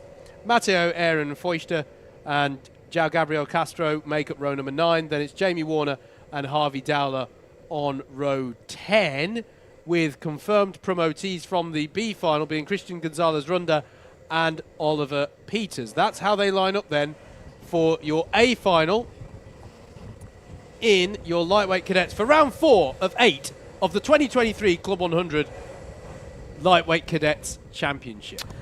Well, the front row of this grid has both of the drivers to take finals victories so far in this category in 2023. Yep. currently of the 6 A-level races, 3 Prix, 3 trophies that have happened so far this year. Sorry, 7 now. It's Logan McAllister's 6 wins and 1 win for Blake Southern. Last time out in Wales at GYG. We're going to go around for another formation lap. And on that second row of the grid, Andrew, a driver who hasn't had a win but has shown so much consistency in the form of Miles Harrison. Yes. And Ryan Rapini has been very impressive today as well. But hasn't had a podium all year. Hasn't had a podium all year. So 2 drivers who have been, you know, racing well, but haven't had that glory yet. Yep. And that's going to be interesting to see as well. It is indeed. So I think we're going to go around at least another time. Pace kart driver indicating so to the drivers behind, and you'll see that message passed all the way back to the rear of the field, so we're not quite ready to go. 5th place Elijah Hazelwood as well, has had a podium so far this year. 3rd and 2nd in the A-level races for round number 1. Has had a couple of no scores so far this year though as well, so that means that everyone from here on in will count for the driver. Currently 8th in points, but there's other drivers as well in there, likes of Bagger, Adenergy as well, having really strong days so far. And let's not forget about Jake Anders, who, if but for 1 penalty at the end of the Pre-A final, would have got a first podium of the year. Ready to go then. Big race of the day for our cadet lightweight category, the A final. 11 minutes here at Lydd. Away we go, and Logan McAllister takes us into the first couple of corners in the lead of the race. Good fight back there by Blake Southern to hold on to 2nd place after he was under attack from Miles Harrison. Down into the 2nd chicane to go then for the first time. It's all looking pretty good, Howard, through, once again, very good starts from our cadet lightweights here today. Yeah, costly first few corners, though, I think, for Harrison, Andrew. He was out on the bark almost on that first chicane. And I think he's dropped down the order as we see the usual 2 abreast, 3 abreast on this first lap as they all jostle for position. And maybe he's not fared as badly as I thought, actually. I think he might still be in 4th. But he was definitely on the limit of being onto that bark at that first chicane. It looks like a decent start, though, for Logan McAllister as he comes around to finish that first lap. And it is only down to 4th place, so it's McAllister, Southern, Rapini, Harrison and Hazelwood, your top 5. Penalty for Ryan Rapini, so although being up to 3rd place straight away, that is not the news that number 56 would have wanted, as there's a problem there. I wonder if that's Ian Bagger. I was going to wonder whether it's Ian Bagger as well, because he's one of the only drivers with a race number starting with 2, as the poor number 8 of Mason Turner is getting pushed around a little bit there as they come out of the Parabolica. 9.5 minutes of this one to go. Logan McAllister has been dominant so far in this category this season. Very experienced driver at cadet level is in control of this race. There's the number 62 on your screens. That's a rapidly improving Aaron Fuster, up 4 places on that last lap to 9th. Similarly, Joao Gabriel Castro also up 4 places on that last lap. Lots going on in the midfield. It was Ian Bagger falling down the order at the start of lap 2, lost 9 spots, is down to 15th. Also, we should note, Oliver Peters gained 5 on that last lap. It's up to 16th. Yeah, I have to say, Ian Bagger there just absorbing some pressure at the back there. Just needs to gather himself up and get back on the momentum of the race, the rhythm of the race, if you will. There. We're looking at the battle between the 56 of Rapini and the 22 of Miles Harrison, remembering that Rapini has a penalty hanging over him, as Jake Anders sets the fastest lap of the race. Changes for 7th place as well. Hayden Adams has got past Solomon Adenergy for that one. Alfie Lambert has also improved. What a day Alfie Lambert has had coming through from the lower finals. Is up into the top 10 now. And there's the number 56 of Ryan Rapini in the black and orange suit, orange detailed helmet. Miles Harrison just behind, and Miles Harrison may have a go here. for third place into the last couple of corners. But no, good pickup of the draft there by Rapini behind the number 33 of Southern. Yep. Just meant that he was able to hold the speed into the corner and resist any kind of attack for Harrison. Again, it was a low percentage opportunity. Yep. 1.48 seconds the gap that Logan McAllister has in hand over Blake Southern. This battle, which is the 33, the 56 and the 22. Well, I had the pleasure of watching Logan racing another series last year. Very, very accomplished driver. Great to see him here in Club 100 and showing that, just as I thought last year in the series that I saw him racing in, that was talented. Oh, look at this, down the inside, Rapini on Blake Southern and goes through into second place. Now, whilst that's a second place that won't be held once the penalties are applied, that in effect is good for points. Yes. Because it means that he's gained a position on the net gain from before, but Southern's going to fight back here as they go into the second chicane. Good respectful racing between the two of them. Southern's going to try and switch back, but here comes Harrison down the inside of both of them. What a move this would be for Miles Harrison if he can pull it off. Yes, he has pulled it off. Fantastic from Miles Harrison. Saw the gap opening there as Rapini and Southern fought amongst themselves, and that is Miles Harrison up to second place. Yeah, really well read there by Harrison, and it also brought Hazelwood back into the fray on this. I have to say, though, Andrew, I'm a little bit surprised to see these drivers battling so much at this point. Yeah. I would have thought they still want to work together here. It was only 1.5 seconds, I was telling you, the gap a couple of laps ago. It's now 2.8 seconds to the good for Logan McAllister. I'm surprised to see these drivers... I'm surprised to see the gloves come off quite so early between these drivers, if I'm perfectly honest. Maybe it was because Rapini has nothing to lose, because he has penalties. Maybe that caused the rhythm to disrupt slightly. Speaking of which, Hazelwood has got by on Rapini, and now Hazelwood is nipping at the heels of Harrison, who himself has been passed by Southern. There's now Blake Southern, Miles Harrison, Elijah Hazelwood and Ryan Rapini coming down the back straight.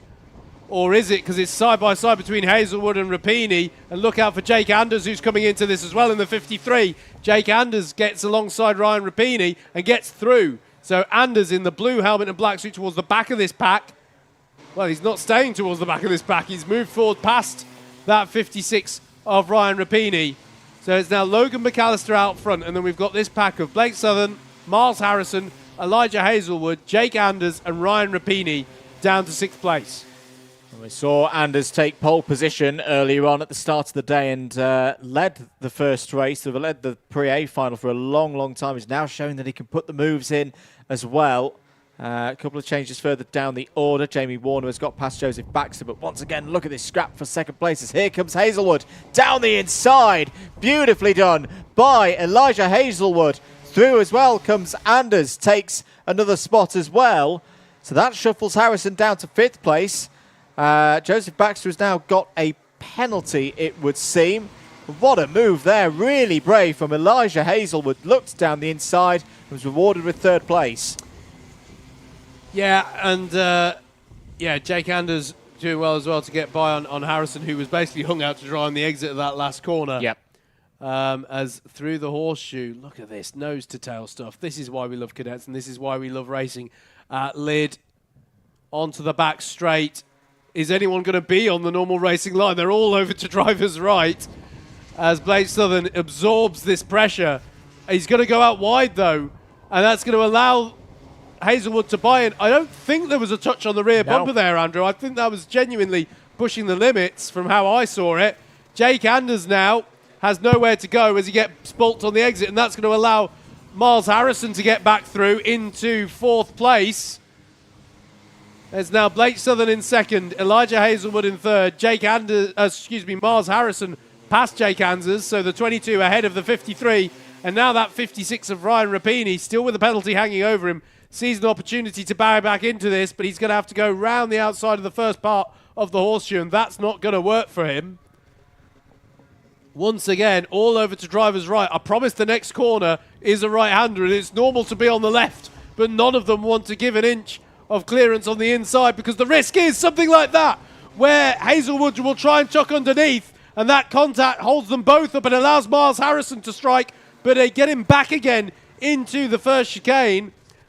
As Logan McAllister stretches his legs at the front of the field, there's yellows out at the second chicane. But what a battle this is over second place. That was actually very well dealt with by Hazelwood. He could sense that he didn't want to overtake because that would have been an ABC, but he was able to just hold his position ahead. Well, for then, he was able to hold his position ahead of Miles Harrison because Miles Harrison is now having a go.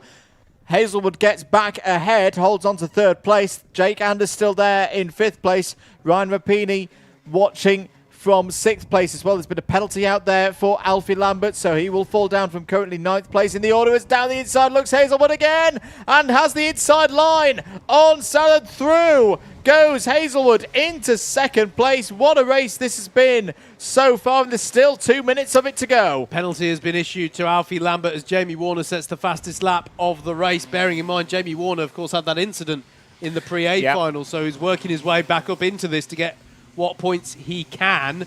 Again, well read there by Hazelwood, Andrew, because they both went wide there in that corner, and you could just sense that Miles Harrison was going to come and try and come through on the inside. Yeah. But Elijah Hazelwood positioned his car brilliantly on the second apex there, just to deter that sort of a move.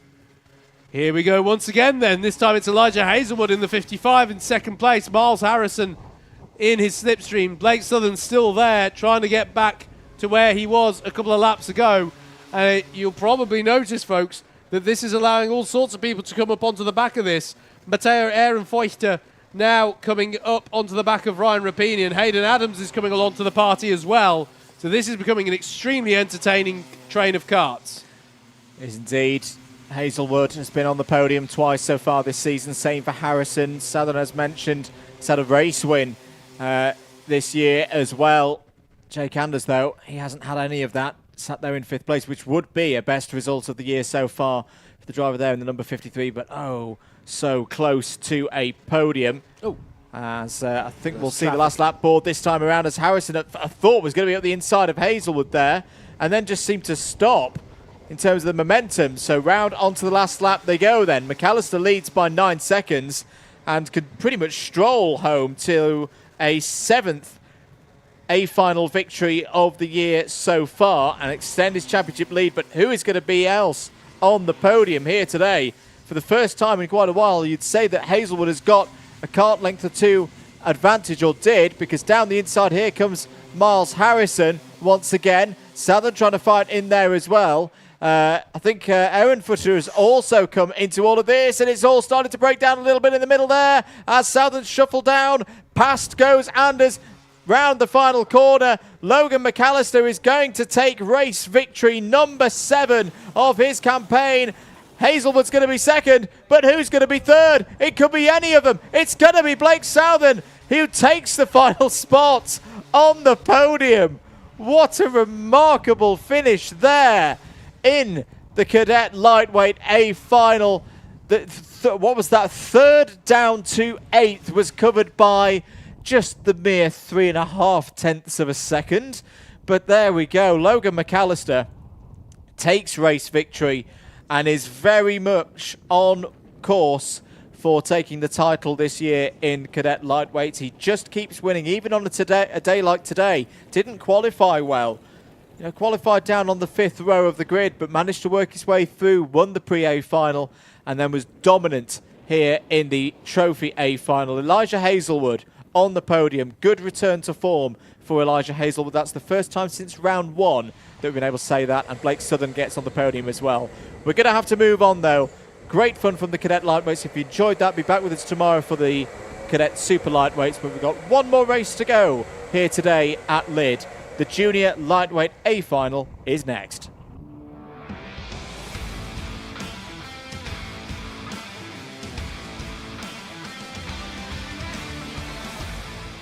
Let's take you through the grid then for this final race of proceedings here today at Lydd. Rory O'Regan and Nathan Crowley line up on the front row with Dan Munro and Sam Masters on row number 2. Matthew Bolton and Ruben Marmalock are row 3. Row 4 is Jack Woodward and Max Papworth, and it's Ben Foden and Aranas Sarkis rounding out the top 10. Then it's Brady Pollock and Leo French, JJ Hind and Salvador Newman on row 7. William Taylor and Bertie Bream as we're going around again. That was row 8 for Taylor and Bream. Then it's Jake Renshaw and Charlie Walmsley Ride on row 9. Row 10 is William Henn and James Reynolds to round out the top 20. Then it's Toby McAllister Brown and Oliver Armiger, Matthew Cooper and Finn Davis on row 12. And row 13 will be made up of your promotees from the B final, Christian Barber and Hudson Gordon Huntley. So, we do have a few formations / warm-up laps for the junior lightweights here, with it being a Trophy A final. And, well, we had a humdinger of a pre-A final earlier for this category. And there's no reason to not expect it to be the same again here. Yeah. Well, in the cadets just now, we've seen, you know, Logan McAllister really taking that championship by the scruff of the neck. Yes. In many ways here, there is the opportunity for Rory O'Regan to score the equaliser, if you like, and bring himself to equal pegging on results in terms of wins with Dan Munro. Right? Because yes. Dan Munro's won. It always feels like at the moment we're 2-1. Yep. If it's a football match, it would be Munro's 2-1 ahead.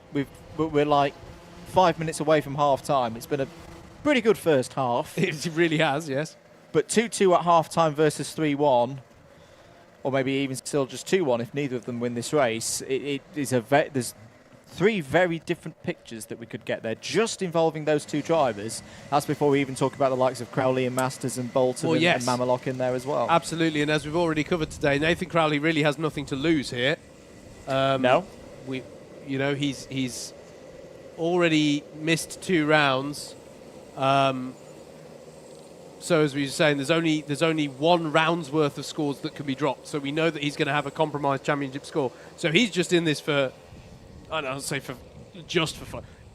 He can just focus on this race, wins. Focus on the wins, focus on the glory. He's got nothing to lose in that regard.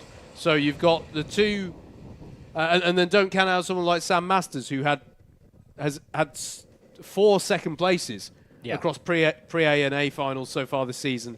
What can he do to maybe go one better here at Lydd? Thumb in the air from our pace kart driver means we are ready to go for the final race of the day here for the first of 2 days of Club 100 Cadet and Junior action round Planet Lydd. Junior Lightweight A final, 11 minutes on the clock. This could be a good one, ladies and gentlemen. Eyes on those lights. Rory O'Regan will take us to the start line and into the first corner. He's got the lead. Good control there. Good control is also for Nathan Crowley. Was able to hold on to second place down into the second chicane. They go. We've seen this be a hotbed of activity for the juniors, but that's a pretty good one. Solid start from everybody. All drivers still in the race, Howard, but for Rory O'Regan, that's just the start he wanted. Yeah, good start there. That's a very wide moment and into the wall. I thought that was going to end like that for Charlie Walmsley Ride in the number 91. It's so difficult. I have had that where I've got out wide onto the grass, and it really pulls you towards the wall there on exit. It does indeed. As look at that, Masters looking down the inside, going down the inside of Munro there for third place. There's contact with the number 65 of Crowley. That was actually for second place.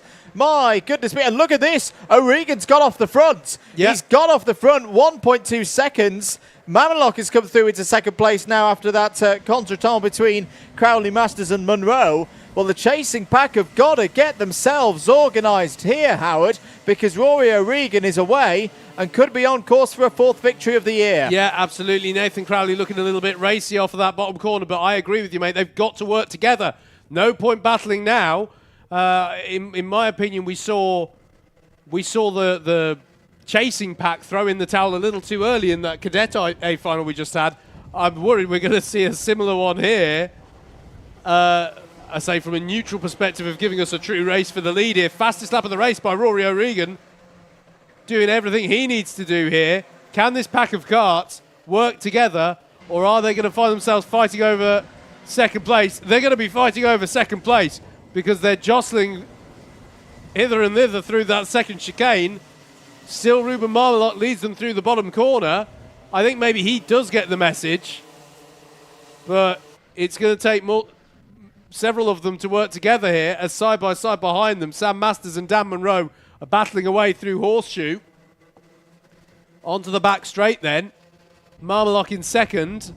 And he's having to go defensive against Nathan Crowley. And Andrew, this isn't going to work. This isn't not for the race win, but for Ruben Marmelock, he's not been in this position before this year. He likes an Alpha live streamed round, because remember he had a great run as the number 5 of Ben Foden's being forced out wide there, and he's going to lose 1, 2, 3, possibly 4 positions. Before today, Ruben Marmelock had not had a top 10 in an A race. He's broken that duck, got 6th in the pre-A final, has not had a podium so far this year. This is all kicking off in the outskirts of the top 10. The number 56 of JJ Hine in the middle of all of that as they head towards the Horseshoe. Once again, this is building up to be a corker. But for Rory O'Regan, he's got a 3.5 second lead over the rest of the field. He's scorched away. Yeah, absolutely. I think that was Leo French getting by on JJ Hines that we saw at the bottom of the circuit. But as you say, a really entertaining train of carts back there. We're looking, though, at this battle over second place. Ruben Marmelock held off Nathan Crowley quite well there into the final corner. And then it's Sam Masters in that 45 cart.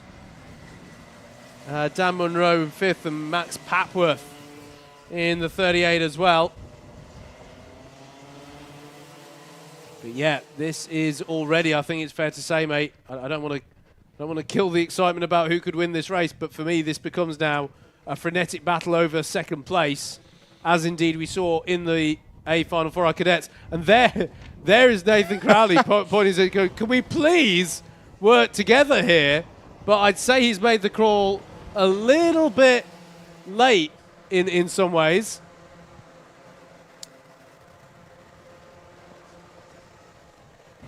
So Marmelock leads them into the second chicane. Once again, just a reminder, that is not a yellow flag showing. That's our camera angle looking at a blustery. Showing how blustery it is here today. That is not in sight for the drivers. Tucking underneath the Sam Masters there. Dan Munro with a great run off the corner. And what happened to Masters there? That was a very odd run off of the corner for him there. He had to move immediately to the inside to cover off Max Papworth, also attacking. Going defensive now is Marmelock down the back straight. The argument for Marmelock is like, okay, we could work together, but you're not going to pull in 4.5, 5 seconds between now and 6.5 minutes. 5.7 seconds now for the rest of the field. The trouble now, though, for Marmelock, now he's out of control of the front of this pack, is how many times a driver's going to be able to get past him. There's now a big pack. That is the risk. Yes. We have seen it in Club 100 racing over the years. You can do the big Gandalf, as we call it, but if you're not quite able to get it to the end of the race, you've then got to, instead of 1, 2, maybe 3 carts tucked up under your rear axle, you've got 10, 12, 15, and you can lose a lot of positions very quickly. Munro's through. And I don't quite know how he's through, because that looked to me like the outside of Horseshoe, but Munro is through on Marmelock. And what's interesting as well here, Andrew, is the pace of Crowley and the gap that he's already got on this pack. He's managed to pull out 1.2 seconds, the best part of, on that one lap that he had. Dan Munro then up into 3rd place. Marmelock, I mean, as you say, mate, still battling away for his best result. Yeah, but he's coming under pressure here from Masters now. And the 38 of Max Papworth trying to buy into this as well. As closing up onto the back of them is Leo French, who's been working his way up through the order really well. He was outside the top 10 just a few laps ago, but look out for the 33. He's racing really well. Battling with Matthew Bolton at the moment down the back straight here in the wheel tracks of Max Papworth. And Leo French in that 33 now tries to tuck underneath Papworth, but holds station for now. Good little battle this as they work through the first chicane for the 9th time. 4.5 minutes just over left on the clock. O'Regan leads 6.2 seconds pretty much now to the good at the head of this field. Nathan Crowley in 2nd and Dan Munro in 3rd. And then pretty much we go back to this pack.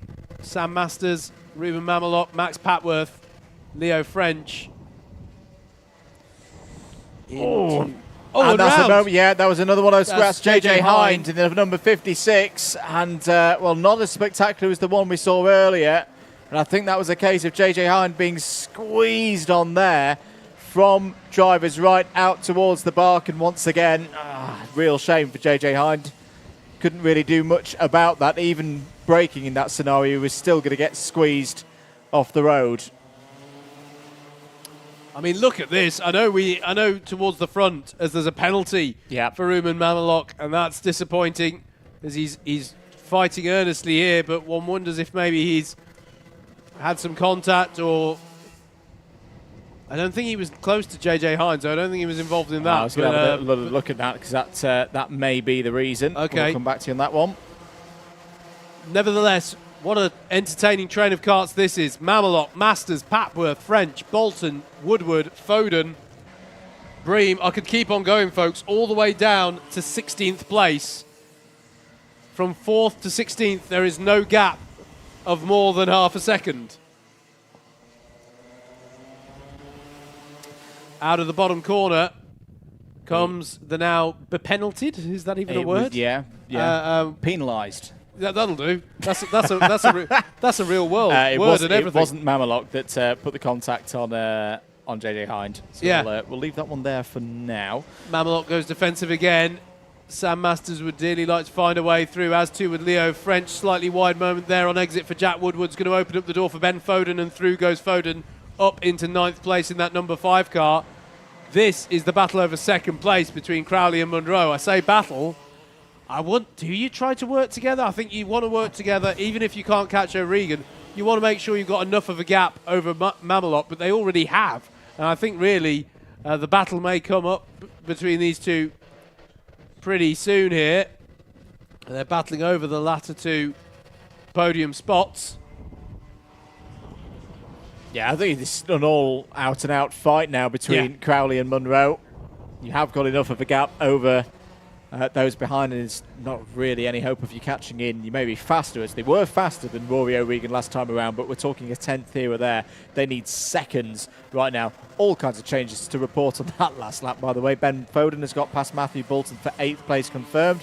William Taylor has got past Bertie Bream for 11th place. That's the 58 ahead of the 93. And Matthew Cooper has also got ahead of Salvador Newman for 14th place. This is the number 28 of Ruben Mamelok. It's the Mamelok train, it would seem, here today in the Rowley Marshes. Samuel Masters at the moment is the first beneficiary of the penalty that Mamelok does already have on his copybook here in this race.